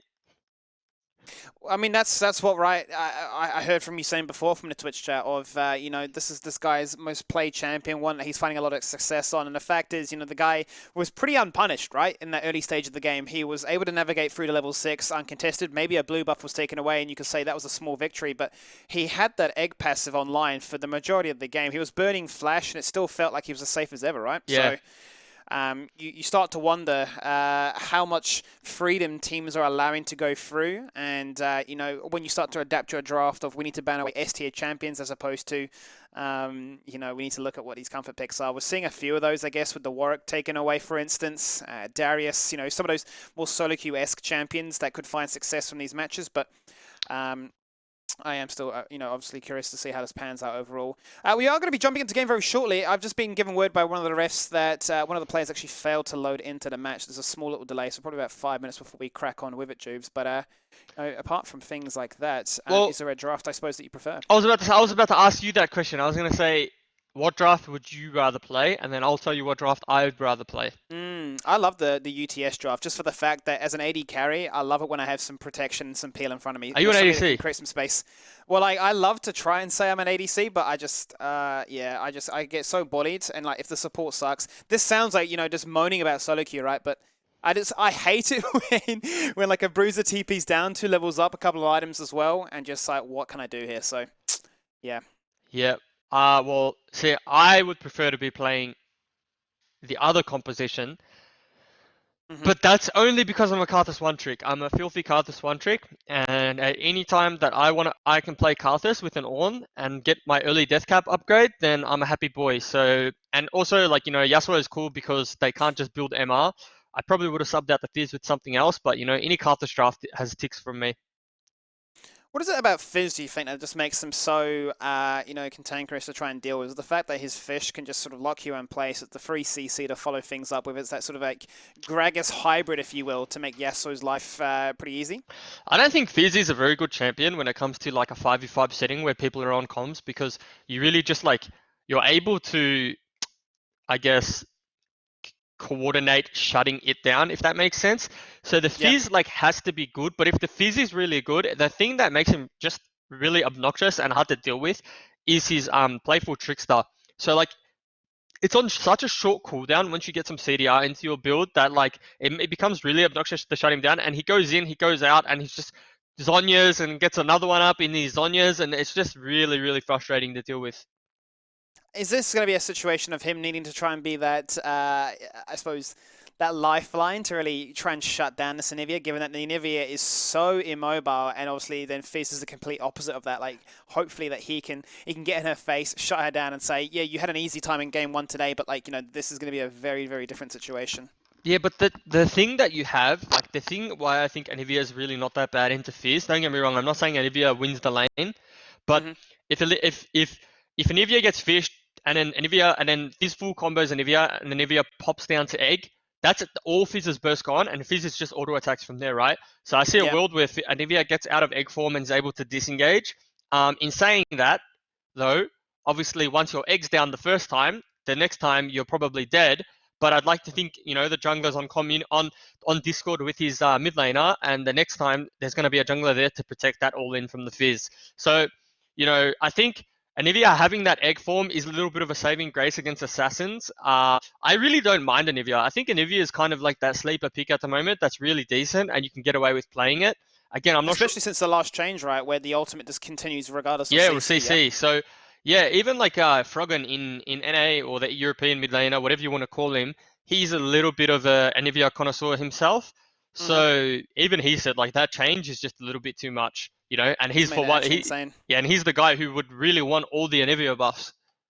I remember back in the day when esports was still quite young, and he was playing on like CLG EU, and then didn't he like bust out the Anivia at like Worlds back in the day and just sort of showcase like what it's all about. It's interesting to sort of see the different mental, I guess, really, when you come into a level of play like this, where you're not sort of seeing all the S tier champions being abused week in, week out. I think for the viewers, as exciting as the gameplay itself can be, where you're seeing like the matchups, the skill expression, the plays that you love and you support, I think it's quite exciting when you get to see a little bit of unpredictability, where something doesn't look like it follows a narrative or a like a playbook, like you open up and go, okay, S tier, A tier, okay, cool, great, there we go, here's our comp. I think it's always a little bit exciting. I throw a spanner in the work when we're getting the likes of, like, say, Senna or Zillion as a bot lane, and your head is just like, what on earth am I looking at? Well, I think that's the thing about meta is that, at the highest level, if you're playing, LCK, LPL, and you're in the finals, the players can play the S tier champions to the level of what their one tricks would be, right? So then the S tier champions are just going to always be better than the one tricks. But people fall into a trap of thinking you need to pick certain champions to win because they're strong in the meta. But like, if you can play an S tier champion to say 50% of your true skill level, but your one trick champ that's not in the meta is 100%, then we've seen teams just win games off that, right? Like Doimby's made a career of playing untraditional mid laners, because a lot of mid laners and teams don't know how to deal with his roaming style, but also he's just really good at them and he doesn't care about meta, right? So I think like there's a trap people or teams fall into. They tunnel a little bit hard on meta, in which I'm not saying forget about meta. Meta is meta for a reason. It's because it's OP. But like, if you can't play it, don't feel the pressure to play it. I think that's also something that I always laugh at with, have tier lists. We had a bit of a conversation about this off stream, right? About how tier lists are obviously so elo-based, perception-based. Somebody might think that a champion is insanely bonkers, but somebody else might say, that actually quite sucks. And also like, the disparity between, say, like a solo queue tier list and a competitive one as well. I think it's always exciting to see how that sort of can transition, how it can sort of showcase between some of these teams that are looking a little bit more as like a 5-man unit, as opposed to some that are just very good individual players that are sort of working on that cohesion element. What I wanted to ask you, given the fact that you said you're such a connoisseur yourself, what a 70% win rate on the Karthus? Yeah, if I do say so myself. That it is. Western Australia didn't have the best time on that Karthus last time around. I think it was 1-6 in the end. Denied all those buffs, wasn't able to really finally lane ganks. What would you like to see different going into this matchup against the Trundle? He basically needs to... There's two things he can do, right? Okay, he has Karthus, Yasuo, Alistar level 1, which isn't that strong, so I'm not expecting them to invade and, like, contest their buff. But basically, he wants the full clear. And if I'm the Karthus, I'm starting on my Yasuo and Alistar's side because they're not going to get priority in the Leona Varus lane, right? And so then if they don't have priority, that means Trundle can invade my jungle camps and I don't get the full clear. So if I full clear straight away on my weak side, the side that's going to get pushed in, when I path towards the Ornn isn't bad into Jax early. Like Ornn just throws abilities at the minion wave, gets a little bit of push, can chunk Jax out a little bit, and it's just not like a whitewash top lane. So he's able to full clear from bot to top, reset, get jungle item, path back to bot, and then you're in a good spot. Once your first clear on Karthus gets done uninterrupted and you're able to base, Karthus is actually a human being champ, right? Like, it's actually not that bad to play in the early game. And like I said, I think Karthus his early game is a little bit underrated. So pretty much just identifying what his weak side is going to be, who's going to be pushed in, and path towards that. That's something a lot of junglers need to learn. I think jungling is one of those ones that you can always learn on, right? I think from the pathing elements to everything else, I think it's interesting to see how they've sort of tried to change things up in Season 10. I mean, we talk about Season 10 memes, right, of all the champions that can come out and, 200 years of balance, all the memes that can obviously follow with that one as well. But I mean, jungle has always been one that's always, like a role that's always stood out to me as one for, I want to say skill expression because, you can definitely tell where there is jungle difference in terms of their camp clears, their timings, their ability to really sort of dictate what lanes come online. Obviously, it's always so exciting when you have somebody that is a jungler on the other end to have this narrative with. Quick update from our end from the referee is that they had another drop on another player's internet, decided to kick the boot. So if everything is working in tune, we should be about 1 to 2 minutes away from this game coming online, the final game of this day. So I know you impatient viewers at home in Twitch chat are probably thinking, why on earth are these guys still talking? We don't want to see their face. And, believe me, I don't want to see my face either. We just want to see some action, don't we, Juice? Excuse me, I might settle something, right? I do sometimes, glance at Twitch chat and I have a little gander. The thing behind me is a table. So everyone's saying it's a rug. They're like, a nice rug. Can I come get your rug? Can I buy your rug?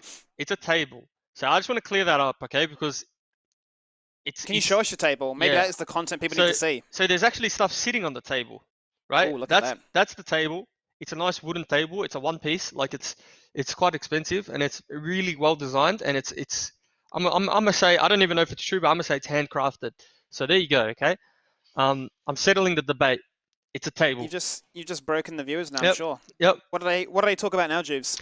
Well, now they got to talk about the game. I needed to get Twitch chat back onto the League of Legends. So now we need to get back into League of Legends, which is hopefully where we're at. I'm laughing because I'm saying, what is happening with this internet? Perhaps the internet is just so front loaded. That is the funny thing that I found about coming over here. I'm actually super lucky, right? Because like Carbon, when he offered me the position to stay at his place, I was like, oh, do you guys have a good internet? He's like, we have fiber, and I was like, boom. So we've got NBN 100 down, which is the dream for me. I just find it so strange, right? Coming from New Zealand, where they have like the option for 4 gig down. It's kind of crazy. Well, I heard New Zealand internet's really good, right? New Zealand internet is actually insane. That's crazy. It's super pog, dude. Then why are we better than you at games? I don't know, dude. Maybe it's because we're a small country. Who knows? But then again, we beat you in the rugby, so I guess there's small victories to be found. I think we beat you in the cricket, right? Surely we beat you in cricket. Cricket's an old man's game, though, isn't it? Who cares? I don't know. Maybe when I'm older, I'll be like, yeah, love me some cricket, a little bit of golf. Who knows? Update. 2 minutes away. Looks like we are actually into things, Jube. So 2 more minutes of us talking about this one here. Maybe we just talk more about your table. How about that? Nah, it's 2 minutes till the game starts. Surely we can fill for 2 minutes. What I want to talk about, right, is the Alistair. Alistair, for me, is always a support champion that I really enjoy. Yeah. I always like the fact that he can be so high risk, high reward, but you can definitely tell a good one from a bad one. Into a Leona, was going to be a situation of who can get the knock up first. How hard is it going to be really for this Yasuo to try and find those moments? Does he really need to come online before level 6? It's Yasuo. So firstly with Yasuo, you just seed all prior level 1 because you either have your Q or your E, but you don't have enough in one ability to make yourself relevant. Especially Alistar in this lane, I don't think it really offers much. I just think it offers a lot in the context of getting Yasuo's ultimate up and out of lane. Usually you see Yasuo paired with Gragas bot lane, and I think that's much better into the Leona, because if Leona uses her E to go in and engage, Gragas E can disengage it, whereas Alistar, if Leona E's, the only thing Alistar can do is really headbutt Leona into tower, and even then, if that happens, then Leona's just fat inting, right? And you should probably just report her. So, reporting a pro match, I like it. Or Leona does have to be careful in terms of when she goes in, because when Alistar was meta and Leona was meta, which was a couple years ago, people picked Alistar into Leona because if Leona ever went in, you'd headbutt her the other way, which is generally into your turret, right? So the thing to be careful about is if Varus and Leona are getting prio, she doesn't want to get punted into a turret. But you know, it should be not a hard lane for the Varus and Leona. Like they got the range advantage. Varus is pretty S tier. He's probably gonna go on hit as well this game. So it's definitely not gonna be an easy lane. Not going to be an easy lane, but one I'm sure we'll be keeping our eyes firmly fixated on, because that seems to be the priority for these uni matches, right? Is focus towards bot lane, get those guys online. I'd imagine, given we've got two bruisers in the top side of the lane that want to just sort of farm themselves out, get those core items online. We're talking 2 item spike at least. We might just see those being left on an island as well, and sort of have those fun. I think the one thing that we've maybe overlooked is we're not seeing any real lane swaps, right, to try and prioritize the Herald. We've only seen it a fair few times, but it hasn't always maximized the value, right? They've seen situations where they've done it, come back to lane, maybe been frozen out or pushed in, and yes, you've got the Herald, but you've maybe gone down, say, 30 CS as a result. Yeah, we've definitely seen like half flips for Herald, but we've never seen a straight bot lane flip at 8 minutes, both contesting the Herald and a fight breakout, right? It's always been like a half-hearted hesitation. Should we not contest? Yeah, let's lose 30 minions instead, and then we'll go back to bot lane, right? Like that's all that's been happening.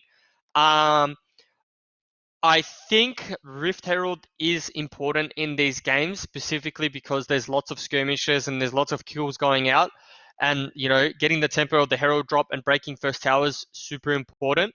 So as we load into game... We've got a game. We've got a game. We've got a game. We've got a game. 15 minutes of yarning. Look at that. We're doing OPL strats. We are here for the final game of the group stages opening up this week, as we have University of Western Australia taking on the University of Technology in Sydney. That's some PogChamps in the chat, by the way. That's got to be big PogChamps. PogChamps. The fill is complete. I think people are so interested about your room. Now they actually had to talk about League of Legends. So someone said, why is the couch not facing the TV? But I have another couch literally to my right. So that couch is also facing the TV. So the TV is just the middleman in between two couches. Anyway, let's go next. Giving the people what they want. That is content. Yep. There's excitement as we look to see how these teams prepare themselves for the level 1 setup. It's looking like a fan out at this stage.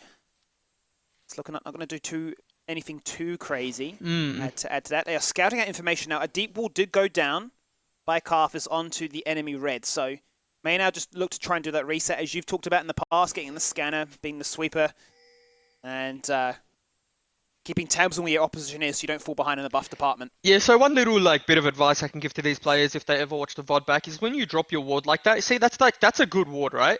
Like those wards that they put down is really good, but you should just base and get sweeper because your trinket's going to be on cooldown and your sweeper will come up anyway. So if you ever drop your ward level 1, base, get sweeper, and it's like the really optimal play. But instead they dropped their wards, they kept their trinket, and like there's just no point. You know what I mean? Yeah. Kane gets a leash though, and that's going to be good information to allow him to start on a bit of a lead as Love Clara starts things out solo here. Going to keep an eye on where they decide to show that pathing, as be it top side, they will be looking to once again show some love to these members in the bottom lane. Yeah, both junglers too are going for a full clear skimmy, so this is, I think, far more benefits the Karthus than it does the Trundle, but also like Trundle's not a bad jungler that, you know, farms as well. We want Trundle to get level 6, have access to that ultimate to be relevant, but I just thought it's interesting that there's not going to be, doesn't look like there's going to be a contest at all. Yeah, no double buff, double rush, and then Scuttle to follow. It's looking like, as you say, a full clear. Maximum value for the most items that can come out from these recalls on the first back. We see a bit of love shown to mid wave as both mid laners trade health in their exchange. I'm just going to alpha it through the mid lane. I don't know why he did that. That doesn't make sense to me. But he is invading now. So his path was a little bit suboptimal. So he's gone from, as the Fizz, I thought he might get egged there, but looks like Trundle's going to be able to gank. Can Fizz Q through him? Kane is just rocking up to this mid lane, gets a flash for his efforts, which is a positive to take away from that one. No first blood, but definitely assists Tommy Summer here, not being dived upon and collapsed. This is really bad for Fizz. He has to burn his TP to come back to lane because his lane's frozen as well. So it's not like he can walk back. He's in a bit of in a little bit of trouble here. He has to TP back. You know, for all he knows, the Trundle's waiting there, but Karthus walking into river kind of denies that surprise aspect. In saying that, Kane is level 2 on the Trundle. Karthus is level 4. Really quick clear from the Karthus. He even gets the crab, may even get double. Yeah, he's been power farming based on the fact that, you know, Kane was trying to show this love to assist Anivia. We know what Tommy Summer can do on this pick, so I don't mind the fact, but now he's going to get punished, which is all this aggression that can come out from the bot lane. They had priority, they pushed on in. They went for the invade and want to keep him even further behind in this one. Rewarded now with the scuttle, which is going to be the vision. This is how confident they were in this bottom lane. They weren't even putting wards down. They were saying, you have to respect us, and we know where your Trundle is. Yeah, so we see Karthus walk through mid lane. Jax took the crab, so it's not that, you know, Karthus isn't going to get to double crab. But I'm actually really impressed with this Karthus pathing. He's even doing the Trundle's rates now. This Trundle's in a terrible position as we see Leona go in though. That's the Zenith Blade to start things off with. Trundle's completely given up on this jungle. He needs ganks to get himself back into the game, and that's what he's going to find. A first blood onto the man of Varus. He gets given the resources. He will deliver. We've seen that today. The first blood like that puts this game state in a very good position for UTS. I guess when you fall behind, just spam ganks until something works, right? This is what this Trundle's doing, and they're even going to go dive the Yasuo now. They want to punish this one completely. Now they're going to jungle the aggro. 2 shots on towards Leona. Kane picks up a kill. He's back in the mix of things. Down double in CS, but blue buff utilization rewarded with a kill and an assist. Not a bad way to get yourself back in. And so he's still down a level, right? He's still down EXP, and EXP is crucial when you're playing Karthus, but he's not going to be that far down in gold anymore. Like, he's still down a little bit of gold, but Trundle's just going to do Trundle things anyway, right? He's not in a terrible spot. Alternate universe is he doesn't get any kills bot lane, and then he's in a terrible spot. But those kills and assists really saved him there. Well, Trundle, interesting start for him, but what does it actually mean in terms of Varus? Well, he gets the kill, gets an assist, and he finds himself in a 12 CS advantage as well. So a 4 minion wave on top.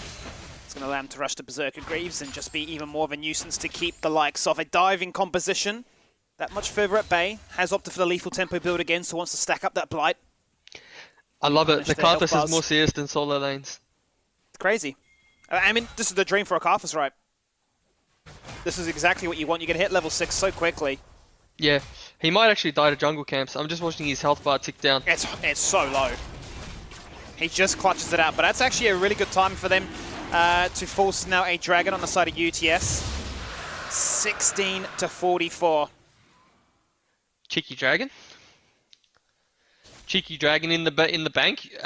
You know, I'd love to see a stat. We don't have the stat. I could go through all the VODs, but I think nearly every team that got first dragon has won today. I feel like that has been the case, right? I mean, I'd like to actually sit down and crunch the numbers of how this weekend has panned out, but it definitely feels like if you're the ones commanding those jungle camps, those major objectives, 9 times out of 10 you're just closing the game out as a result. Yeah. Jax has picked up his second scuttle crab too, by the way, if you don't mind. He's really helping out Kane to make sure that the Karthus can't get too hyper-accelerated here. Oh, nice flash. Yeah, out with the big tuna kahuna. The tuna kahuna. Yeah, mate. What's that? The big fish from down under. Who's that? I don't know, mate. I've heard it in another video game, so I thought it fit the moment. No, I definitely liked it. Like, it was a good call. I just wanted to know the origin behind it. I don't know. It's in one of the games I played in a past life, maybe as a young man. Right now, the reference eludes me, but obviously the moment was there and done. Really nice invade from UWA here. Karthus ticking level 6. I'm pretty sure Trundle's just hit 5, so the Karthus is a full level ahead. Karthus will be able to go down through all of his bot side as well. I was going to say, the Requiem is available, so, I mean, we're looking at a situation where we might have these teams just look to hard force fights and say, I'm there, I'm ready. And as you say that... Yeah, that's the Alistair, jumps in the flash pole. That's going to force out a teleport responsive from UTS. The same could be said, however, for UWA, but Jax gets there first. Counter-Strike secures the kill. They are gone. All ult finds Valley onto 2 members getting knocked up. Last breath. It's not there because Yasuo is not 6 just yet, but they will find some love. Not before Varus, however, does get a kill on towards the Yasuo. And Leona is living for such a long time. Out comes the sunlight, but he's only going to see darkness. He's dead. Ornn gets a kill. Both solo laners rewarded for their teleport plays. Yeah, the hesitation on the Ornn there, I think, not killed his team. Killed his team isn't the right word, but really lost that play there because the Jax came through straight away and did relevant damage before Ornn even got there, right? I think that's a scenario of the first TP wins, you know what I mean? The Ornn should be willing to sack and leave lane far quicker than the Jax, but the Jax really responded with the teleport, punished the Yasuo Alistar, Alistair then tried to, Yasuo then tried to flash trade kills onto the Leona, but they just got mechanics maxed and lost that skirmish. Sure, the Ornn kill's nice, but it's really looking like doom and gloom in the bot lane. You do not pick Alistair and Yasuo to be behind 30 CS and 2 death and 4 deaths combined. Combined, no, absolutely. I mean, that composition is looking to try and be cheeky in the early stages and then obviously then snowball that ahead. And as you say, 0-4, that threat really starts to ticker off and you start to get a little bit concerned, right, in the later stages of this game. Yes, you've got 3 knockups to play around with to try and make Yasuo that sort of fighting minutes and have some reliability to utilize that. But doesn't have the items, if it doesn't have the critical chance to work with, the guy's only got Merc Dreads, so he's suffering a little bit. Karthus is a big boy, though. He's got the Dark Seal now as well, working towards that Runic Echoes, so he should have it. Definitely gonna be packing a punch. He's probably basing on it now that he's just stolen away blue. Once again, Tommy Summer not able to get those early buffs. Well, it's, you know, 76 CS. If he doesn't have jungle item after 76 CS, then I don't want to play this game anymore. Okay, there we go. He's got it. There it is. He's almost at 10 CS per minute. Always so far ahead, though. Yeah. I get so terrified. I mean, you talked about this, right? When do you start banning this champion away? The Rakan wasn't even banned away, and the guy's just like, I will pick Leona. This bot lane for UTS really impressing me so far. Yeah, I mean, they were told and they were touted as the focal point of the team, as the best players on this team. And you know, so when you get that kind of reputation and when you hear those types of comments, the pressure's on, you have to perform. And every game we've seen them so far, they've been performing very well. As the Ornn Horn comes through, really nice Jax hop away, yeah, okay. Beautiful wall jump as well, as you say, and that's going to keep him in the lead of 20 CS so he doesn't fall behind and doesn't get punished. Nice attempt. I like it there from Love Clara to try and find some love, the fact that she's been so far ahead. Yeah, you have to, like, it's a decent force in that scenario, but Jax still had the flash as the worst case scenario, so even if he's like would hop over the wall, got cancelled, he's still flashing away. Don't think there was really any danger there. I'd like to see that Ornn, you know, try and get some prio in top lane, walk mid, drop the ultimate mid as the Varus ult misses. Leona still goes in though. Yeah, Chain of Corruption tried to land there. That's going to be the invulnerable, I suppose, being popped by Alistair. Now going to go for the WQ combo. Last Breath comes out like an anime boss. They get exploding on, and, well, From the Waters comes out to be the nail in the coffin, the final one at that, as they start dancing around. That's the type of TP that they needed in the last bot skirmish, right? Instant, no hesitation, just comes through first, and he's able to pick up the kill. And more importantly, they pick up the Cloud Soul for Karthus, which is 10% CDR reduction. You know, Ornn, Karthus, Fizz, Yasuo even, gonna benefit greatly from the 10% reduction. Trundle actually snuck the Herald and drops it mid. Yeah, they said basically if you're going to try and make a play on one side of the map, we're going to respond in a similar fashion. Dragon was picked up as a second prize as well, also by the University of Western Australia. But they dropped so many plates. And at an important time too, because still plenty of time before 14-minute comes across and those plates do fall down. That happens. That's just unlucky. You hate to see it because the Karthus really was pretty far ahead. Now, as you see that kill go across to Trundle actually picks up a bounty. So even though he's down 35, he's doing quite fine in this game. He's probably only down like an amplifying tome, Ruby Crystal maybe of gold, if that. And that's really not relevant enough, especially when you're just going to be building tank. Well, they find more as well. Beautiful tricks her away. Jax is having a good time here. Yeah, Jax is, you know, ganking as much as Trundle. And he's acting as a second jungler. Yeah, and he's doing it into an Ornn. Ornn's not known as a champion that you can get this much prio against. Sure, he's sacking a very big minion wave, right? But he's already up, you know, 20 CS, sorry. So it's like 20 CS lead, 19 CS lead with sacking 2 waves.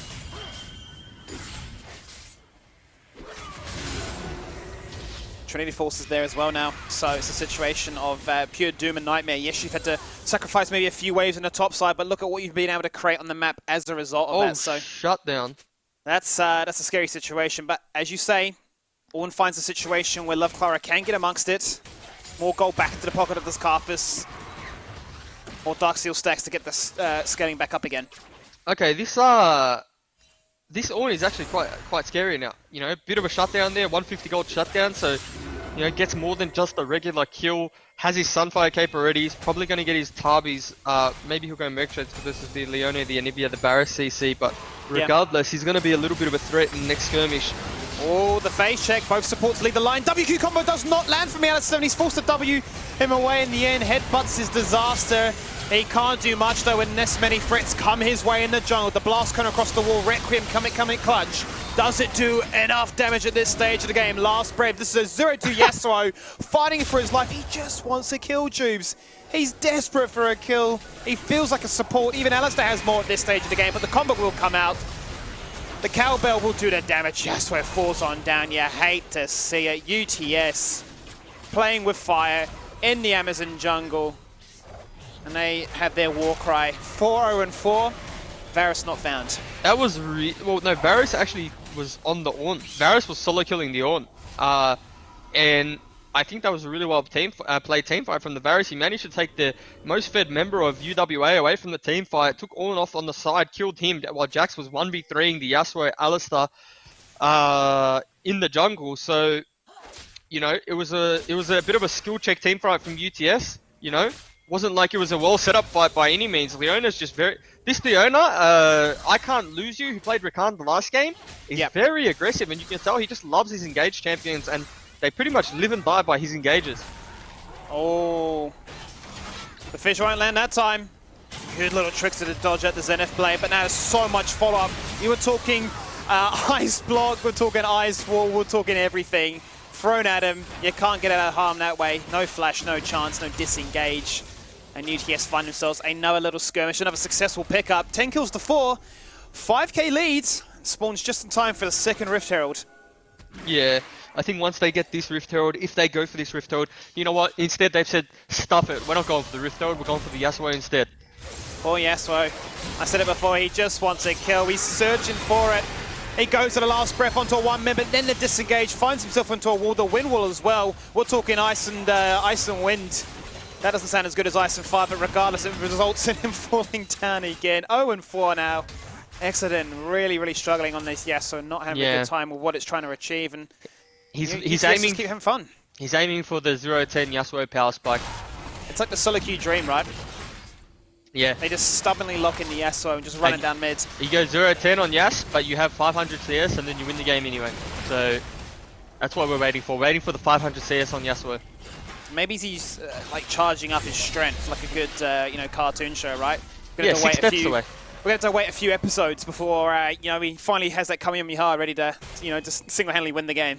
Yeah, he's really, all he's doing is channeling the Spirit Bomb, and Twitch chat needs to give him power for the Spirit Bomb. So if everyone could pass on the energy to Yasuo so he can charge his Spirit Bomb, please. What's the emote? What's the emote that needs to be spammed, you reckon? Oh, I don't know. I'm sure Twitch chat will figure it out. They're the creatives here, not us. They're pretty creative, eh? Yeah. They're sitting back, they're getting to watch the show as it unfolds, right? They're creative people. I'm sure Quarantine does that to you as well when you have all this time on your hands. Regardless, more action takes place. Karthus once again feeding the Wrath, and just Jax. I mean, Trinity Force, what do you do? The answer is nothing. He's forced to disengage away. Requiem comes out, but it may just tickle at this stage. There you see, barely 100 health. Seems to be lost from those members.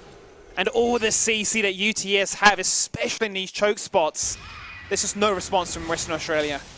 This is a bit of a 1v9 Jax performance, if you do ask, if I do say so myself.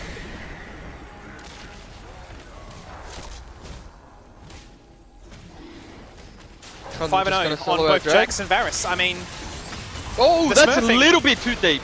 That is literally max distance. Actually catches him as he disengages with the Trickster. Still went for the full combo, and the headbutt finding so much value now. Once again, UTS getting all the value. Ornn getting a 3-man knockup. Will that be enough to turn the tide of this fight? Alistair's the one to pick up the kill.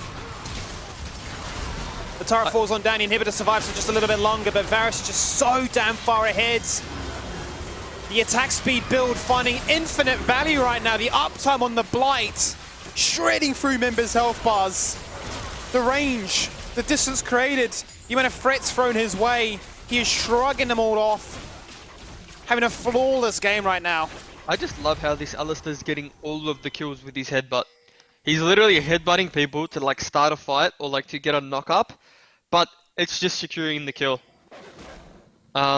You know, that team fight there, a little bit chaotic, a little bit, can we save the inhibitor? Really well played from UTS again. They're very decisive. This Jax is really grouping on plays. So it's not often that you see Jax group win team fights, but if you have prio on waves, shove your waves out, move to the play, and you're there first. Like, you can do anything on any champion, and that's what Jax is doing. He's really just unsettling the Karthus, moving into his jungle, forcing skirmishes where he has access to the backline, and he's starting fights that way, which just makes it really hard to deal with. Trying to find that silver lining in this situation right now as UTS are up by 9,000 gold. The silver lining's the inhibitor, like I said the other game. The fact that you lost an inhibitor this early and you can't lose Baron yet is actually a good thing, in the sense that you can make gold back. So every time, you know, you're getting stomped a little bit too hard, or there's some close games where you just happen to drop an inhib, if it's early enough and if it's not going to be at the, you know, the demise of Baron, if you can stall, you make more money than you lose. You know, so while it's a pressure thing, while you got to catch your waves a little bit deeper, if you manage to just stop the bleeding, you make gold back. Will UTS give them that grace? Will they give them that opportunity? Because you can tell right now, Yasuo is bleeding in terms of his economy. He needs some item completed. The problem is, Yasuo can't clear those supers very well. Fully reliant really on the Karthus for the range damage. He's the big CS king right now. Anti-synergy with the killer and Leona ult. There it was. Doesn't matter anyway, regardless.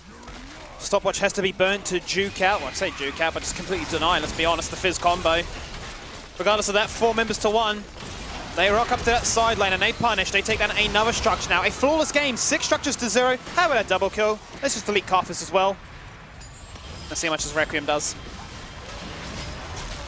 They have no waves. They may have to go to the Nash here. It might be a good Nash timing, Nash window. Ornn's going to TP from bot side. Going to come on straight in with that Ornn. Horn going to find 3 members in a choke spot. Can they follow things up? Last breath. This is going to be the first kill for Yasuo. It's a shutdown onto Varus. That's big. Headbutt combo. There comes out the Yig. Tommy Summer in trouble right now. What kind of protection do they have? What kind of window do they have to try and get back into this one? Trundle flashes across the wall, but it's not before Jax gets a double kill. Jax so damn strong. Make it a triple. The Trinity Force uptime with all the stacks in the world. The walled hobby's looking for the quaddy. Can he get it? I think he can. He may even get the Penta. No, he may just chase for the Penta. He's not going to find it. But look, you know what? At the end of the day, Yasuo got a kill. He's back in the game. Well, again, you have to look at it. You got to look at it objectively, okay? They're really far behind. Yeah. Yasuo has no income. Okay. They managed to trade some kills, not lose any extra towers or inhibitors, whilst burning teleport from Jax. I would say, in the current state of the game, it's not that bad. I'm not saying it's good, because they did get aced, right? But it's not that bad. Yasuo got his PD, and he's about 400 gold off, and IE. Hang on a minute though, dudes, this is no time. We're looking at another fight once again. We're going to follow that teleport straight into the Baron pit. UTS realizing, hang on a minute, maybe there is a bit of a cause for concern because some of those members are getting these items online. 3 items complete on the Varus. Death stands in the Trinity Force on the Jax as well. These 2 members are an absolute terror and they will destroy Barons so damn quickly. 30 seconds on the next Dragon, and that would put UTS on Mountain Soul Point.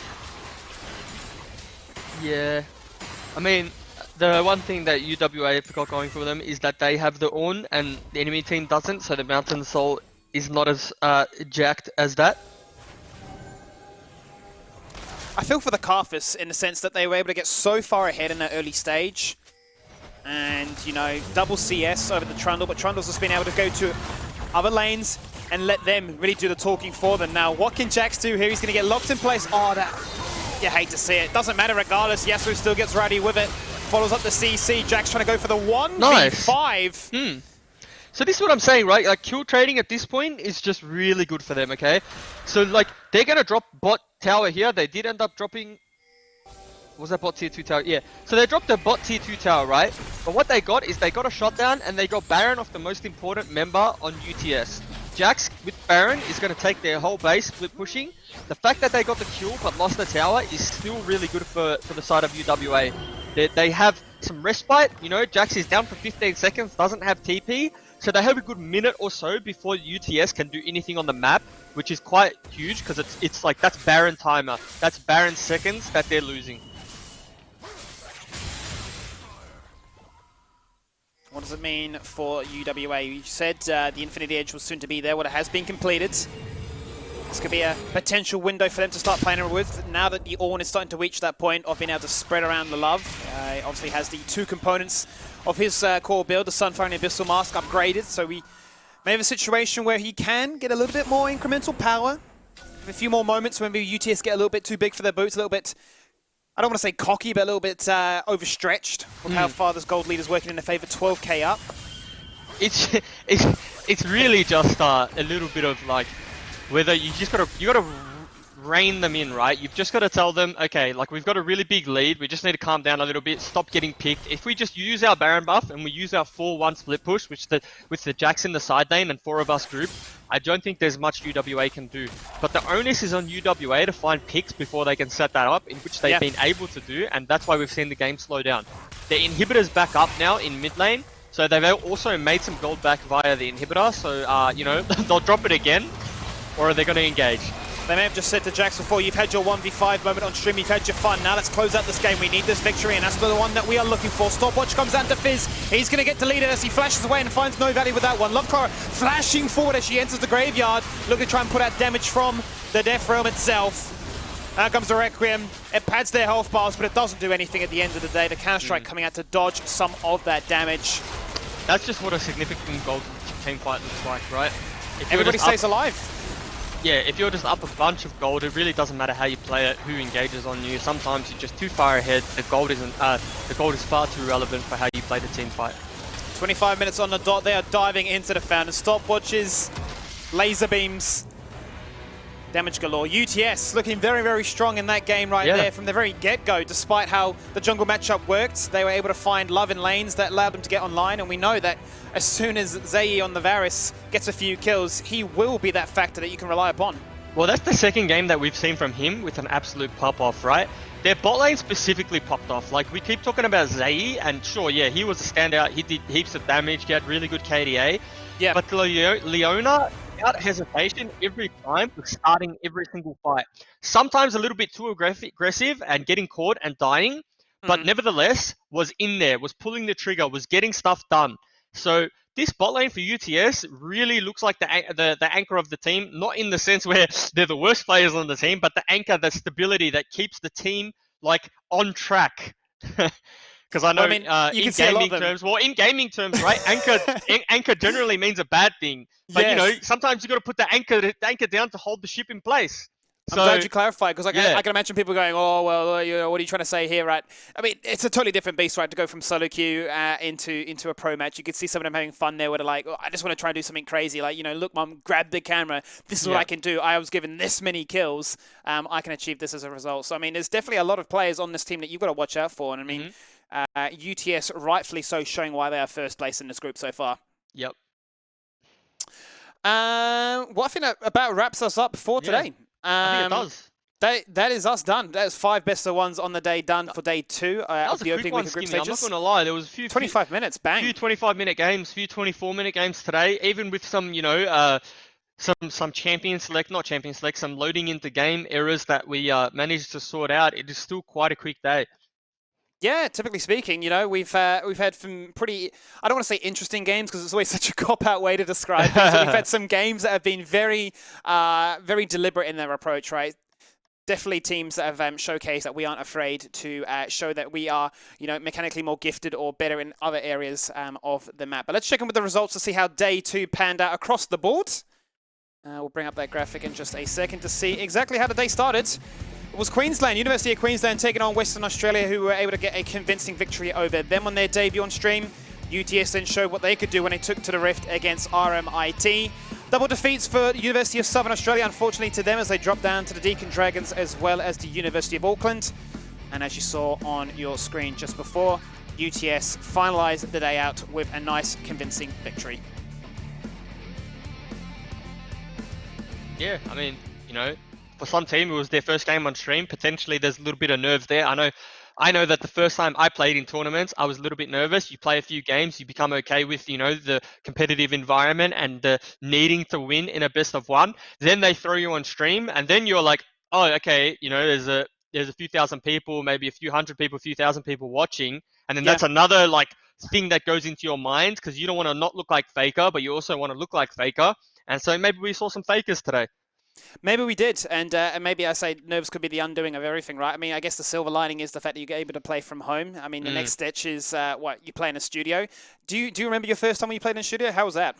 First time in studio was 2016. I played semi-finals against the Chiefs when I was on Sin Gaming. It might have been 2015. No, it was 2015. And yeah, I walked into the studio. Chiefs have done it many times before, right? They were the kingpins in OS.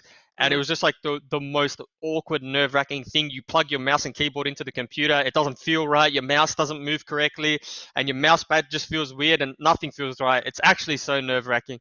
It's the whole thing, right? It's like even the minute details of like, it's not your desk, it's not your height level with the chair, everything. It just feels a little bit out of place when you realize I'm actually in a workplace, right? You know, this is not my home. It's your own peripherals, right? Like the peripherals don't change. You take your mouse pad from home, you take your mouse from home, you use your keyboard, but it just feels different. And then you start looking at Windows settings. You're like, okay, is my DPI correct? Is my Windows setting correct? And it's all correct, but it's just not comfortable. But once you load into game, the first 15 seconds is the most nervous. 15 seconds into the game, you completely forget where you are. You're just like, you become so like ingrained into the game that it's, you're playing from home anyway.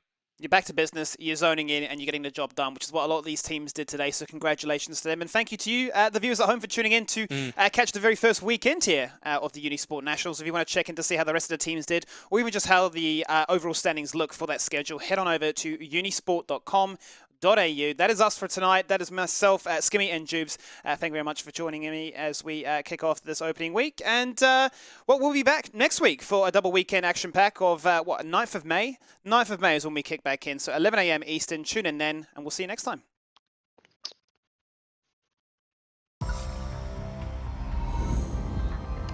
When the difference between winning and losing is measured in milliseconds. Everything counts. The Alienware Legendary Battle Station.